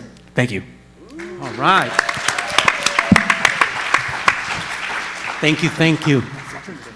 So if I can indulge, I wanted to share the commonality. I was also born in Compton, Martin Luther King Hospital, and I grew up in Watts. And I was struck. What's that Compton? No. And I'm struck by the unifying power of art and word, and the way, at least me growing up, the way the African American community's sounds and poetry was absorbed, and the way that they absorbed our languages and our cadence. It's a beautiful dance that creates something else. And in this context of a historical moment when people of color are under attack by the federal government, I think of that as a way of dealing with it positively. So I wanted to shift and say, how has your work, your poetry, your stories changed pre and post our current moment? Has it become a way of asserting your identity, or have you seen thinner audiences? What has been the reaction to the same work that you've been doing for years? Because none of you started this today. Can you talk a little bit about that? Diosa, you want to start us off? Yo empiezo. Yeah. Bueno. How has it changed? I don't know if it's changed much. I came in writing my truths, and para mí there was always this lag entre el español, siendo chicana de padres mexicanos, en español. Like that was mi primer poema fue en español y sobre la mujer. And so it's always been about women empowerment, y mi cultura, y mis raíces, y mi lenguaje. And is the work getting stronger? Is the work getting more political? Absolutely, because that's what we need. Pero then in the essence, it's always been this way. This is what I've always been about. Excellent. You know, my parents, even though, you know, they weren't formally educated, there's a lot of wisdom there, and the valores are really important. You know, but my work, and you know, I'm a clinical psychologist, but you know, I found that therapeutic way didn't reach our people. You know, and when I would work with children and families, they didn't like themselves, and I saw in the barrio, when you don't like yourself, then you hurt people that look like you, right? And you know, as an example, so because of that, I began to write stories that really reflected the issues. And one of the stories I wrote is about the coyote. A coyote doesn't want to be a coyote. He wants to be something else because nobody praises coyotes. And the story goes on that, you know, the Tatasol comes out and tells the animals, you know, you can be anything you want. You know, you don't have to be who you are. And the coyote says, I can be anything. Yeah, you can be anything. He says, I want to be something else. I want to be the eagle, be the bear, and you know, I want to be the lion, and the lion's the king of the jungle and all that. And I'm telling this story in a 4th grade classroom. So I'm telling this story and doing storytelling and telling this, and so as I'm telling the story about the coyote and about the names and who you can be, I asked the kids, so if you could be any animal you want, what animal would you be? And one of the little children, I want to be the eagle because, you know, he flies real high, and, you know, I want to be the bear because it gets to sleep a lot. I like to sleep a long time, you know, sleep. He says, I want to be the lion because the lion's the king of the jungle, kick everybody's ass. And then there's a little girl, morenita little girl, actually from Oaxaca. She raised her hand. I said, so, Miko, what do you want to be? She says, I want to be white. I said, Miko, no, I'm asking you, what animal do you want to be? She says, I want to be white. I said, Miko, you want to be white? Yeah, because, you know, I don't like my dark skin because you know, I never see in the movies or any place anybody good like that. On the news, they always talk bad about my people. And when I go with my mom, they always say ugly words about her. Can I be white? I'm telling a story about animals, and the kids speak the truth of what they're struggling with. And I go on to tell the story, and I say, you know, as we tell the story, you know, Tatasol comes out because the coyote, in the end, he's too late. And the only thing that's left is coyote. He's got to be who he is, and he doesn't like who he is. And Tatasol comes out and says, but coyote, you don't like yourself because you don't know who you are.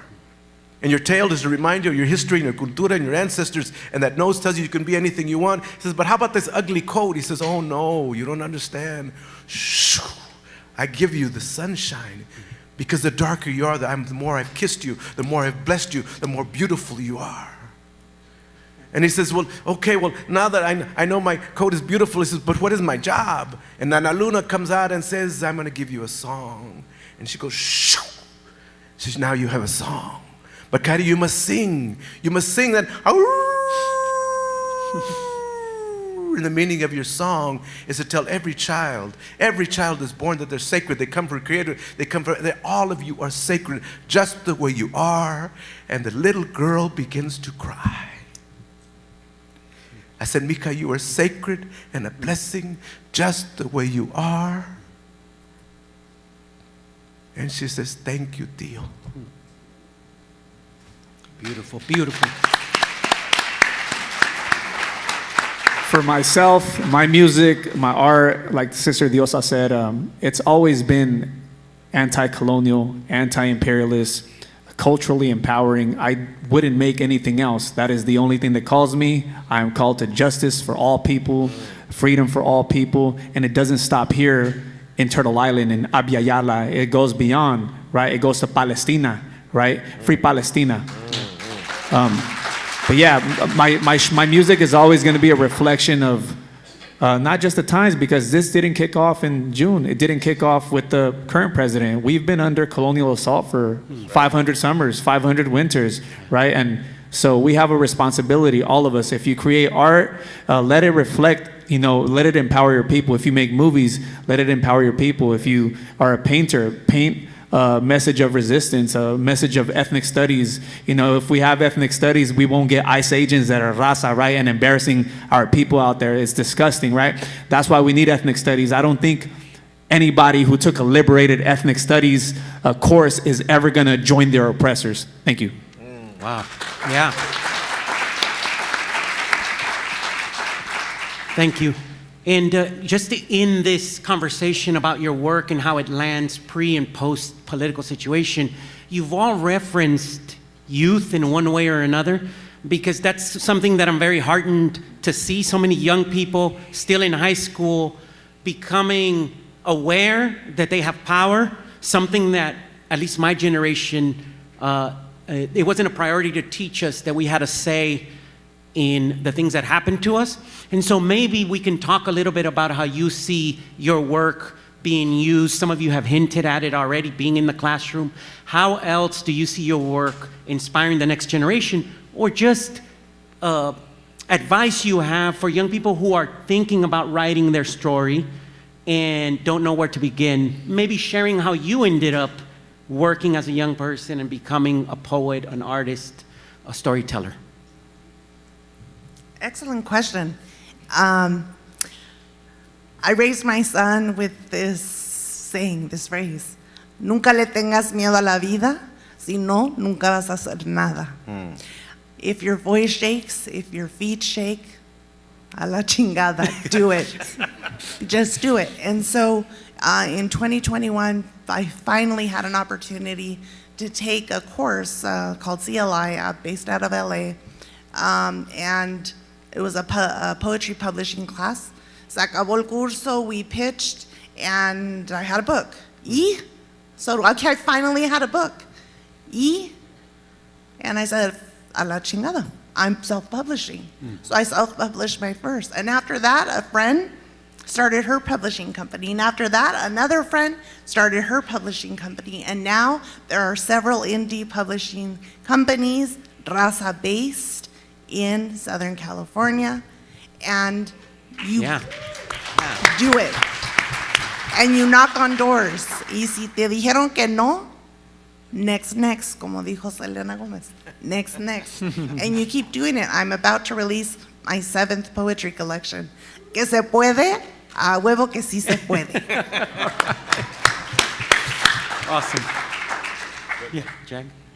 Yes, so for me, my music, my art, I didn't begin making music. It was my first educators in this kind of social justice approach were black teachers. It was hip hop. For me, it was hip hop. I credit hip hop for getting me started on this journey of self-discovery, reclamation. And it wasn't it's not the art form that, my people were necessarily participating in.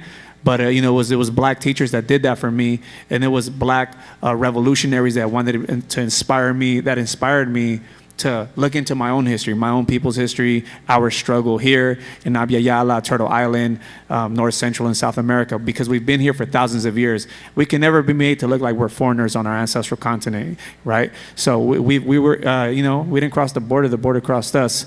Frontera es falsa, and I carry that in my music, and it's taking me everywhere to a rally, a protest. I don't get booked for clubs. They don't want to hear no revolutionary hip hop in no clubs, I get booked for rallies, marchas, protests where the speaker barely works, but it's all good because I'm with the people, the pueblo, and that's all that matters to me. Thank you. All right, yeah.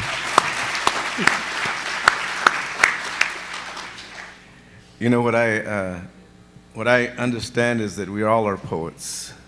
We all have a song in us. We all have a story to tell, and And, you know, as I said, Brother Willie G out here, you know, he was telling stories through his music. You know, he was gathering people. He was healing people. At the El Monte Legion State, I remember playing with Willie many years ago.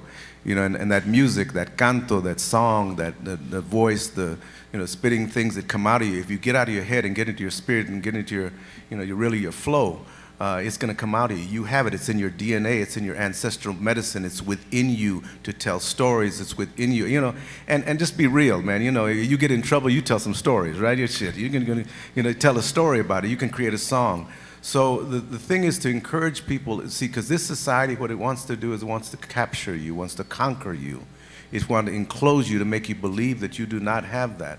Within our ancestral medicine, within our culture, within our traditions, you know, even the way we heal, sana sana colita rana, I mean, we got, you know, I mean, we, you know, whatever, you know, all of that we do is part of a story, part of a song, you know. And talking about multiculturalism, you know, my abuelita that I said give the blessing, you know, I grew up in Compton, so my best friend was Tyrone Mosley. He would come over right before lunch. You want to play, man? I said, shit, you just want to eat my grandma's food. She's going to make lunch, man.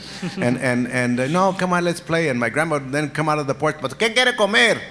Tyrone raised his hand like that. He was African, but he knew Spanish somehow because he wanted to eat shit, you know. And my grandma welcomed him in the house. She blessed him too. She fed him too. We are a people of cross roots. Don't let this society make you believe that we're enemies to each other. Because everybody in this room looks like our people. We look like their people. We are the same. En la quech, tú eres mi otro yo. You are other than me. We can do this. And the reason I published this book called Recovering Your Sacredness is because we have to recover, uncover, discover who we really are, but we have to shed the colonization and all those false teachings in order that the next generation has more sacredness, more blessings, and they know that they're sacred just the way they are. Yeah. Excellent. So, one of the things I wanted to ask you for, not only our young people, but just in general, the frustration that's happening, the anxiety that's happening with these policies that are coming from the highest levels in our government. What do you as an artist see as a strategy to resist that? Gathering together here and talking is one, but artistically, maybe you have a vision of something you'd like to see manifested to counter the current situation. If you could all talk about things that if you had unlimited funds, if you had your one wish, what would that be and what would it look like to help counter the current situation that we're in using art? Yeah. Well, writing, bueno, let me go back. Writing is my catharsis. Y fue una tía la que me dijo when I was 13 and I first shared my first poem. She goes, ay, mija, tu escritura es bien catártico. Y yo, ¿de veras, tía, qué es eso? And so I realized that, yeah, we soltamos in our writing, and being able to share your stories, to write them and then share them, be in community, is healing. La palabra es poder. Not just for yourself, but for the people that are listening as well. Beautiful. Pues la cultura cura, right? And I think, as my mom would say, prepárate. We need to get ready. You know, this is going to be a good battle. And the way you prepare yourself is first you ground yourself in who you are. You know, you build your traditions, your ceremonies, whatever you need to heal, you know, and then you reach out. You reach out and bring everybody in your circle, you know. And you begin then by way of your medicine, whatever your medicine is. You know, and some of us are good cooks, some of us are good at reading, some of us are good at curaciones, whatever you're good at. Share it, give it out. You know, when it comes out, it'll come back to you tenfold, right? But we have to prepare ourselves because this is in for the battle. And the thing is that, you know, ya estoy viejito, I'm getting older, right? I can, you know, there was the marches that were happening recently. I told my señora, I'm going to go to the marches. Don't go to the front. You can't run that fast anymore. Shit, you know. And so I step at the back, and I got my copal, and I got my and I'm blessing everybody up because that's what I'm doing as a viejito. But I'm still involved. But the young people that are out in front, you know, they're struggling, they're voicing, they get the heat, but I'm there for them. I said, after you get all the wounds, come here so I can fan you off and bless you off. We need to fan each other off, bless each other off. We need to love each other off. We need to embrace each other that way. Porque prepárate is a long battle that's ahead. We've been here before, and we know what to do, and we're going to be okay because our medicine is much stronger than any of the evil that they're trying to bestow on us. Thank you for sharing. So for me, also diversity of tactics, right? You know, we got educators, we got the organizers, we have the healers, you know, taking out our young men, our young sisters, our relatives, non-binary, out to retiros to heal and recover and, you know, pushing a message of sobriety, which is what I do in my art, my music, sober 24/7, 365, every single calendar until I'm dead and gone, okay? Until my loved ones miss me, I'll be sober. That is a message I push in my music. That is a resistance because that is you have true freedom and autonomy of your anatomy and your mind and your heart and your spirit when you're sober. So I push that message. You know, I'm a mentor here in the city of San Bernardino with youth, and that's what I'm talking about. I'm talking about sobriety. So a diversity of tactics, the teachers, the cocineras, everybody, the cocineros, everyone that does that has something to offer, be of service to your people. And again, in a diversity of tactics, don't police our people. You know, you might as well join the Juras if you're going to be policing people. You know, so again, we need to love each other, care about each other, and keep resisting. Okay, because it might not end next week. It might not end in the month. We might be in the fight for the long run. So brace yourself. Take care of each other. All right, excellent.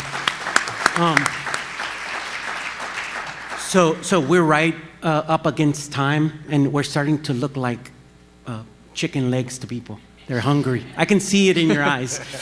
But thank you for being here. You're feeding your mind and spirit before you go feed your body. You know, I just wanted to sort of bring it back to Diosa's comment, which I think is very powerful, which is the idea of palabra as birthing, because I was thinking of the Mayan myth. When the twins were born, they were born from the mouth of their father, who spit in the hand of their mother. And so word as creative force. We've been talking, at least I recognize that I've been talking a lot about the negative energy and how to use art to sort of handle it, but I want to flip that around and maybe end on a positive note and focus on the possibilities of art and power. And I understand that there's some young people actually who want to ask some questions, so I'm going to shift it over to them to ask you their questions first. Go ahead, please. Good afternoon. My name is Brianna Guerrero. I'm a Puente student at Norte Vista High School, and I enjoyed hearing you guys speak about how us as Chicano Latinos channel our resilience to keep our traditions and identity alive. I'm going to pass the mic on to Fatima Enriquez, who is going to be asking you the question. Buenas tardes. My name is Fatima Iñiguez Castellanos. I'm also a student at Norte Vista High School. And the question I would like to ask is, what role does storytelling play in making the invisible seen and the unheard felt, especially among young artists in marginalized voices? Mm-hmm. All right. You want to take it? It's central. You are your story. You're your ancestor's story. You know, whether you know your great-grandma or great-great-grandpa, they're in you. They're in your DNA. So when you share it like that, you release their medicine. You know, when you, whatever story you tell, whatever you bring out, they wake up. You know, when you pray, they pray. You know, and when you cry, you heal them. You know, so it comes through you. You are the channel of that. And this society wants to shut us down because they don't want that to grow and to be embellished. But you must tell your story in whatever way it comes to you. It will bless you and bless many other people too. Excellent. If I could add on, I would also like to say, write your own story so that the colonial adversary doesn't write it for you, because we know what happens when those who have harmed us historically and continue to harm us today write our stories. It's never told the way it is. We're portrayed as uncivilized, quote unquote savage, bad people. But we know we're people. We're master builders. We're scientists. We're writers. We're doctors. We're singers. We're dancers. We're everything. We're very proud of both of you. Thank you for asking. Yeah. Thank you so much for your time and advice. So with that, thank you so much for staying. Thank you for sharing your art and your narrative. I'm sure as you're milling about, you can chat more if you have any burning questions, but we're out of time. So thank you so much. God bless. We'll see you soon. Thank you. Thank you all. If you need any information, jerryteo.com. If the young people want any guidance, I'm here in any way I can. Gracias. Gracias. Thank you. Okay, gracias a todos. It's lunchtime, okay? There are plenty of food outlets here, but we have a lunch truck outside, and they're pretty fast, okay? Here's an opportunity to peruse the exhibit hall. We also want to visit, we want you to visit the featured exhibit. Our Stories Are Ancient by Ronnie Armas, okay? Then we have our DJ, MJ, Jorge Martinez. Stay tuned for more red carpet interviews. Nos vemos. Why don't we come back at 12:55? 12:55.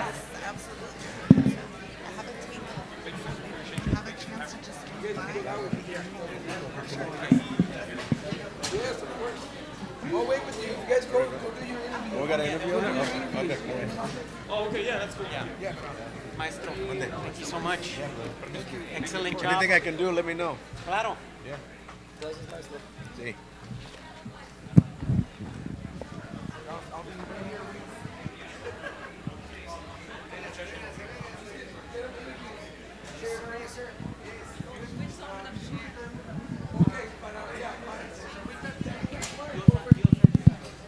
Hay que tener cuidado con el micrófono. We're right under the speaker. Testing. As closer as we can, pero pues nomás con cuidado, ¿vale? ¿En inglés o en español? Vamos a hacerlos en los dos. ¿Qué les parece? ¿Qué le parece? Véngase. Gracias. All right. You can put your stuff up there. Okay. You're good, bro. Good. Bueno, pues primero que nada, muchas gracias. A mí me encantó el panel. Creo que este es el corazón del lead. Creo que este es el corazón de la... se me apagó. Gracias. Hablaba un poquito. Este es el panel que trae el corazón, ¿no? La justicia, es el arte, es la palabra, es el poder. Entonces, rápidamente, aprovechando el bilingüismo, aprovechando el español, aprovechando la audiencia que tenemos, las fuentes que tenemos para salir, ¿cuál ha sido el poder más importante que la palabra nos ha traído para ayudar a nuestras comunidades a sanar, a crecer, a educarnos? No sé si podríamos enfatizar un poquito por ahí. Repíteme la pregunta. ¿Cómo hemos utilizado la palabra en nuestra cultura, en nuestra comunidad, para sanar, para crecer, para educarnos? Bueno, como mencioné anteriormente, la palabra es poder y la escritura es catártico, el arte es catártico. Entonces, al poder compartir, no solo, primer paso, escribirlo, uno soltó. Segundo paso, compartirlo y la audiencia también siente lo que uno quiere transmitir. Entonces, en comunidad, uno llora, uno canta, uno ríe y todo eso nos está ayudando a fomentar el ser humano y empoderarnos. Gracias por la pregunta. Para mí yo lo miro del perspectiva de continuar el trabajo de nuestros antepasados, nuestros antiguos, nuestros tatas, continuar el trabajo de Zapata, de Caballo Loco, de Toro Sentado, de todos los que han venido antes que nosotros y dejaron un mensaje de liberación y de empoderamiento. Y para mí yo mezclo la sobriedad, esa es mi arma mía, la sobriedad, estar sobrio, y es el mensaje que le doy a los jóvenes. Pues es un proceso también de unirnos, porque todos tenemos un cuento, unas palabras, unas experiencias un poquito diferentes. Pero hablando de nuestros cuentos, hablando de bailando, con la poesía, con la música, podemos entender mejor uno al otro. Y también estas formas nos ayudan de curarnos, ¿verdad? Porque en expresar nuestras emociones, podemos ponerlos enfrente y podemos trabajar para sanarlos también. Sure, I can do. En realidad no existe cultura en cual la palabra no dé vida. Entonces, muchos de los mitos hablan de los dioses creando el universo con la palabra. Entonces, nosotros como artistas, ellos como artistas, están creando y se hacen dioses por un momento por medio de la palabra. Gracias. Awesome. We're going to ask a question in English now. All right. Yeah, there was a couple of statements that you made that were just like one-liners, like, I want to write that down, and I wrote a couple down. I was like, this is great. You said that that we all are poets. That was one of the things you said. Yeah. Can you? Yes, that was one of like the 5 things that I was writing down that you Right. said. But I do believe that. How would you say to the person listening, like, how do we tap into that art inside of us, that lives inside of us? Well, I think, first of all, I write a story about animales, and all of us have a little different character or personality or animal. Some of us are tortugas, we move a little slower, but some of us are pericos, we talk all the time, And just to acknowledge who we are and accept who you are. This society doesn't want us to acknowledge who we are in our essence, in our culture, in our language, in our movimiento, and in fact attempts to stifle that. So the more you can be who you are, this essence, and what we need to understand is that we all have a sacred purpose. You all have a rhythm. We all have a story to tell. We all have medicine to give. We all, and to really manifest that, grow that, right? The grass is greener not on the other side, but where you water. Water the beauty and the essence and the song that you sing and the story that you tell. And as you do it, you're going to connect with other people that have the same vibe. And now you have a grupo, and now you got a group that you can, vibe with, and they can inspire you too. Yeah. That coyote story, I'm going to retell that one. Yeah. That's for sure.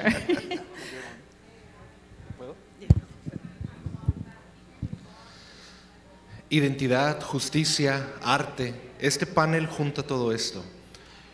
¿Cómo podemos empujar, ayudar, dirigir a nuestros jóvenes para que sigan utilizando el poder de la palabra para seguir contando nuestra historia? El tema principal del LEAD de este año es ese, ¿no? Telling our stories, our way, our voice, contando nuestra historia a nuestra manera, con nuestra voz. ¿Cómo podemos o qué podemos hacer nosotros para seguir pasando ese poder de la palabra a nuevas generaciones y seguir contando, empezar a contar nosotros las historias? Primeramente,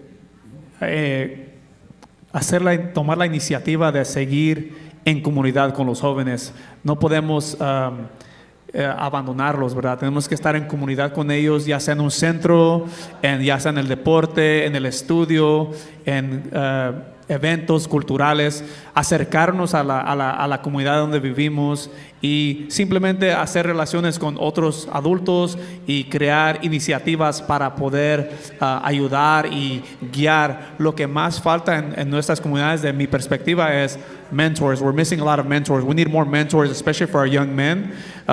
We need mentors that look like them, that can share that cultural identity, and they can connect with them. So for me, going to the high school I work at, I work as a mentor. I have a caseload of students. They see, they're like, they see me as an in-between from a teacher and a student. So I'm like right there, right in between, and I like that position because they can connect with me. I'm kind of like an older brother, an older sibling, and I don't want our people to lose that. We need mentors. We need a lot of support for our boys and our young ladies as well. Sure, I can share. I think in addition to mentorship, especially with our young people in the colleges where we are now, it's shifting into a mindset of sponsorship as well. Because a mentor will field your call, but I think that a sponsor will make the phone call and say, you need to interview my student here, as opposed to, hey, my student wants you to. So that's a shift that I think we can have as a whole to try and like maybe nudge students into the places that we know they can be and should be. So that's what I would say. You know, with that, I would just say that, our familias did that all the time anyway. I remember going to visit Tia, and before the seatbelt laws, you took all your kids with you, about 10 of us in the car, ya vamos todos. And so bring people along, Bring the young people along with you, not so that you can teach them, but so you can learn from them too. And you can create a voice y apoyarlos, because sometimes son tímidos y no quieren decir nada. Mijo, say something, come on, ponte ahí, but I don't know what to say. Say whatever you want, I mean, you just get them in the mix, and they'll get the energía. They'll begin to see, oh, I see how you did it, tío. I see, pues éntale. And then be available then to ask the questions. They can ask the questions. Well, how did you do that? What do you do this way? Pues mira, tienes que hacer esto. Prepárase en esta forma. And, you can prepare them too. And then when they do well, you acknowledge that. When they need a little bit of guidance, you give them a little guidance, And then, all of that is part of our cultural way, to walk together and to heal together, but also to support each other that way. Eso me recuerda, brevemente quiero compartir, yo tengo un niño de 9 años, le hicieron una pregunta a la cual él no sabía la respuesta y de pura casualidad le atinó. Y cuando ya le preguntamos, ¿cómo supiste la respuesta? Dijo, no la sabía. Lo importante es no quedarte callado. 9 años. Janet, ¿gustas despedir a nuestro panel? Gracias. ¿Qué dijo? ¿Quieres que despedamos al panel de una? Sí. ¿Quieren algún otro comentario que hacer? ¿Quieren compartirnos algo más? Una cosa más. Oh, go ahead. Go ahead. No, I was just going to say that we are in this time where there's a collective trauma. And you guys kind of touched on that, how art is so healing. And I think about the person who's feeling overwhelmed with all this going on in the world that maybe doesn't have access to a lot. Somebody said on the panel that we've been here before. We know what to do. I don't know which one of you said that. Was that you? And I just wonder for the person listening, for the educator listening, for the leader listening, how can they show up right now? Given that we've been here before, what would be a takeaway? Well, in our healing path, the first step is always acknowledgement. Acknowledge the truth, what's going on. A lot of us want to ignore it. Schools don't want to acknowledge it. People don't want to talk about it. The reality is, you can see it in the children's faces. You can see it, and I feel it. Yeah. And people say, "How are you?" I'm okay. I'm blessed, but I'm struggling too. You got to acknowledge it. You got to share with the young people that as much as we're successful in doing all that, I'm still struggling. Still struggling. But estoy aquí para to walk with you. I'm here with you. ¿Qué necesitas? And I think that acknowledgement and then the commitment to walk with you. Aquí estoy. You're not alone. Isolation is the number one factor in any type of disease, any type of mental health issue. So we got to juntarnos. Across, different stories, different ways, different whatever, we got to juntarnos and assure each other, I got your back, let's go, vámonos, and I don't believe in violence in it, but if somebody walks in that room, I'm stepping up. Somebody's going to hurt me, I'm stepping up, I'm viejito and all, I'll step up until I can, and that's what the people need to hear, that's what the young people need to hear, you're stepping with them. You're with them, con los buenos and los malos, you're going to be there with them, I want to add, porque sí es cierto, acknowledgement and being honest, like as an educator, being honest with your students. I am scared too. Y si los alumnos preguntan, maestra, pero y si viene la amiga, we are a safe school. I am a safe teacher, this is a safe classroom. Pero maestra, pero si nos están esperando afuera, and I have an answer to that. Pues aquí nos quedamos y a ver quién se cansa primero. And they know we're in it with them. Okay. Oh. Por favor. Pues muchas gracias por acompañarnos, gracias por estar acá. Thank you for everything that you do, in and out. Thank you for the art, thank you for the word, thank you for the power. Thank you por todo y gracias por estar acá. Trabajo bien poderoso. Gracias. Podemos tomar una foto antes de que se vaya.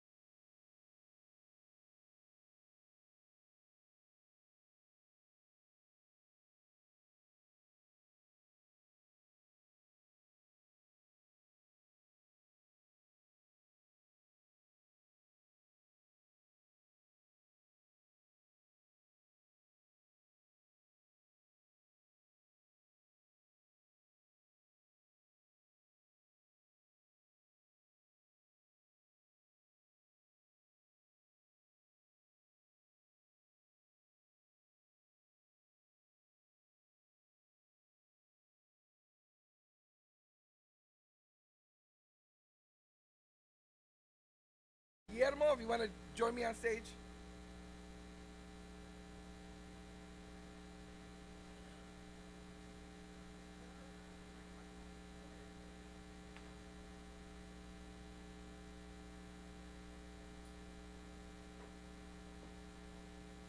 Half an hour.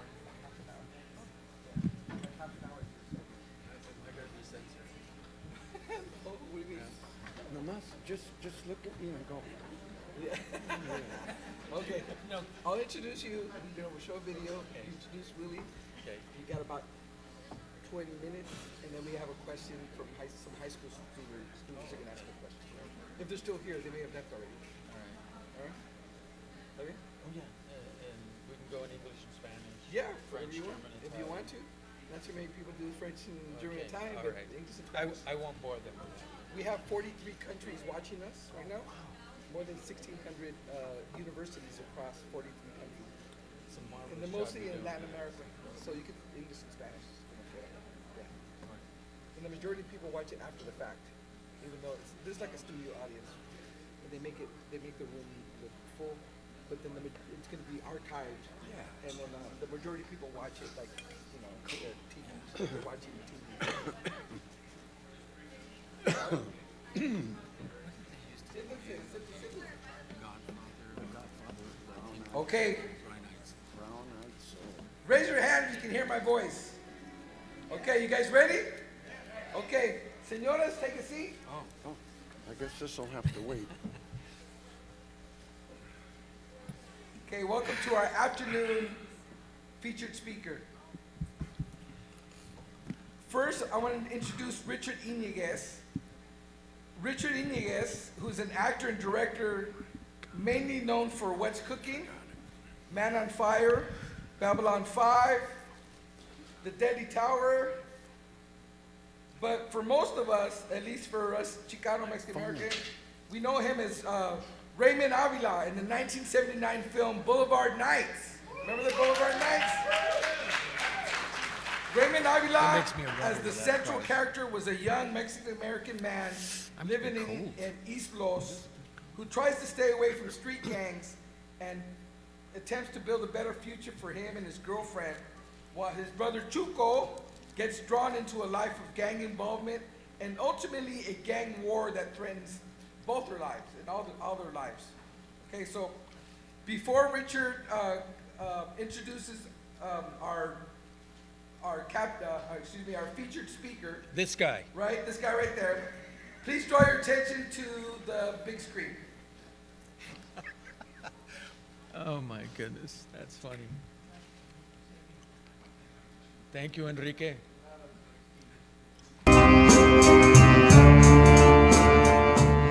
Confronting the obstacles of a shifting musical marketplace, Chicano musicians continue to absorb, adapt, and redefine their musical identity, none more successfully than a band called The Midnighters. You know, when the Beatles came over, people were shouting and they had their idols there. And I think in our community, we were the Beatles. We were bringing our fans up. They wanted somebody to, shout for and to root for. And I think we were it.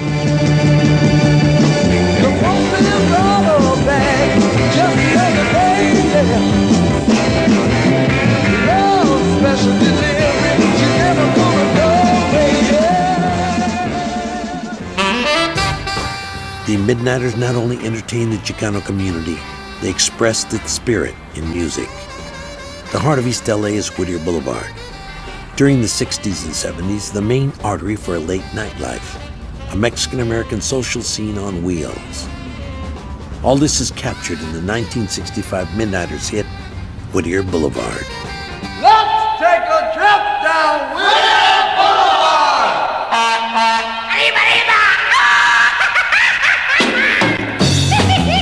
Whittier Boulevard starts off with a grito, which is part of ranchera music from Mexico that's used all the time to kind of display happiness and, just everybody having a good time. So that's how they started off the song, which was very clever for them because it had kind of this Mexican tinge to it. Kids were cruising on other streets across America, But on Whittier Boulevard, young Mexican Americans were celebrating their community, themselves, and most of all, their new homegrown music. In East LA, one of the most beloved DJs was an Anglo, Dick Hug, Huggy Boy. The something to do was to listen to Huggy Boy. And you'd be driving down the street, and you'd have your windows open in your car, and you'd hear the same song. It was everywhere. And then you say, hey, why don't we go down and see Huggy Boy? So you go down and you see Huggy Boy, you drive by, and it was a destination. And when we started recording things and started making records, we could actually bring it to him. And while he's on the air listening to something else, he'd put it on the thing, he'd listen to it and say, hey, okay, yeah, I'll play it. And he'd play it. LA DJs like Huggy Boy, Art LeBeau, and Casey Kasem nurtured mid-60s Chicano rock, especially bands like the Midnighters. They were special, and they had Little Willie G, and he could sing a ballad as well as anybody. I know you've come to tell me that it's over. Little Willie G was another product of LA's black and brown culture. Once and a while, just once and a while. I believe the community itself, East LA, was able to relate to us because we were like them, and we lived, next door to them. We shopped where they shopped. They could always find us at the Record Inn or the Record Rack on Whittier Boulevard. They could always find us rehearsing at St. Alfonso's in a basement. We had to find our own heroes. And the Midnighters, to us, were, I remember a point when the Midnighters couldn't walk down the street because they were doing the whole Beatle thing. They chased them down and tear their clothes off. Suddenly, East Los Angeles has come into its own musically, and there's this whole sense that we've been validated. The irony, of course, is that it was still being done in this little pocket, almost like this little island. And like I say, they didn't realize that it would be hard to get marketed because they were Chicanos, because there was still, it just wasn't a marketable thing. It was too local. It wasn't like the blacks who were all over the country. See, African American culture was, there was still racism, but you could market it because it was a national concept. I think that a lot of these groups did want to make it like the Midnighters. They did want a national exposure, international exposure. But I also think that they were locked out in many ways.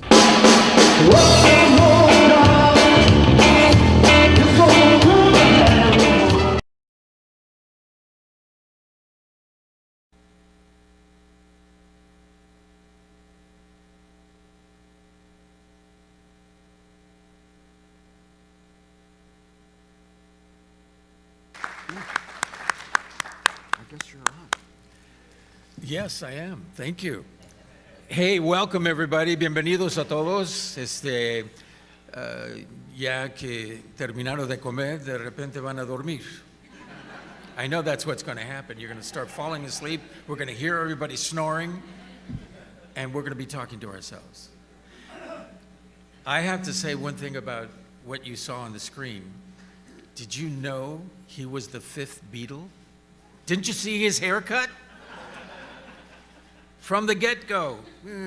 Anyway, let's give him a hearty welcome. Good? Okay. And, oh, he's going to go over there. I'm going to, no, thanks. It was coined, they coined him the godfather of brown-eyed soul. And it's the truth. I don't need this. When you hear Willie G, it's like hearing American music, American jazz, American blues in that voice. Rancheras I could hear if he ever did one. He does it, he does everything. Ladies and gentlemen, let's give him a big hand. Let's hear his story, because I'm just as excited to be here with him. He's a great friend.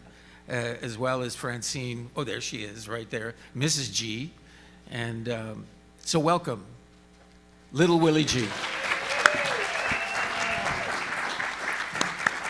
My goodness, I am really overwhelmed.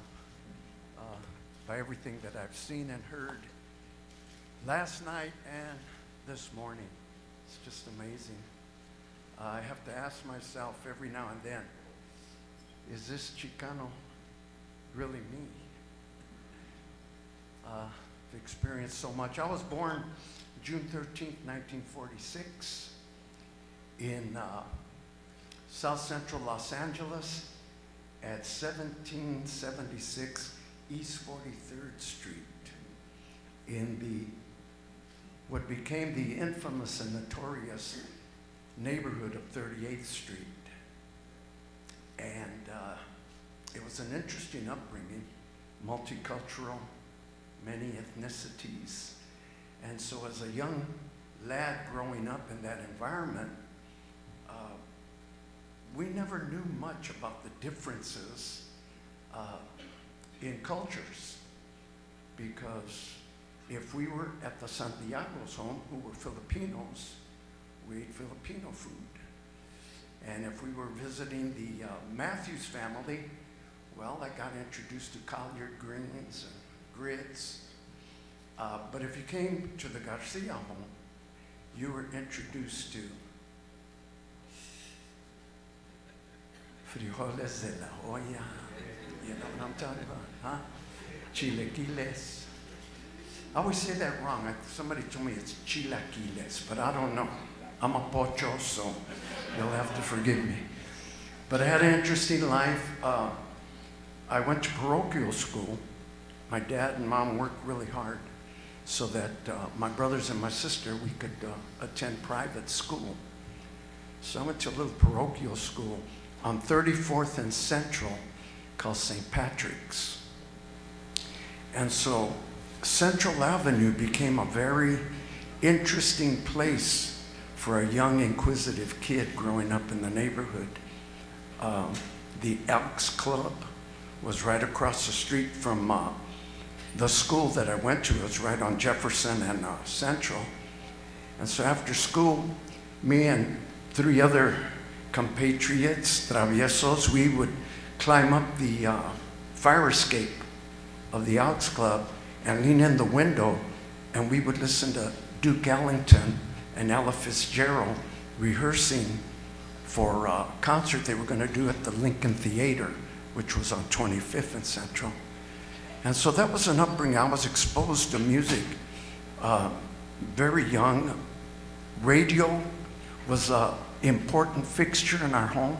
My dad was a record collector, and he introduced me to Nat King Cole at a very young age. That's where I learned the song, That's All. I heard that playing in our living room daily. And like most kids, quick, I got asked a question in Papua New Guinea. They asked me, so Willie G, when did you become active in the gangs? And I was quite surprised by the question.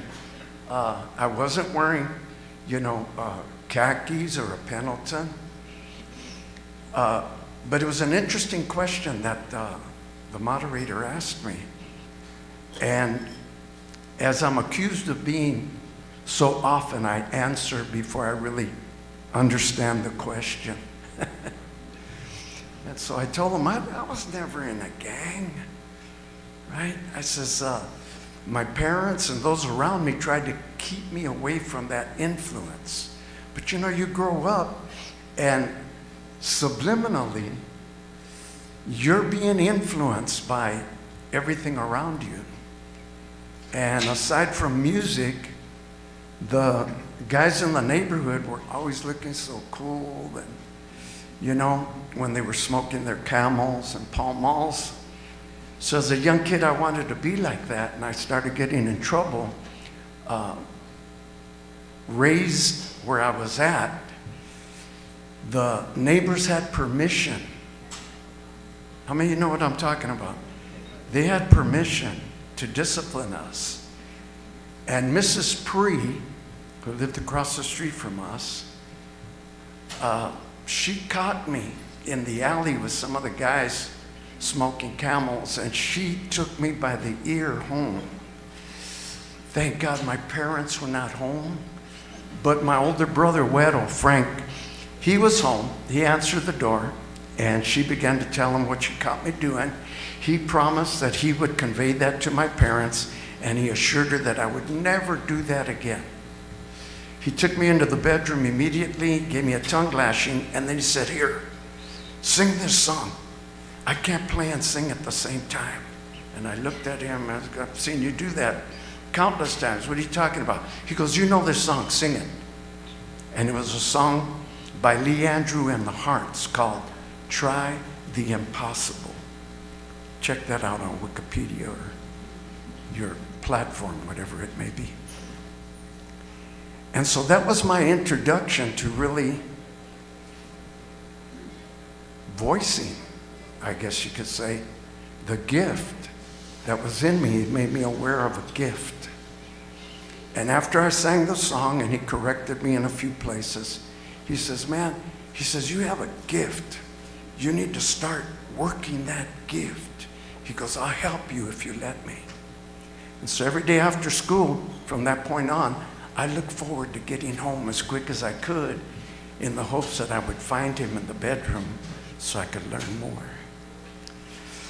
By the time I was 9 years old, I entered a talent contest that was put on by the Elks Club in South Central. And it was myself, Blake Madison, Ron G. Southern, and Edgar Skaggs. We were all in the same grade there. I think we were about, God, the 5th grade or algo así, 6th grade. And it was quite interesting because all the other talent at the talent show had accompanied us, and they had really great uniforms and managers and whatnot. And here we were just 4 guys who had learned a song by the Olympics called Big Boy Pete. And we sang it a cappella. And the only uniforms we had were our school uniforms.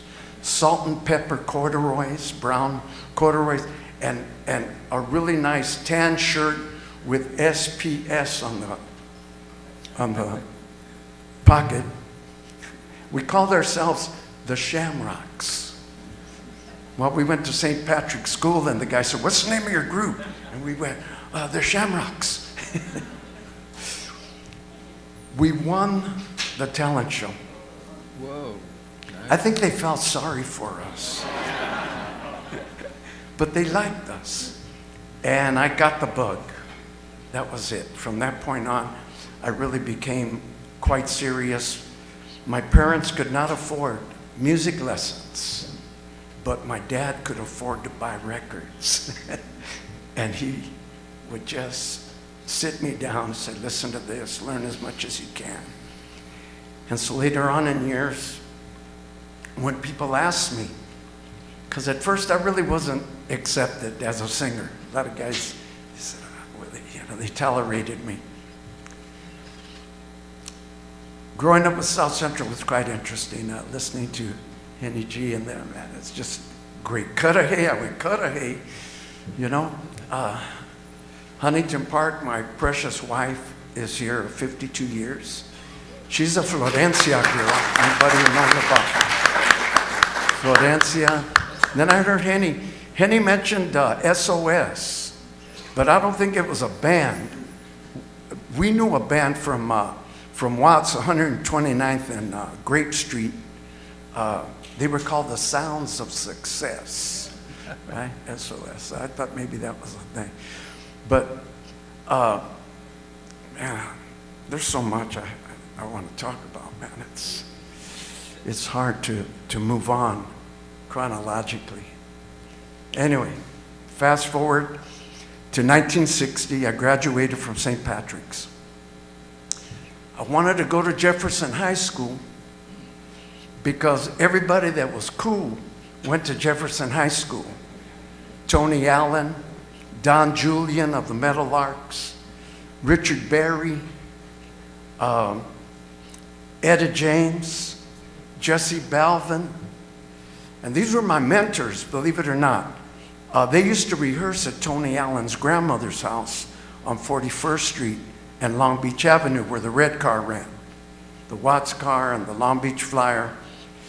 And so as a young kid, I shined shoes and sold newspapers. We hustled. We learned how to hustle. And I would sneak into their rehearsals and shine their shoes while they rehearsed. And I learned, I gleaned as much as I could from Don Julian as a band leader, from Jesse Balvin as a soloist, Tony Allen as someone who encouraged me a lot. And then Richard Berry just said, man, what you doing to my feet? Ball, ball, ball, ball, ball, ball, ball, ball, ball, ball, ball. Have love, we'll travel. Amen? So we put feet to our craft, to our gift. I think one of the wisest things my dad did, in my opinion, was not letting me go to Jefferson High School.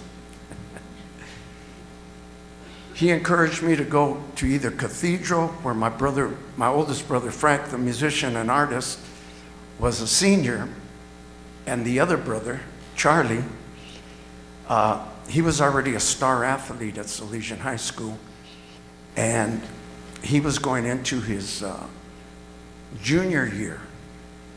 And my dad said, you'll have a ride for 2 years if you go to Salesian. I mean, that's the way they thought, you know. And I said, well, what the heck, he's my dad, I love him, you know. So I chose that, and it was probably the wisest decision, because it's at Salesian High School where I met Professor Bill Taggart. I met my compadre Tony Garcia, who's in the audience today. Amen.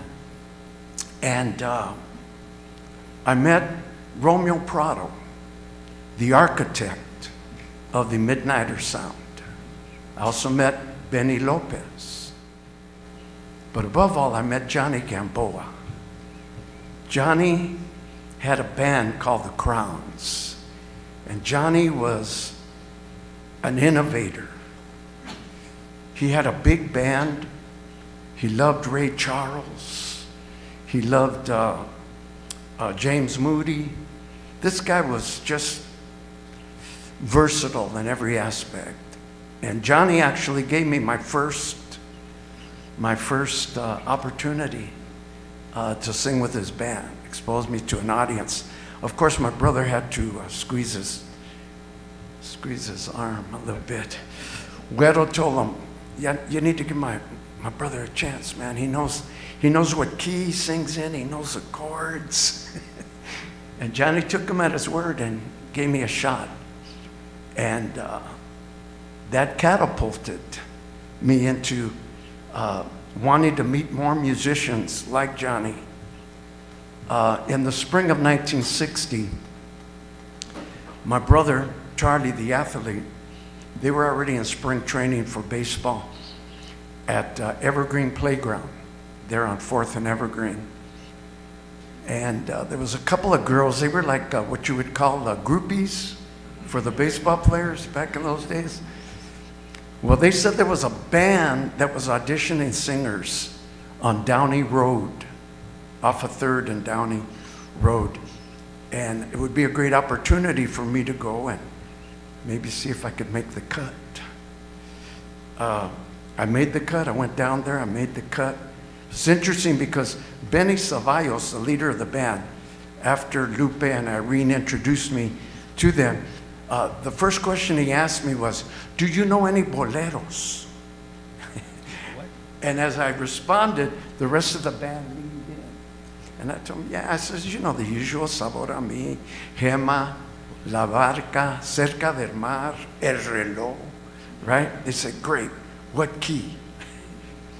It was a backyard party. And it was a family thing. And these are songs that they were requesting. And so after my set with them, they said that everyone else that they had auditioned that day refused to sing Mexican music. Oh. And it was because, you know, they were into Little Richard, they were into Big Joe Turner, they were into Elvis Presley. They wanted to do rock and roll. They didn't want to sing Spanish. And so I made the cut, right? We didn't have a name for the band, so we named it after, as a dig to our drummer's pop, Jerry Ainsworth.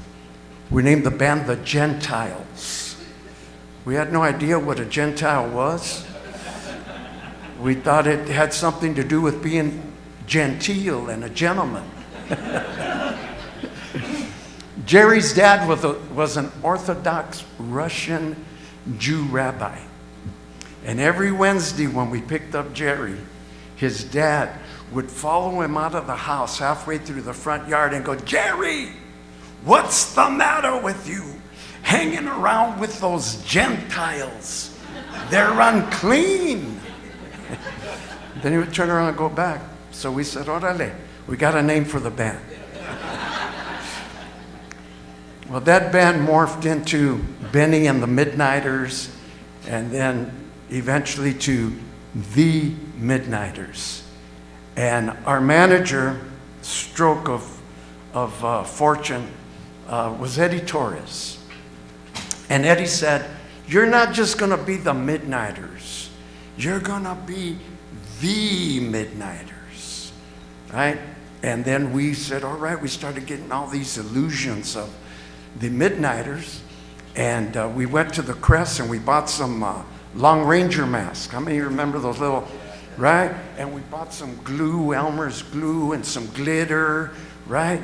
And we put on these masks, and it became a signature of the band. The first time we did it was at St. Alfonso's at a Battle of the Bands against the Blue Satins. Stephen was there. Anyway, we opened up with Green Onions. I introduced the band. They came in instrumentally. At the end of the song, we took the masks off and threw them into the audience. That was it. It became something of legend. And we did that a few times. After a while, you know, the novelty wears off, and we didn't want people just to expect that of us. We always were taught by Bill Taggart to always be more than what people expect. And so throughout the years, I've been fortunate enough to not only record and travel most of the world, but honored in our quest to succeed, to open up for La Grande, Lola Beltran, Chico Sesma, who was a radio personality and a great trombonist, musician, used to do Latin nights at the Palladium in Hollywood. And we were the first rock and roll band to ever appear with the bands that he had on his show, which were like Tito Puente, Celia Cruz, Tito Rodriguez, Oscar de Leon, all the greats, Sonora Santanera, Sonora Matancera. And we say, "Chico, so do you want us to do some boleros, some cha-chas?" He goes, "No, be yourselves." He goes, "These are the parents of the children that buy your records." I says, "Oh, so they're financing our career."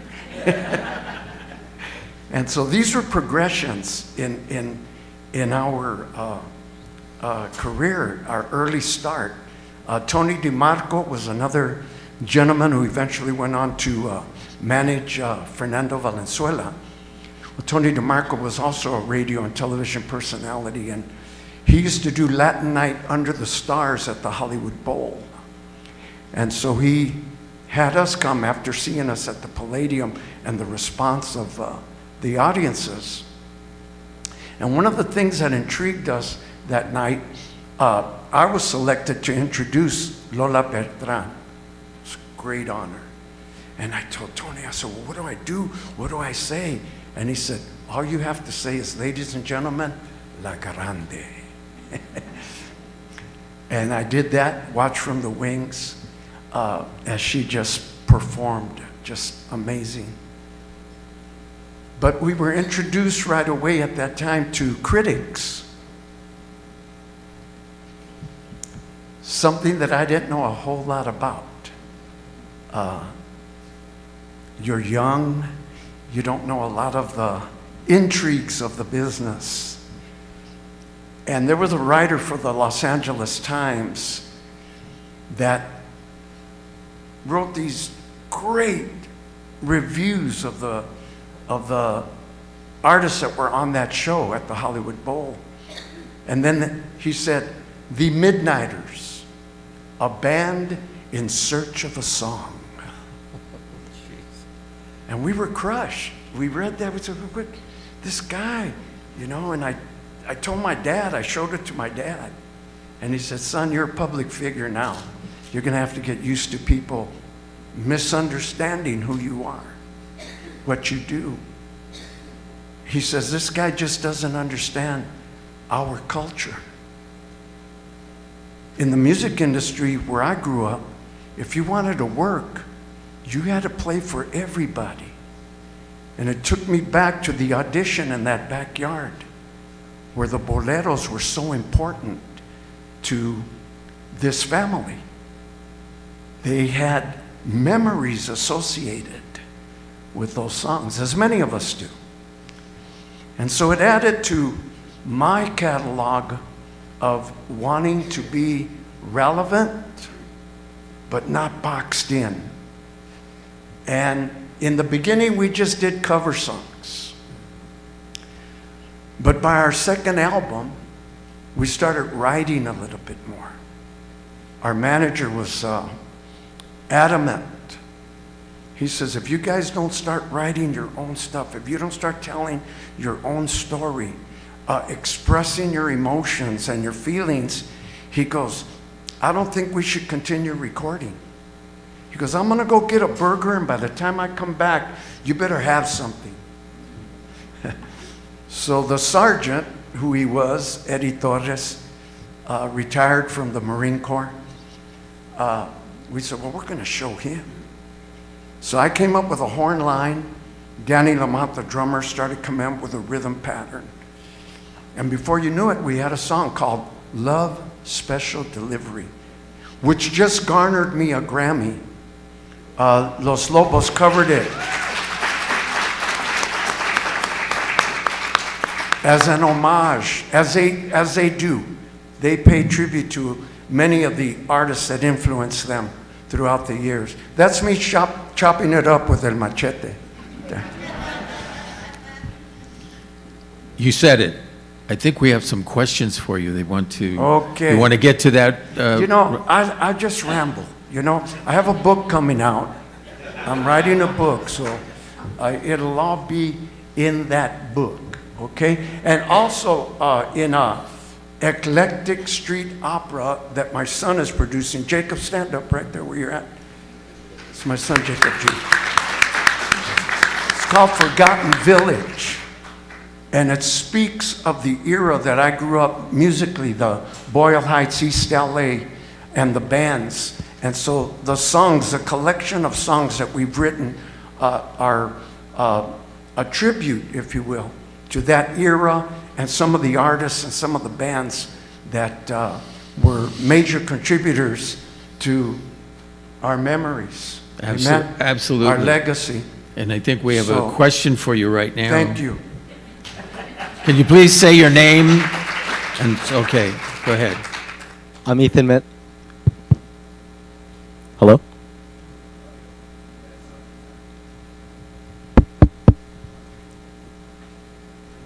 Meanwhile, the morning started quietly.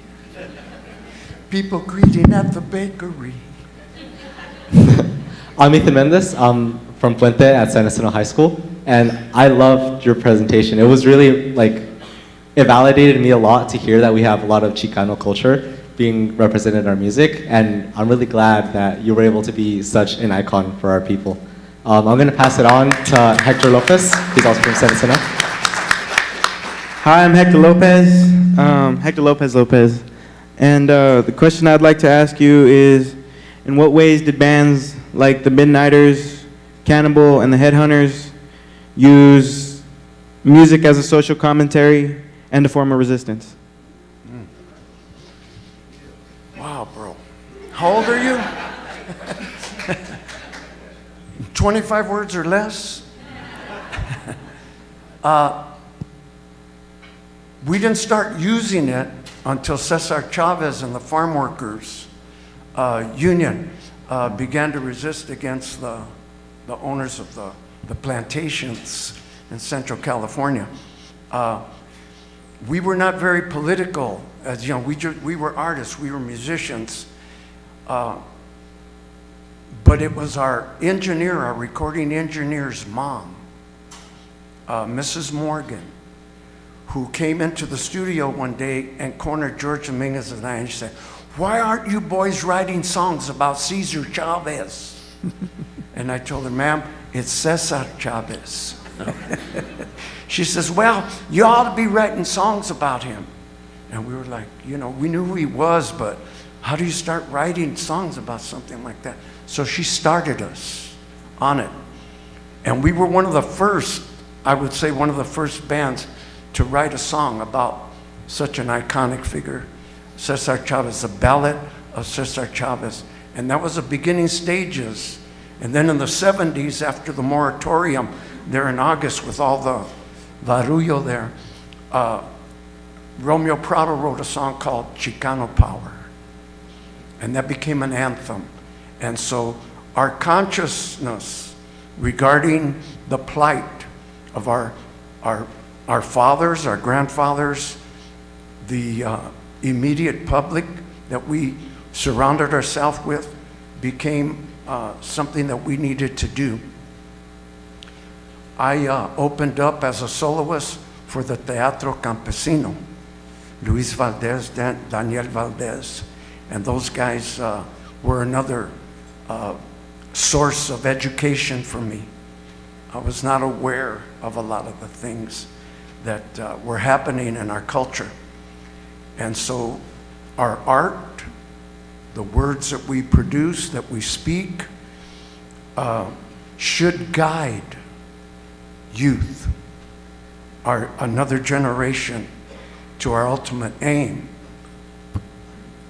Aquí estamos y no nos vamos. Yes. I hope I answered your question. We have a guest coming up right now, so please join us. I guess I'm done. Let's give it up for Willie G.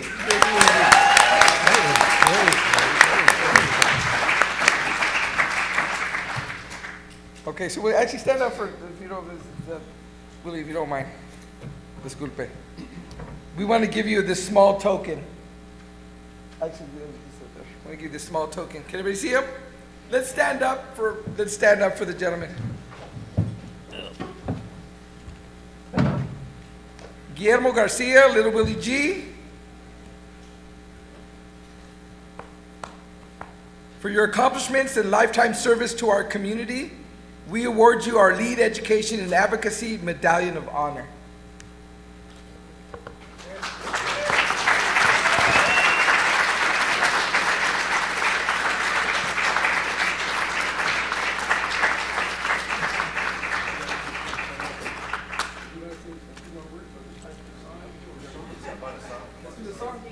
Do you guys want to hear a song? Okay, have a seat. Let's take a picture with Inigus, okay? Let's take advantage of this. Okay, don't go away. We're gonna figure out a song, and then we still have one more presentation before we end the day.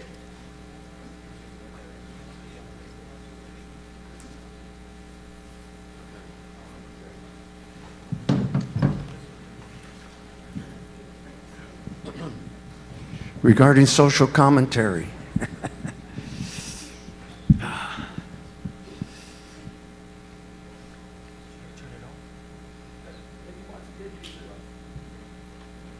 Let me watch Richard navigate through that.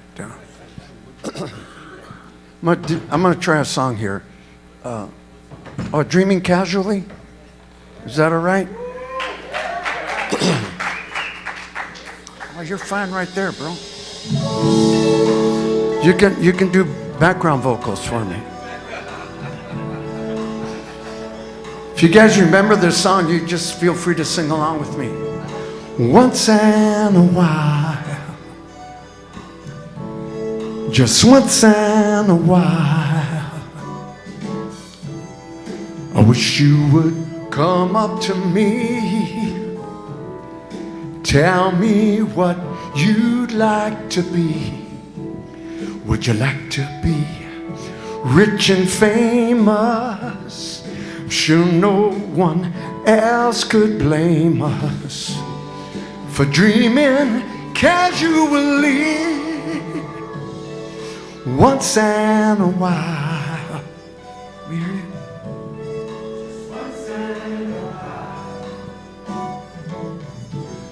If we let our cares just drift into space, we can always find the time and the place.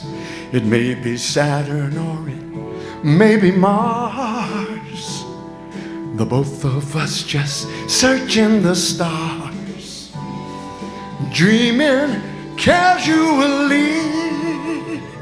There's been many times I've tried to analyze what the future's made of, and as the minutes pass, I stare to the looking glass. What do I see, Lord? It can't be me, growing old so gracefully. But still the world goes by, and oh, how hard I try, it keeps leaving me behind. But someday soon I know we'll all have to go, so dreaming can't be that much of a crime. Once in a while, just once in a while, if we'd all forget about the past, there's many more days ahead, much more to last. And I've been told before the end is nearing, but nevertheless I can't go on fearing when I'm dreaming casually once in a while. Come on.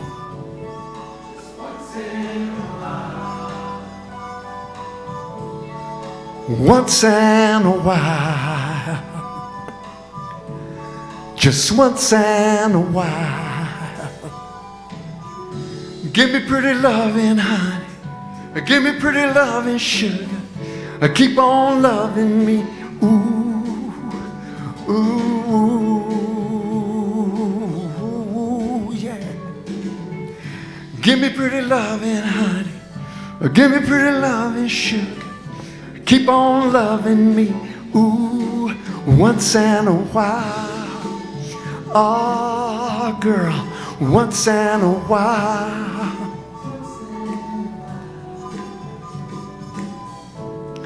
Once in a while. Once in a while.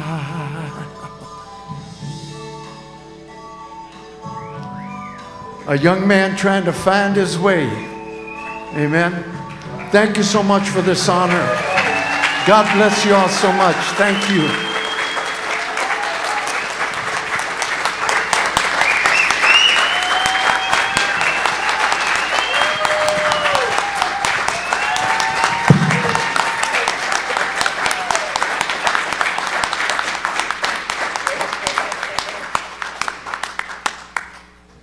Okay, we're going to ask our esteemed gentlemen to go stage right.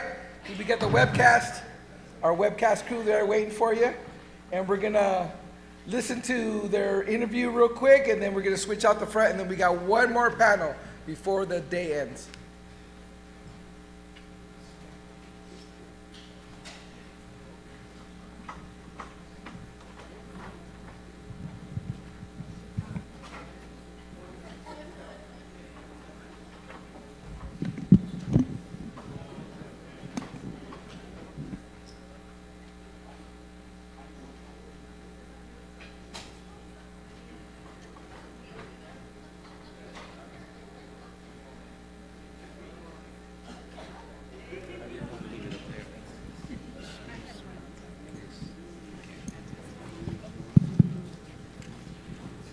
Wow, that was awesome.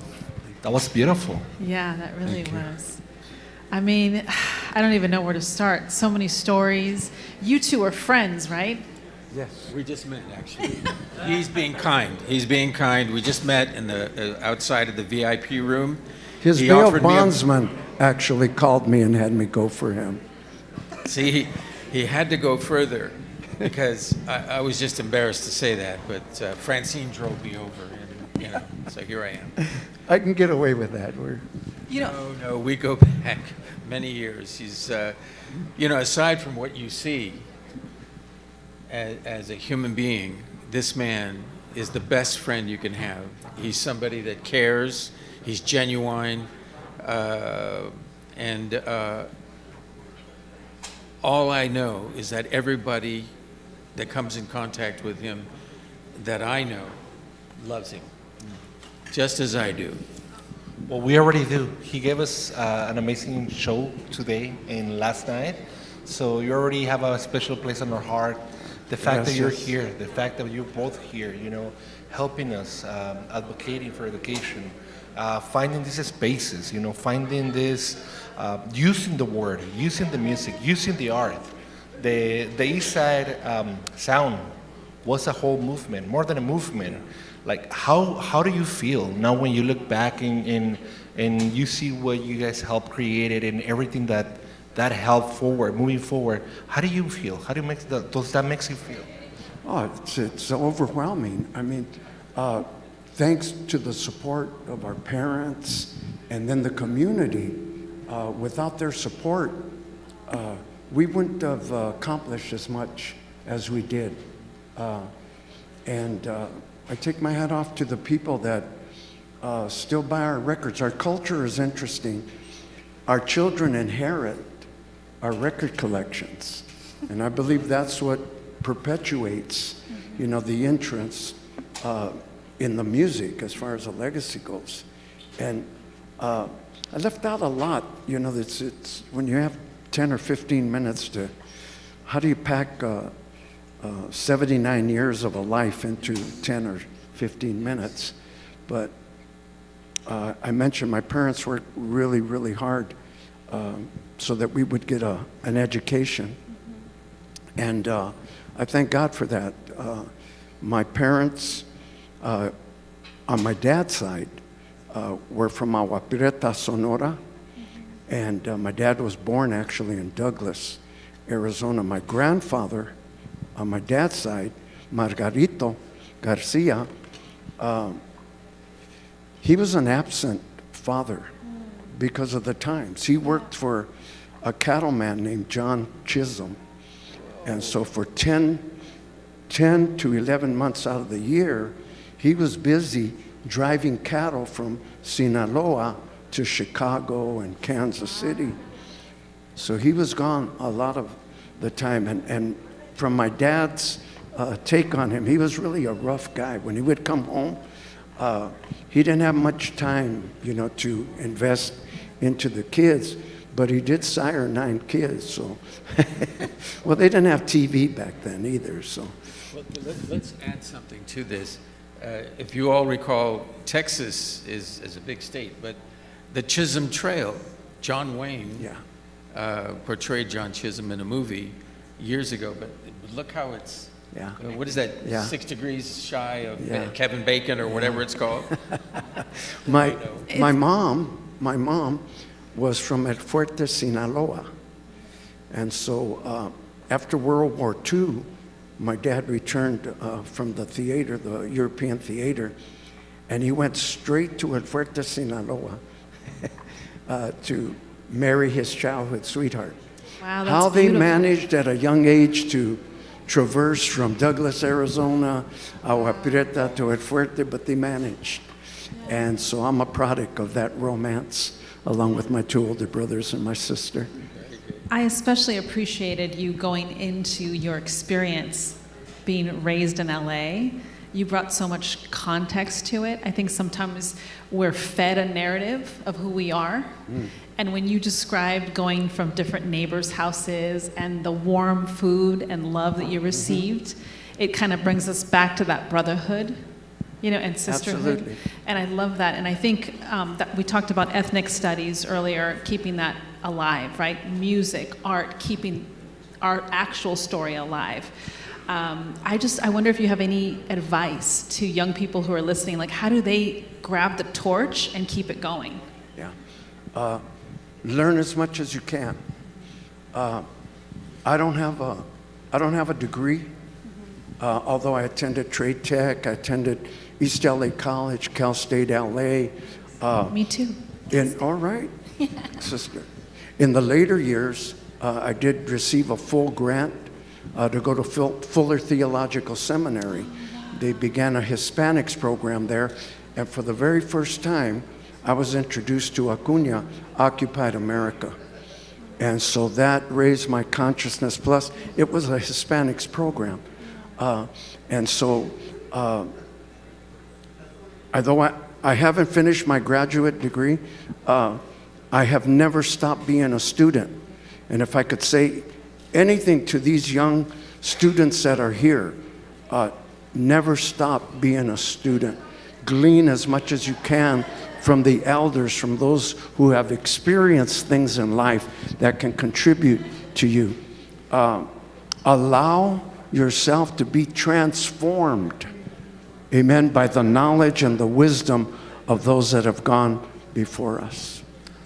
See, I do want to close saying thank you. Thank you for coming. Thank you for being part. Thank you for accepting, you know, this invitation to be, to make an impact, to come to the Inland Empire. Sometimes here in the Inland Empire, we get a little bit of attention. So using music as a tool, using music as an empowerment for Chicanos, it is a big deal for us. Yeah. So thank you for that. Thank you for coming. Thank you for making time. And it's always a pleasure, and you're always going to be welcome here in San Bernardino. Both of you, whenever you guys want to come. Thank you. Thank you so much. Thank you. All right, looks like we're ready for our capstone presentation. This is the last presentation of the day, and it's the name of the segment is the name of the conference, right? So they close. It's like the capstone, the one that closes off the last little bit before the house is built. So this segment will be introduced by Doctora Deborah Perez Torres, who is an assistant professor in the Department of Communication Studies here at CSUSB. She holds a BA in Journalism and Media Studies from the Instituto Tecnológico y de Estudios Superiores de Monterrey in Mexico, an MA in Communication from the University of Utah, and a PhD from the University of California, Santa Barbara.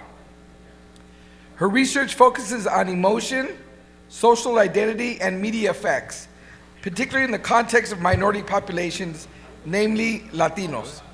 Her research has been published in peer-reviewed journals, including the Journal of Applied Communication Research, Health Communication, and Media Psychology. She teaches courses on strategic communication, media effects, global communication, organizational communication, and research methods. Okay, so before Deborah comes to the podium, we want to direct you to the large screen for a short video clip. And then, Doctora, it'll be all yours. A new report says that while Latinos make up 19% of the U.S. population, they're only getting 4% of the lead or co-lead roles in films. ABC's Maria Elena Salinas meets with an author of the report, along with actor John Leguizamo, about the potential $18 billion being left on the table. I feel hallelujah. After years of sounding the alarms, Latinos in Hollywood can finally feel some vindication. There is a God. McKinsey & Company, a research and consulting firm, has released a new report detailing some of the shortcomings in Hollywood when it comes to Latino representation. If it goes well, no one says anything. But if it doesn't, it's your fault. When you look at the numbers, they don't add up to just how big of a population and how important Latinos are across the board. Our attempts at doing this are never going to stop. We're not just there to fulfill a stereotype or check a box. That representation, it's big, and hopefully, young Latinos and Latinas are seeing that and seeing that, you know, there's other opportunities out there for us as well. We interviewed over 100 folks across the industry, from producers, writers, entry folks. And then we looked at a huge data set, over 10 years of data, over 26,000 films, 10,000 TV shows, Nielsen variety data, and we put all that together.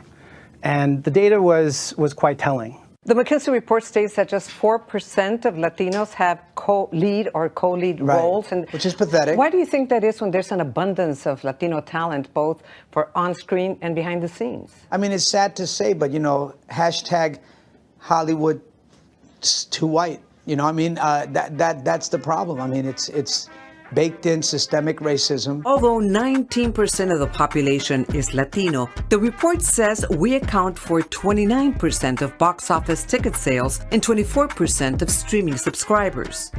Latino movies do better. They do 60% better than their counterparts with 25% less budget. And so, taking a step back, there's a real big opportunity here. And every time you pitch a Latin project, they tell you, oh, you know, we have to do it for less. You know, it's always, you know, they're always giving you sort of the B side of the record. You know, I mean, you're getting less because there's a Latin story, because there's Latin stars, but you're not going to get great content unless you put it the same money and the same value. We have to always be extraordinary. But somehow we're always doing it wrong. In fact, Camilo's research suggests that there's about $18 billion in potential revenue being ignored by the industry. What we found was these movies get nominated more often, and they actually win. Pedro Pascal, The Last of Us! And so when you actually put representation, what you find is it makes good business sense, upwards of $18 billion.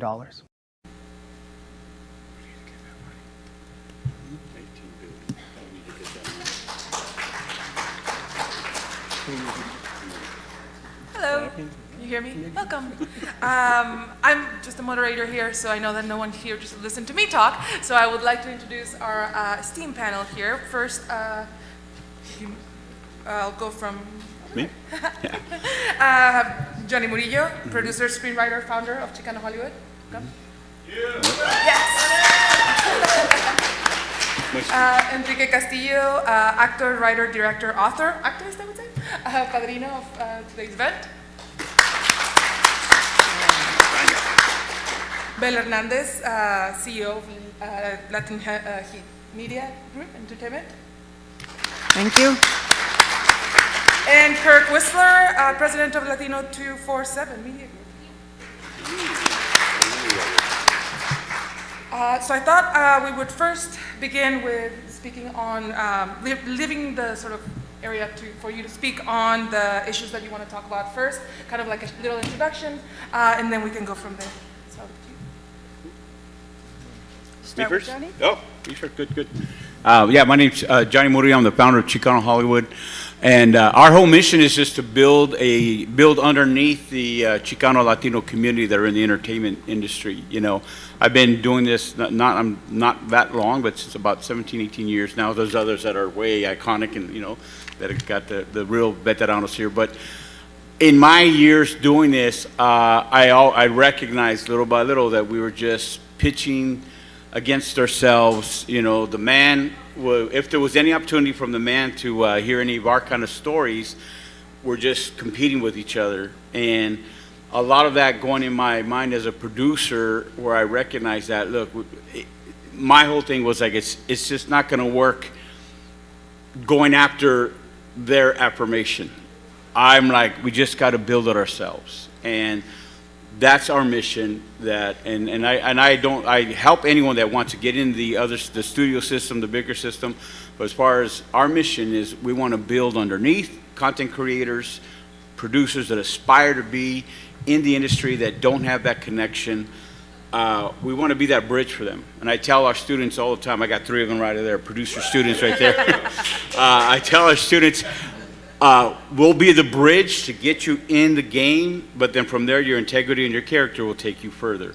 So, you know, our whole thing was like, I knew that the system to say it's rigged against us might be one thing, but it's not exactly for us. So I knew we just had to create our own system, and that's what our mission is we're going to create our own system, and we're not too far away from really being able to do some great things. We're locking arms together, we're building together, and the days are over when Latinos step on each other to get to the next level. Now we're going to lock arms and do it together, and that's the only way we're going to win. I'll stop right there. Me? Is this working? She said, my name is Enrique Castillo, and I'm probably here because I couldn't get Pedro Pascal. But actually, I guess I'm here to talk about telling our own stories in our own way, and sometimes that means doing it bilingually. Although anybody that lives in this country is multilingual, I'm sure you don't understand that, but we could go into it at another time. But telling our stories in our own ways because we're the ones that live it, we're the ones that understand it, we're the ones that understand it not just emotionally, psychologically, but also through our language of being bilingual and being able to code switch at times. Some of us speak nothing but English, some of us in between, and some of us nothing but Spanish. So there's a lot of variety there to be able to tell, and who's going to tell it better than ourselves? With not being apologetic to the industry. I mean, we had to learn English. Maybe they could learn a little Spanish. In fact, they do speak Spanish. They just do it poorly by saying the names of the states, the name of the counties, the name of the cities, the name of the streets. And anybody that wants to tell the Latino story has to eventually come and ask us how to do it, which is what the industry is used to doing. Sometimes they ask for technical advisors. Many times they don't care. So we're the ones that care about doing it authentically, and that's the only way we were going to be able to counteract the images that have been portrayed through this one really extremely powerful medium, which is probably the most powerful medium that's ever existed to promote anything around the world. So we have to embrace that technology and be able to rely on each other to tell those stories, work together to be able to tell the stories that belong to our community. They're about our community, and we have to do it. I mean, is Johnny Depp really going to play Ignacio Gomez? I mean, we've had Europeans play Pancho Villa. We've had Americans play Emiliano Zapata, and yet the most authentic Mexicano in that project was Anthony Quinn, who was Mexicano, and of course won the Academy Award as a result. So, but he was not the lead. So they're very interested in having us participate, but only in the way that they want us to participate, and not really tell the authentic stories in the only way that it can be done, and that is by us. Got it for now. Again, my name is Belle Hernandez Castillo, and I am the founder of Latin Heat, which is a trade publication, just like Hollywood has their big Variety, Hollywood Reporter, The Wrap, and Deadline, which they only talk about projects happening in Hollywood. I used to be an actress, but in 1992 I started a publication because I saw the need for our talents, for our creatives to be spotlighted, to be known. And that's what's lacking in our community. We need to take the narrative and we need to market these films and promote the films, because Hollywood is not interested unless you have a lot of money. They're not interested in furthering our stories. And so the stories that are out there, they don't get the attention from the quote-unquote popular trades because they have bigger fish to fry. They have Steven Spielberg's film. They have all of these others, and we don't really buy ads in their trade publications, so they really don't pay attention until we have money to buy ads, and their ads are super duper expensive. So I started Latin Heat, and we printed for 13 years. It is now online, latinheat.com. We still cover Latinos, we still cover projects, And that's what I see lacking now, because yes, now more Latino projects are getting out there. As a matter of fact, there's an article on Latin Heat where you can see all of the projects that are coming up. And so there are more projects, but if we don't write about them, anyone here in media, you need to support Latino stories if you want to see more Latino stories. We need to support independent filmmakers. Yes, that's a big yes. Because we have to give our own projects the love. Hollywood it's its own little world, and it was started 100 years ago. We just started making films, and now we're producing more and more films. But if nobody knows that they're out there, how are we going to get the money? Because Latinos go to watch Hollywood films. As a matter of fact, like somebody just mentioned, we're the #1 film-going audience. We make tons and millions and billions of money for Hollywood. But why don't we do that for our own projects? One thing, you have to advertise them, you have to market them, we have to know about them. So that's the mission of Latin Heat, to really get that out there, the promotion. And I would ask anybody in media, I would ask anyone nowadays, because you all can help with the marketing of our films, because you all have social media. Get on social media when you see something and promote the heck out of it. Because until we prove to ourselves and to investors that we can make money with our films, when we support each other with advertising, when we support each other by telling people to go watch the movie, that's when we're going to start making even more and bigger films. So that's the mission: marketing, marketing, marketing.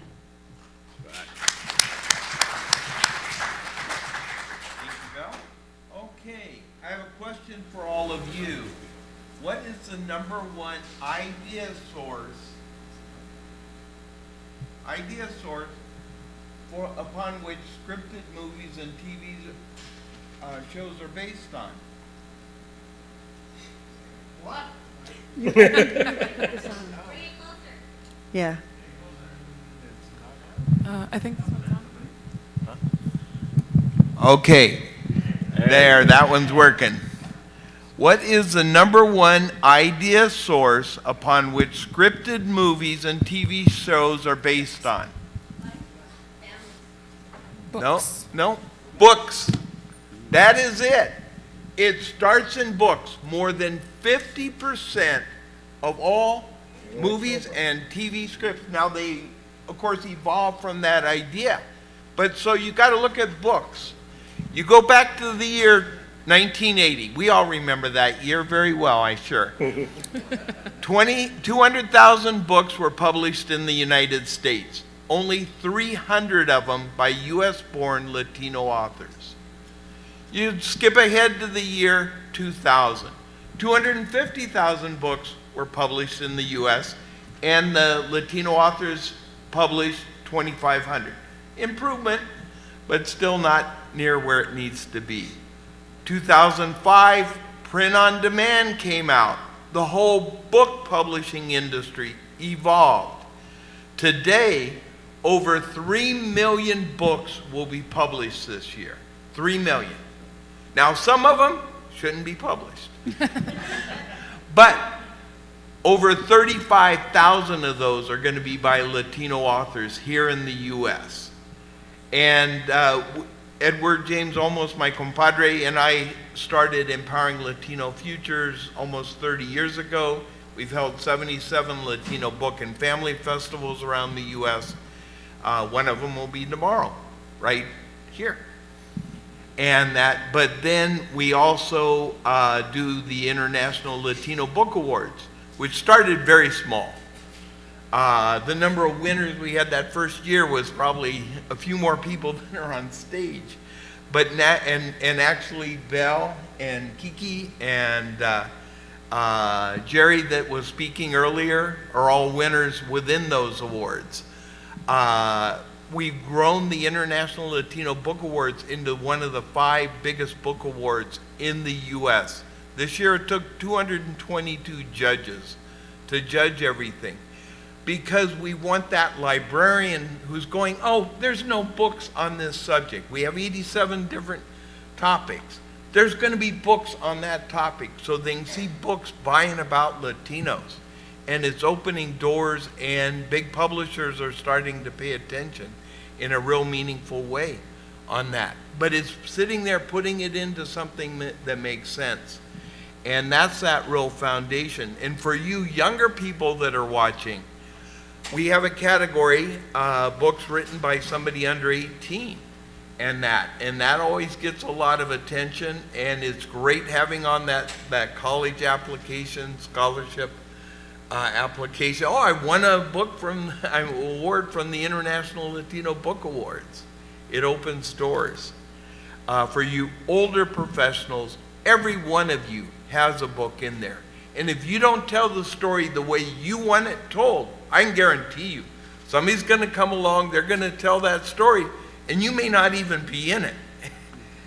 And sideline just for a second, I was about 10 years ago at the National Association of Minorities in Television event in New York.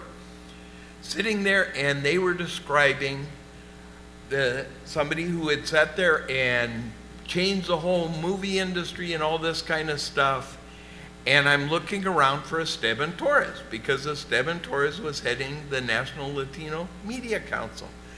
Ultimately, they honored somebody who was not only not involved, was not even in the meetings that they were talking about. And it was insulting. And so it's sitting there, you've got to claim that turf out there. I've been blessed over the years to be on a lot of different boards, probably too many, as my wife says.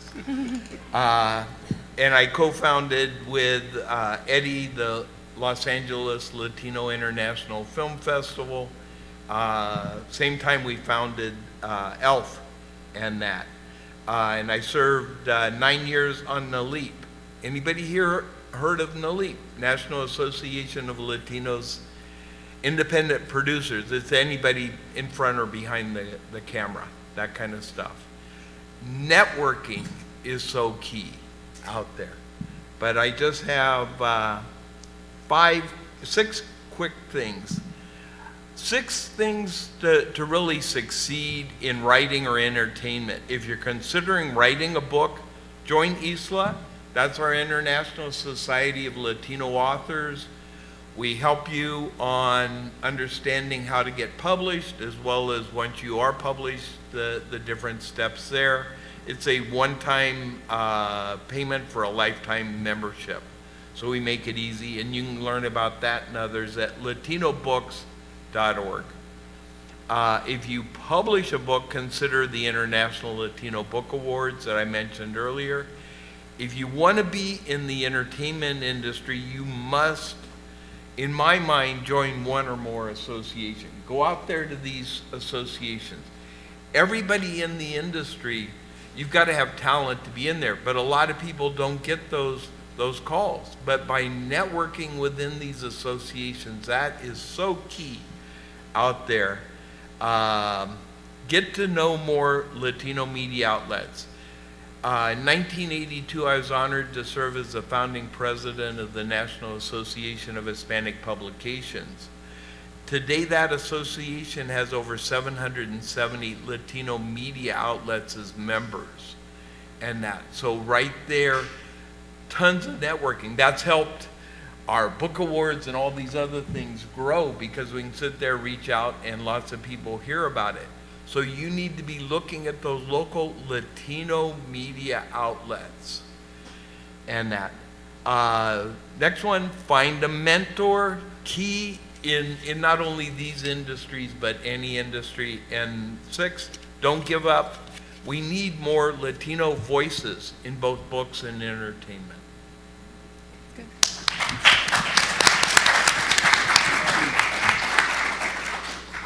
I think one of the things that I wanted to ask about, or would like to hear your thoughts on, was like thinking of your own experiences in the industry and the media. How has those projects that you've worked on inform how you think Latinos should integrate into the media industries, right? Because I know that there's a lot of promotion that goes on, and you've had books written by your Enrique, who wrote the book, and all of that. So how has that informed why it's important for Latinos to write their own stories, to tell our own stories?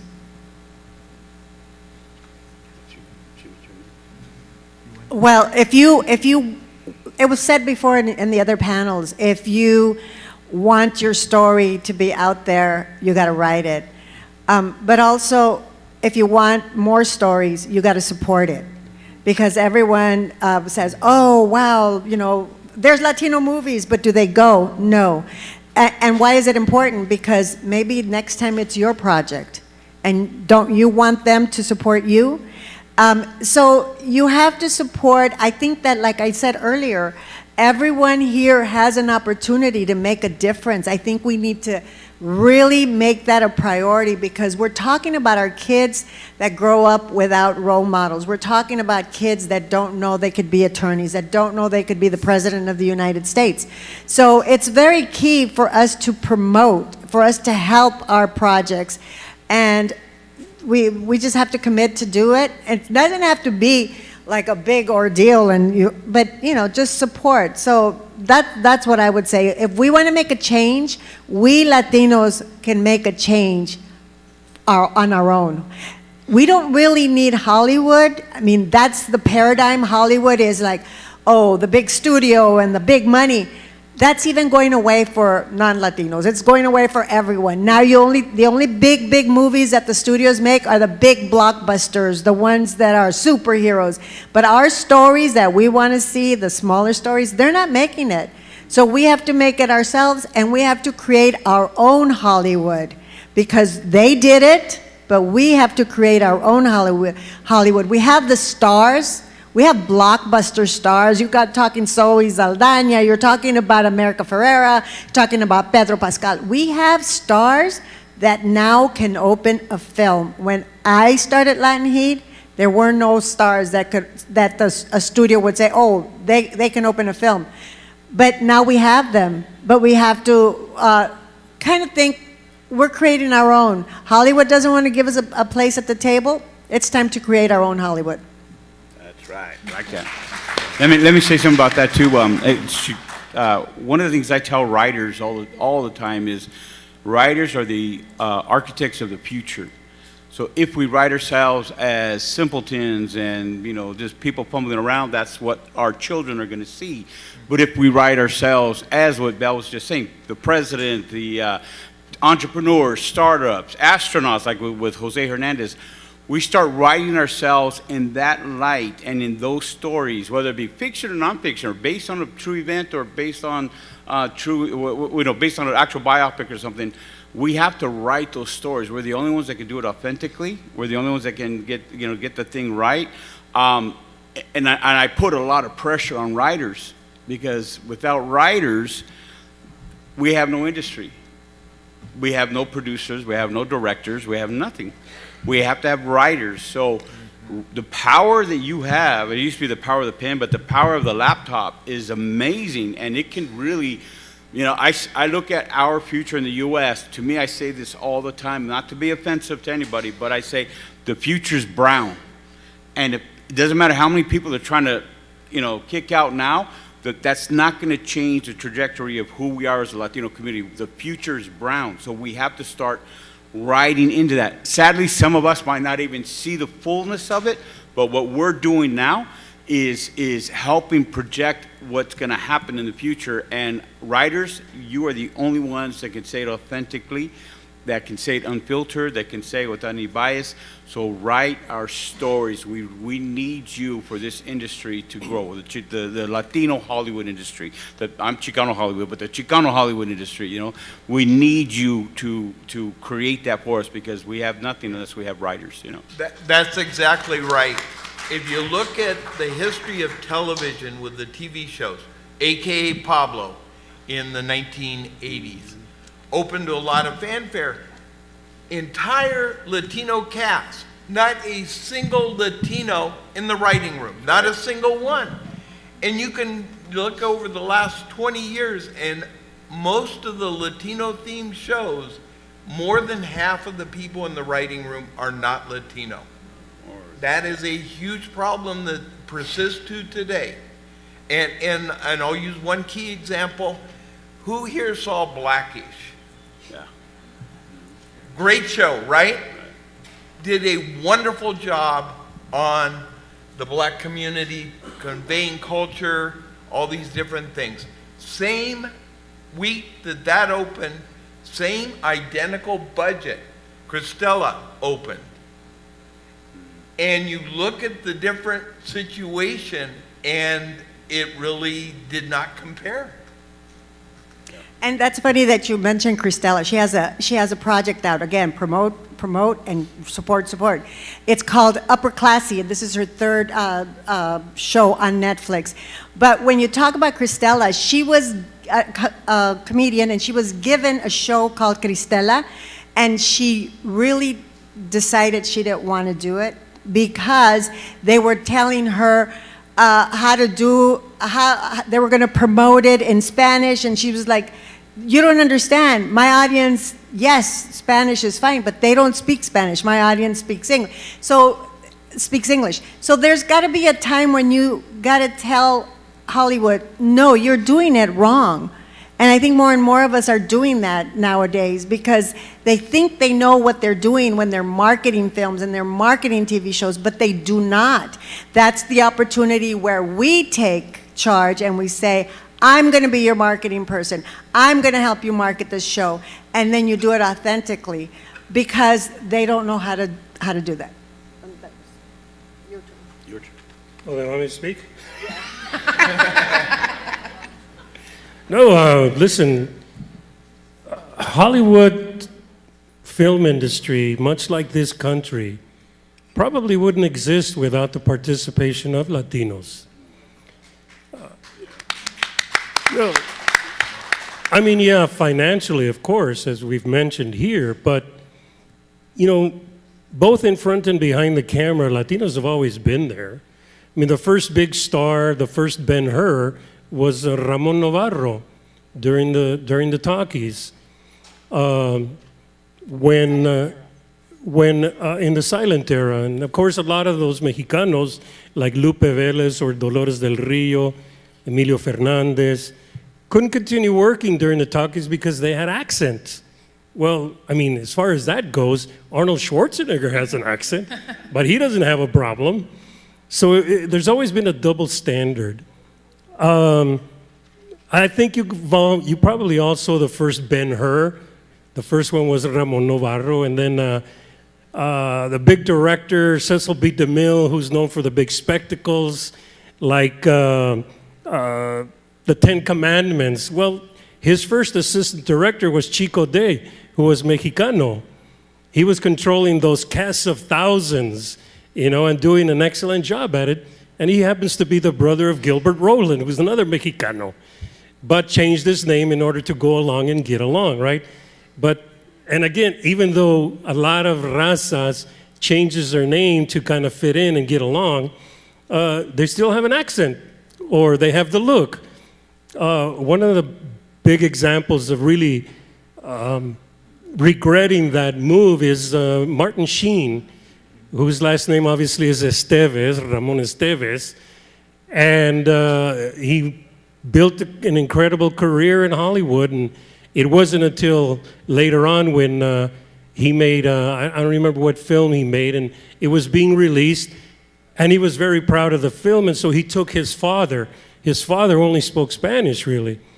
And when his father saw the marquee and he wondered, well, who are these people? And he says, well, Martin, that's me. And his father started crying because it was like rejecting himself, like he was ashamed. And he really felt bad about it, which is why now, today, these days, Martin Sheen actually advised Emilio, his son, to keep his name as a result. Charlie Sheen didn't do it. And look what happened to him. And look what happened to him. A lot of inner turmoil, probably.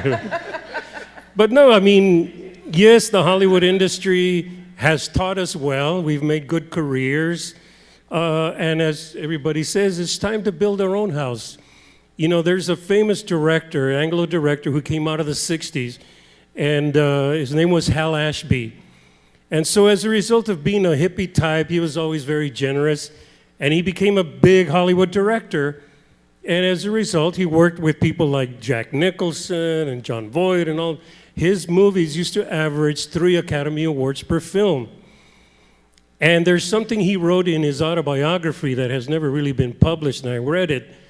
And he wrote, there's 3 things that separate me from a lot of people. I was born white, I was born male, and I was born in this country. That means I don't have to look over my shoulder. He understood the cloak of privilege that he was born with. And now we all subscribe, we all endeavor, changing our names, dropping our accent, going along to get along to gain that cloak of privilege, never realizing or accepting that we have sarapes, we have gavans, we have rebosos. We've always gone along to get along. I'm not Roberto, I'm Robert. Our grandparents or our parents speaking to us in Spanish and we answer in English. Here we are all speaking in English. Cuando muy bien podemos hablar en español. Pero lo negamos cuando queremos el trabajo. Yes, Mr. Hollywood, I want to be in the movies. That's got to be in the past. This is who we are. We live, a lot of us, our lives, living somebody else's idea of who we are. Martin Sheen ends up crying with his father as a result. How many of us have gone through that? And we don't need to do that. There is no need for us to apologize for who and what we are. And the only way, and again, this is the most powerful medium that has ever been invented. And we need to embrace it. We need to use it for our own self-determination. And we're the only ones that need to embrace it and tell the stories the way we know we are. We can't have Emiliano Zapata portrayed by Marlon Brando. Go ahead and do it. But then we can do it too. Cesar Chavez, and by the way, Cesar used to go by Cesar, Willie. Yes, his name was Cesar, but he went by Cesar, even Dolores calls it. Yeah, he went by Cesar. When we worked, I was a member of El Teatro Campesino. And we worked very closely with the UFW and Cesar and Dolores. And we traveled the world portraying the plight of the campesino. We represented the United States at the World Theater Festival in France, in Paris, in 1972, doing pieces like No Saco Nada de la Escuela or Vietnam Campesino. And we were singing songs in English and Spanish. We were who we were unapologetically. And as a result, it gained world renown. And then you come to Hollywood, and you have to go along to get along. But there are a lot of us who are filmmakers because we actually get a lot of questions about, well, where are our stories? Why aren't you guys doing our stories? Well, we are. They're being written, just the studios and the networks won't produce them. And when they're being done, again, you're talking about maybe a high-budget Latino film for maybe $5 million, maybe? And if you're doing Screen Actors Guild low-budget agreements, a high, low-budget film is $2 million. And if you have a mostly minority cast, your budget goes up to $3 million.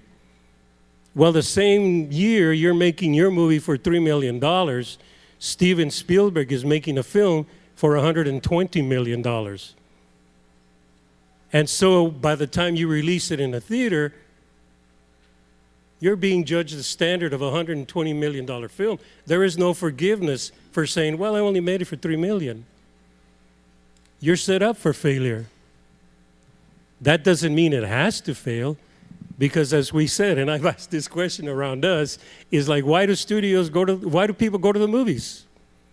And I get a lot of answers, like, for escapism, maybe I want to learn something, I like the fashions that they create, and they're all very valid reasons. But of course, the primary reason that people go see the movies is because the studios tell you to go.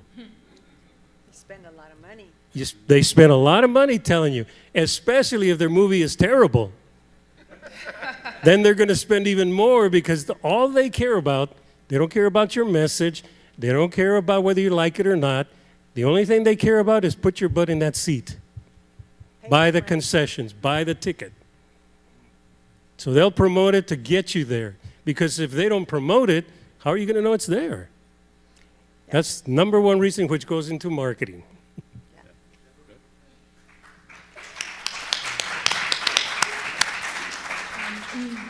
We have a question from one of the students. Hi, my name is Hector Lopez Lopez. I'm from San Antonio High School. You already heard me. And some key points that I heard from your presentation, sorry, I forgot the word, is how media tries to limit our tropes, which flattens our complexity, that Latino absence is systemical, and how we should move beyond inclusion into authorship. And I'm passing the mic to Brianna. Hi, my name is Brianna. I'm from Norte Vista. And the question I would like to ask you is, with immigration being such a big topic right now, how do you believe the media should be telling the stories of the ones who can't speak up for themselves? Well, I want to tell, since you said immigration, and we're talking about film, through film, and there haven't been a lot of immigration stories that really hit home or really good. I don't know how many of you saw La Misma Luna, Under the Same Moon. El Norte. And El Norte, which was a classic about immigration. Other than that, those were done by Latino filmmakers. Latino filmmakers are the ones that are presenting the story, the good stories about immigration. There's another movie that's coming up. It's called The Dreamer Immigrant, and that's about Latina immigrants. So for us and in Hollywood, that's how we do it. We make a film about the topic, and we are making the film. That movie is going to be very timely because of what's happening now. What was your question, young man? What was your question? Wait, what? He was just a summarizer. Summarizing. Oh, summarizer. I'm like, okay, like, I didn't get your question, but okay, got your summary. Yeah, good. Thank you for your time. Yeah. No, I want to address some in your summarization though too about the authenticity is what I was hearing. Is I think that when it comes to like also addressing that, what we have to really understand, and what Belle's been reflecting, and Enrique as well, that if we don't make the systemic change, it's not going to be made. So we have to change it. It's all the responsibilities in all of us. You know, you can dig deep and do research to see that there's a systemic, antagonist against us and so on, which there is and has been, but we are evolving. My grandfather picked the grapes, my mom canned the grapes, I can make a movie about the grapes. See what I'm saying? So we as a community are evolving. We are now what I'm calling Chicano 2.0. So when it comes to advocating, we have the power, the tools to tell those stories out. Now we need money. If anybody has money, that's what we need. But, we need money. But other than that, we can make any story, because we have, like Enrique just mentioned to me earlier, we've been in Hollywood since way before. Even the homie that's the Oscar, right? Homie's a Mexicano, right? So we've been in Hollywood forever. But I know that's one of them, yeah. But we're at the point now, which we couldn't have done this 20 years ago. We couldn't have done it 50 years ago. But now, in this year, 2025, we are at the beginning of this massive systematic change only if we make the change. That's it. So we're trusting you guys as the future. We're going to work hard, but we're trusting you guys to make sure you take it to the next level. You're Chicano 2.3. And the key thing with any idea for a movie or a book is there a potential audience? And with what's going on in the United States right now, there's a tremendous potential audience for that if it's told from the right point of view. And I do want to say that I just wrote an article, and I hope that you all go see it on Latin Heat Media. Again, support, support, support. You can have one of these QR code, and you can get on Latin Heat Media, because this article is about the movies that are coming up. We get a lot of questions. Well, what movies are coming up? This article has like over 6, 7 movies that are coming up that I would recommend you look at because they're good and because we need to support. So Latino representation in Hollywood starts with Latinos. We're no longer at the stage where we're asking the studios, how come you don't make a movie about me? Why don't you represent me? It's up to us to represent ourselves. And also, big takeaway, which has been out, Latinos are the power of the United States of America box office. We bring in 4.1 trillion annual GDP, gross domestic product, that if US Latinos were a country, we would be the 5th largest country in the world. So we have the economic power. We need to flex that muscle. We need to support, and we need to start reading and marketing and supporting and investing. Again, yes, that's very important. One of the movies that's in this article is called Say a Little Prayer. That was a first. They had Latina investors. It's about a Latina rom-com, and they actually got women who have construction companies, who have businesses, to put the money on the table and say, go produce your movie. How do we think that Hollywood got started? Somebody had to say, here's money, go produce it. And there's a lot of like fundraising for films. You could donate $100, $200, $2,000, $20,000. So please look out for that, because the power is in us. We can no longer blame it on anyone else. We can't ask them to give us anything because they haven't. So anyway, if you want, yeah, thank you. If you want to get one of these with a QR code and look at all the films you want to support, just come and get one after the panel. Thank you, Belle. Yeah, we can't say enough about the important issue of ownership when it comes to films. Of course, it takes money to make the product, like anything else. The difference between investment in a film and any other business is a subject of history, for one. The film industry, the movie-making business, it's not the movie arts, it's the movie business, has been around for over 100 years, and it's not going to go away. And even in times of troubled economies or what have you, one of the reasons that people go to the movies is to escape those issues. So even more so in those troubled times, as people look towards entertainment in order to assuage their concerns. And what does that mean? Well, people are making money. People invested in those projects. Case in point, I've mentioned to some people on this panel that I spoke to someone from Chase Bank, and they were in agreement. This gentleman was in agreement. In fact, he's the one that told me, well, the lifespan of a restaurant, an investment in a restaurant, is probably 7 to 10 years, and you can find that online too.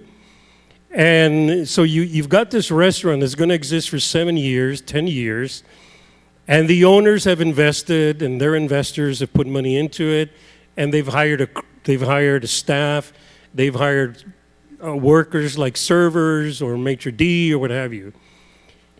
In 7 to 10 years, that's going to go out, and their circle of business is a radius of maybe 7 to 10 miles also. So that's your repeat clientele or customers that are going to continue to go to your restaurant. And then when they start dying out, your customers are going other places, well, your your investment is going to dwindle, and eventually you're going to close your restaurant, which is the majority of restaurants, according to Chase Bank. So now what happens to you as an owner? What happens to you as a server? What happens to you as a chef in the restaurant? You have to go find another job. Sometimes you can get it in the food industry, sometimes you can't. And if you're lucky enough to work for a chain restaurant, right, you might have a 401k. Now, when you contrast that to an investment in the entertainment industry, in a movie, your circle of business is not 7 to 10 mile radius. It's all over the globe. It's all over the globe. That's your market. That's who your customers are. And your project is going to generate revenue as long as there's a worldwide interest in watching your project. How many times have you seen Batman? How many times have you seen Spider-Man? How many times have you not only gone to the movies, bought the DVD, then first bought the cassette, then you bought the DVD, then you bought the Blu-ray, maybe somewhere in between you bought a laser disc. So you continue to sell that product over and over and over for as long as there's interest in that. And not only are your workers who worked in the movie, they're getting residuals, so they're getting part of that money. My first film I did in 1979, I'm still getting residuals from that. And every project that I worked on, I'm still getting, I'm sitting here. I'm not a server out looking for another job, but that's what your investment can give you.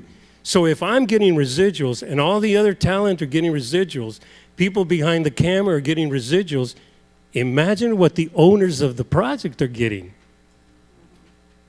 So the industry, what did they say? How many trillions of dollars? 4.1 trillion dollars. A lot of that goes to entertainment. Who's holding up the film industry? And how many Latinos are being held up as a result? The money is going to the studios. Are the studios going to give it back to the community? Absolutely not. So we're all losers, even while we're holding up the studios in its existence and creating stars like Tom Cruise and you name the star, Brad Pitt. And then on top of that, we have the unfortunate circumstance of sitting back and watching a movie being portrayed about Latinos with a non-Latino in the movie because we're not the ones making the decisions. We don't own it. So if you own it, you profit from it, and so do the people that worked with you. But you got to make a commitment. You got to make a commitment to give some of that back. Why? Because of your moral obligation? Absolutely. But I'll tell you another reason, because the government's going to take some of your project. They're going to get some of the product. And what should you do with that? You're going to make a lot of money from the movie that you're going to produce. Well, write it to a nonprofit in your community, and you get a tax write-off. It makes good business sense. That's why the studios exist. Donald Trump knows that very well. He turned his golf course into a cemetery in order to avoid taxes. Now we can turn our profits into movies and give money back to our community. Okay, I think we've run out of time. Do you want to do audience questions? Ya cállate, me dijeron. Does somebody want to do maybe a question? Is there like maybe a quick question, maybe from anybody else? Okay. I just want to make the comment that hearing you, Mr. Castillo, in your voice, saying what you believe is a very strange thing and amazing thing that I'm grateful to experience because in my mind, I'm hearing Memo explain that this initiative is Memo and Dylan. And this is very cool to have the experience to be here, to hear all of your collective wisdom, to have my child here as well. I just appreciate what we've been able to experience today.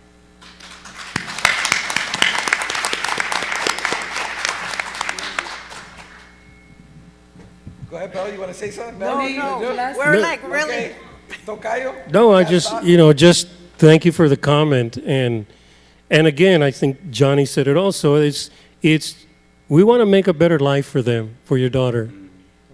There's no reason why she couldn't thrive in this atmosphere, even in this dark time. It's going to be over. We're going to change that. Yeah, and I just want to reemphasize, we have to get behind what we're doing. The black community, I watch a lot of black producers and black content creators. I study them because they are so freaking unified.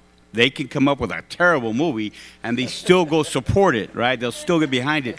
We're not there yet.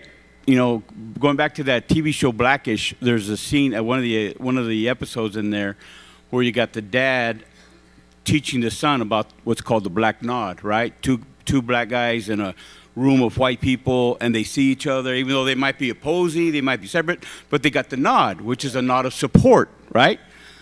What we do is like, where are you from? It's immediate antagonistic against another Latino. We got to change that.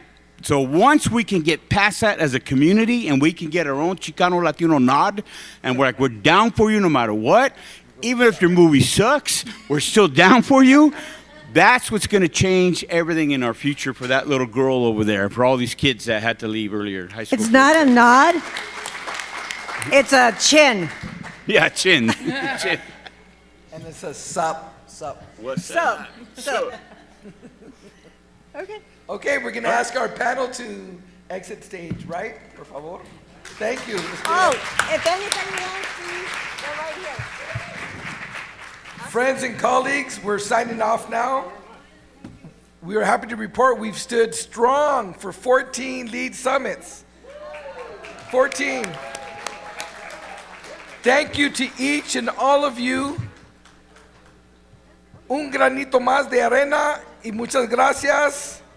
Y con eso nos despedimos. Colorín colorado, este cuento se ha acabado. Hasta la próxima.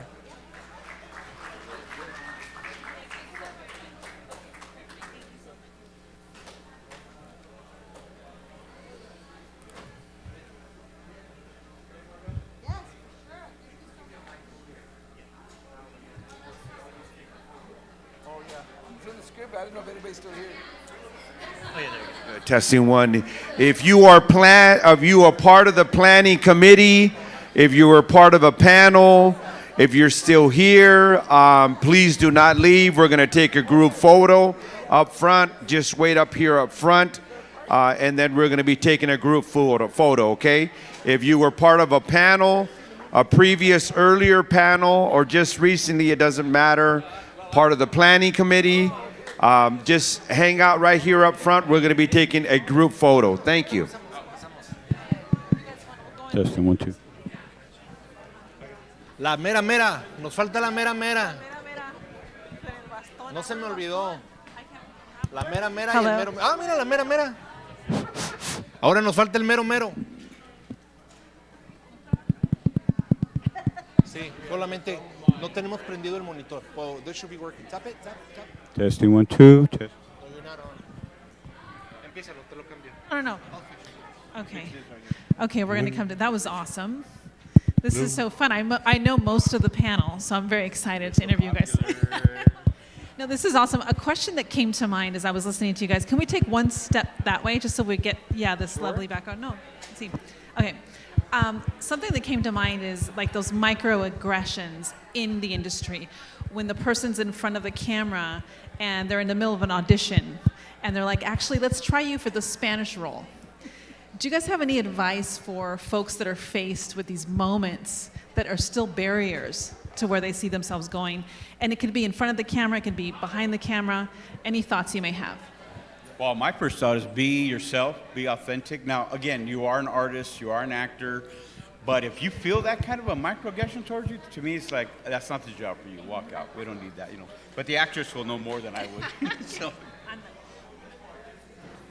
Well, I think that you, as an actor, you have to be ready to lose the job if you're going to speak up. If you're going to speak up, like this is a role for a Chicano, and you wrote it like a Puerto Rican, and so that's it. You have to be firm in what you believe and be ready to lose that job. Is this working?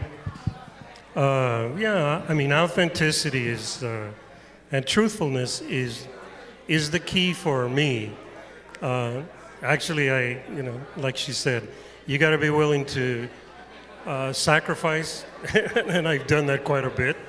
A lot of jobs that I've not been able to acquire because of my outspokenness at times. I believe a lot of what you have to do has to do with who you are, and not be apologetic about it. I did a production where I was going to tell the stories of Medal of Honor recipients, and I titled it Veteranos, A Legacy of Valor. It's bilingual. And the characters were, I was told also, or suggested, well, you're going to have a lot of dialogue in Spanish or music in Spanish. Are you going to project translations on the screen? I said, no, of course not. I mean, I'm not going to apologize for it. And if I did, well, that's their problem. You know, I'm not going to do that. And as I said on the panel discussion, if we have had to learn English or even be encouraged in schools to learn a different language like French in particular, well, they can learn Spanish too. So my father had to learn how to speak English too. Didn't do it very well, but he tried. So I don't mind if an Anglo or an African American or whoever you are, you try to speak Spanish and you mispronounce it. I'm not going to laugh at you. I'm going to say thank you very much for trying. You know? But a lot of people, they don't even want to try. So authenticity is very, very important to me, which is why I didn't do the Hollywood thing and changed my name to Henry Steele. My name is Enrique Castillo. That's who I am. That's who I'm always going to be. And hopefully other young Latinos that are going to entertain being in front of the camera, that I encourage you to not go along to get along. Be truthful to yourself and to everybody around you. Hi. When faced with opposition in different ways, I resort to numbers in many cases. And I'll use an example. With a key meeting with the National Latino Media Council with NBC, and we were talking about a certain upcoming TV show that the new head of casting there, who was Asian American, was looking at a large percent of the police officers. It was a police TV show being Asian American. And so I go in with the numbers, pointing out not only should half of the cast be Latino, but that they should even have one of those cast members being Central American, because there was actually more Central Americans in the police force and in Los Angeles than there was Asian Americans. So it's looking at the numbers, because if we use the numbers in different cases, we can sit there and have something that you can't argue with. One of the things that I love the most, and I think we already observed different perspectives today, and now looking at the industry itself, I love how you talk about making ourselves accountable.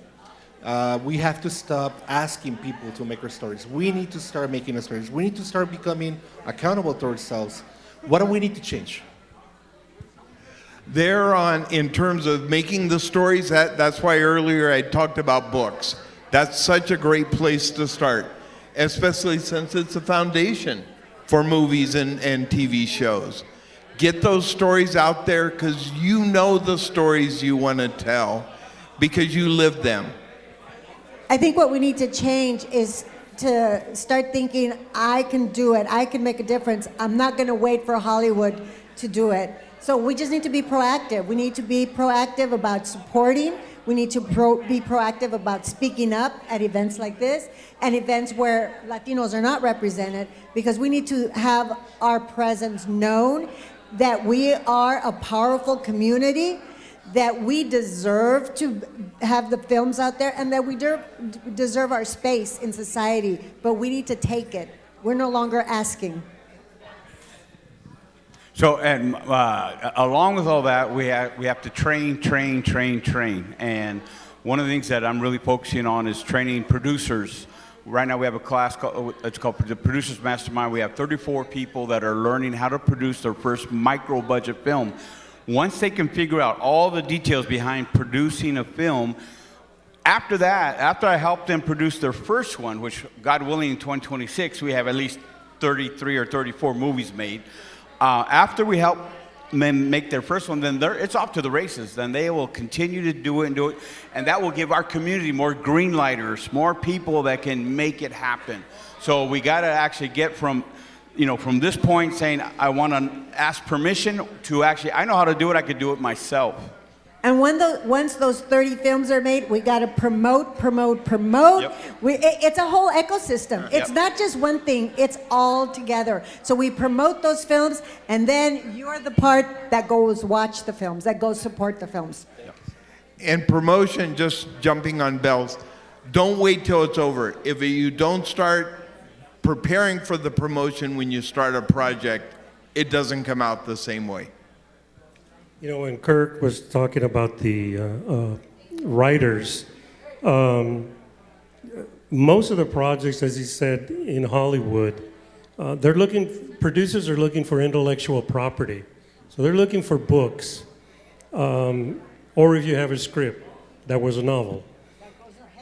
Right, and what Johnny is doing in terms of training people, primarily behind the camera, because actors really don't have that much power. No. The people that have the power are behind the camera, the producers. Because who is the producer? The producer's the boss. And the only people above them are the investors. And if the investors are all Latinos, from the top down, hey, we all win, right? Everybody understands each other. We're working towards the same goals. So they gave us the cut sign, we're out of here. Muchísimas gracias. Muy agradecido y muy agradecido. No, thank you for coming. Thank you for making time. Thank you for being here. Thank you for doing the important job. So, in the name of LEAD, thank you for everything that you do, and thank you for being the Padrinos de Honor también. La mera mera, el mero mero, Johnny, Kurt, thank you so much. Thank you all. Thank you.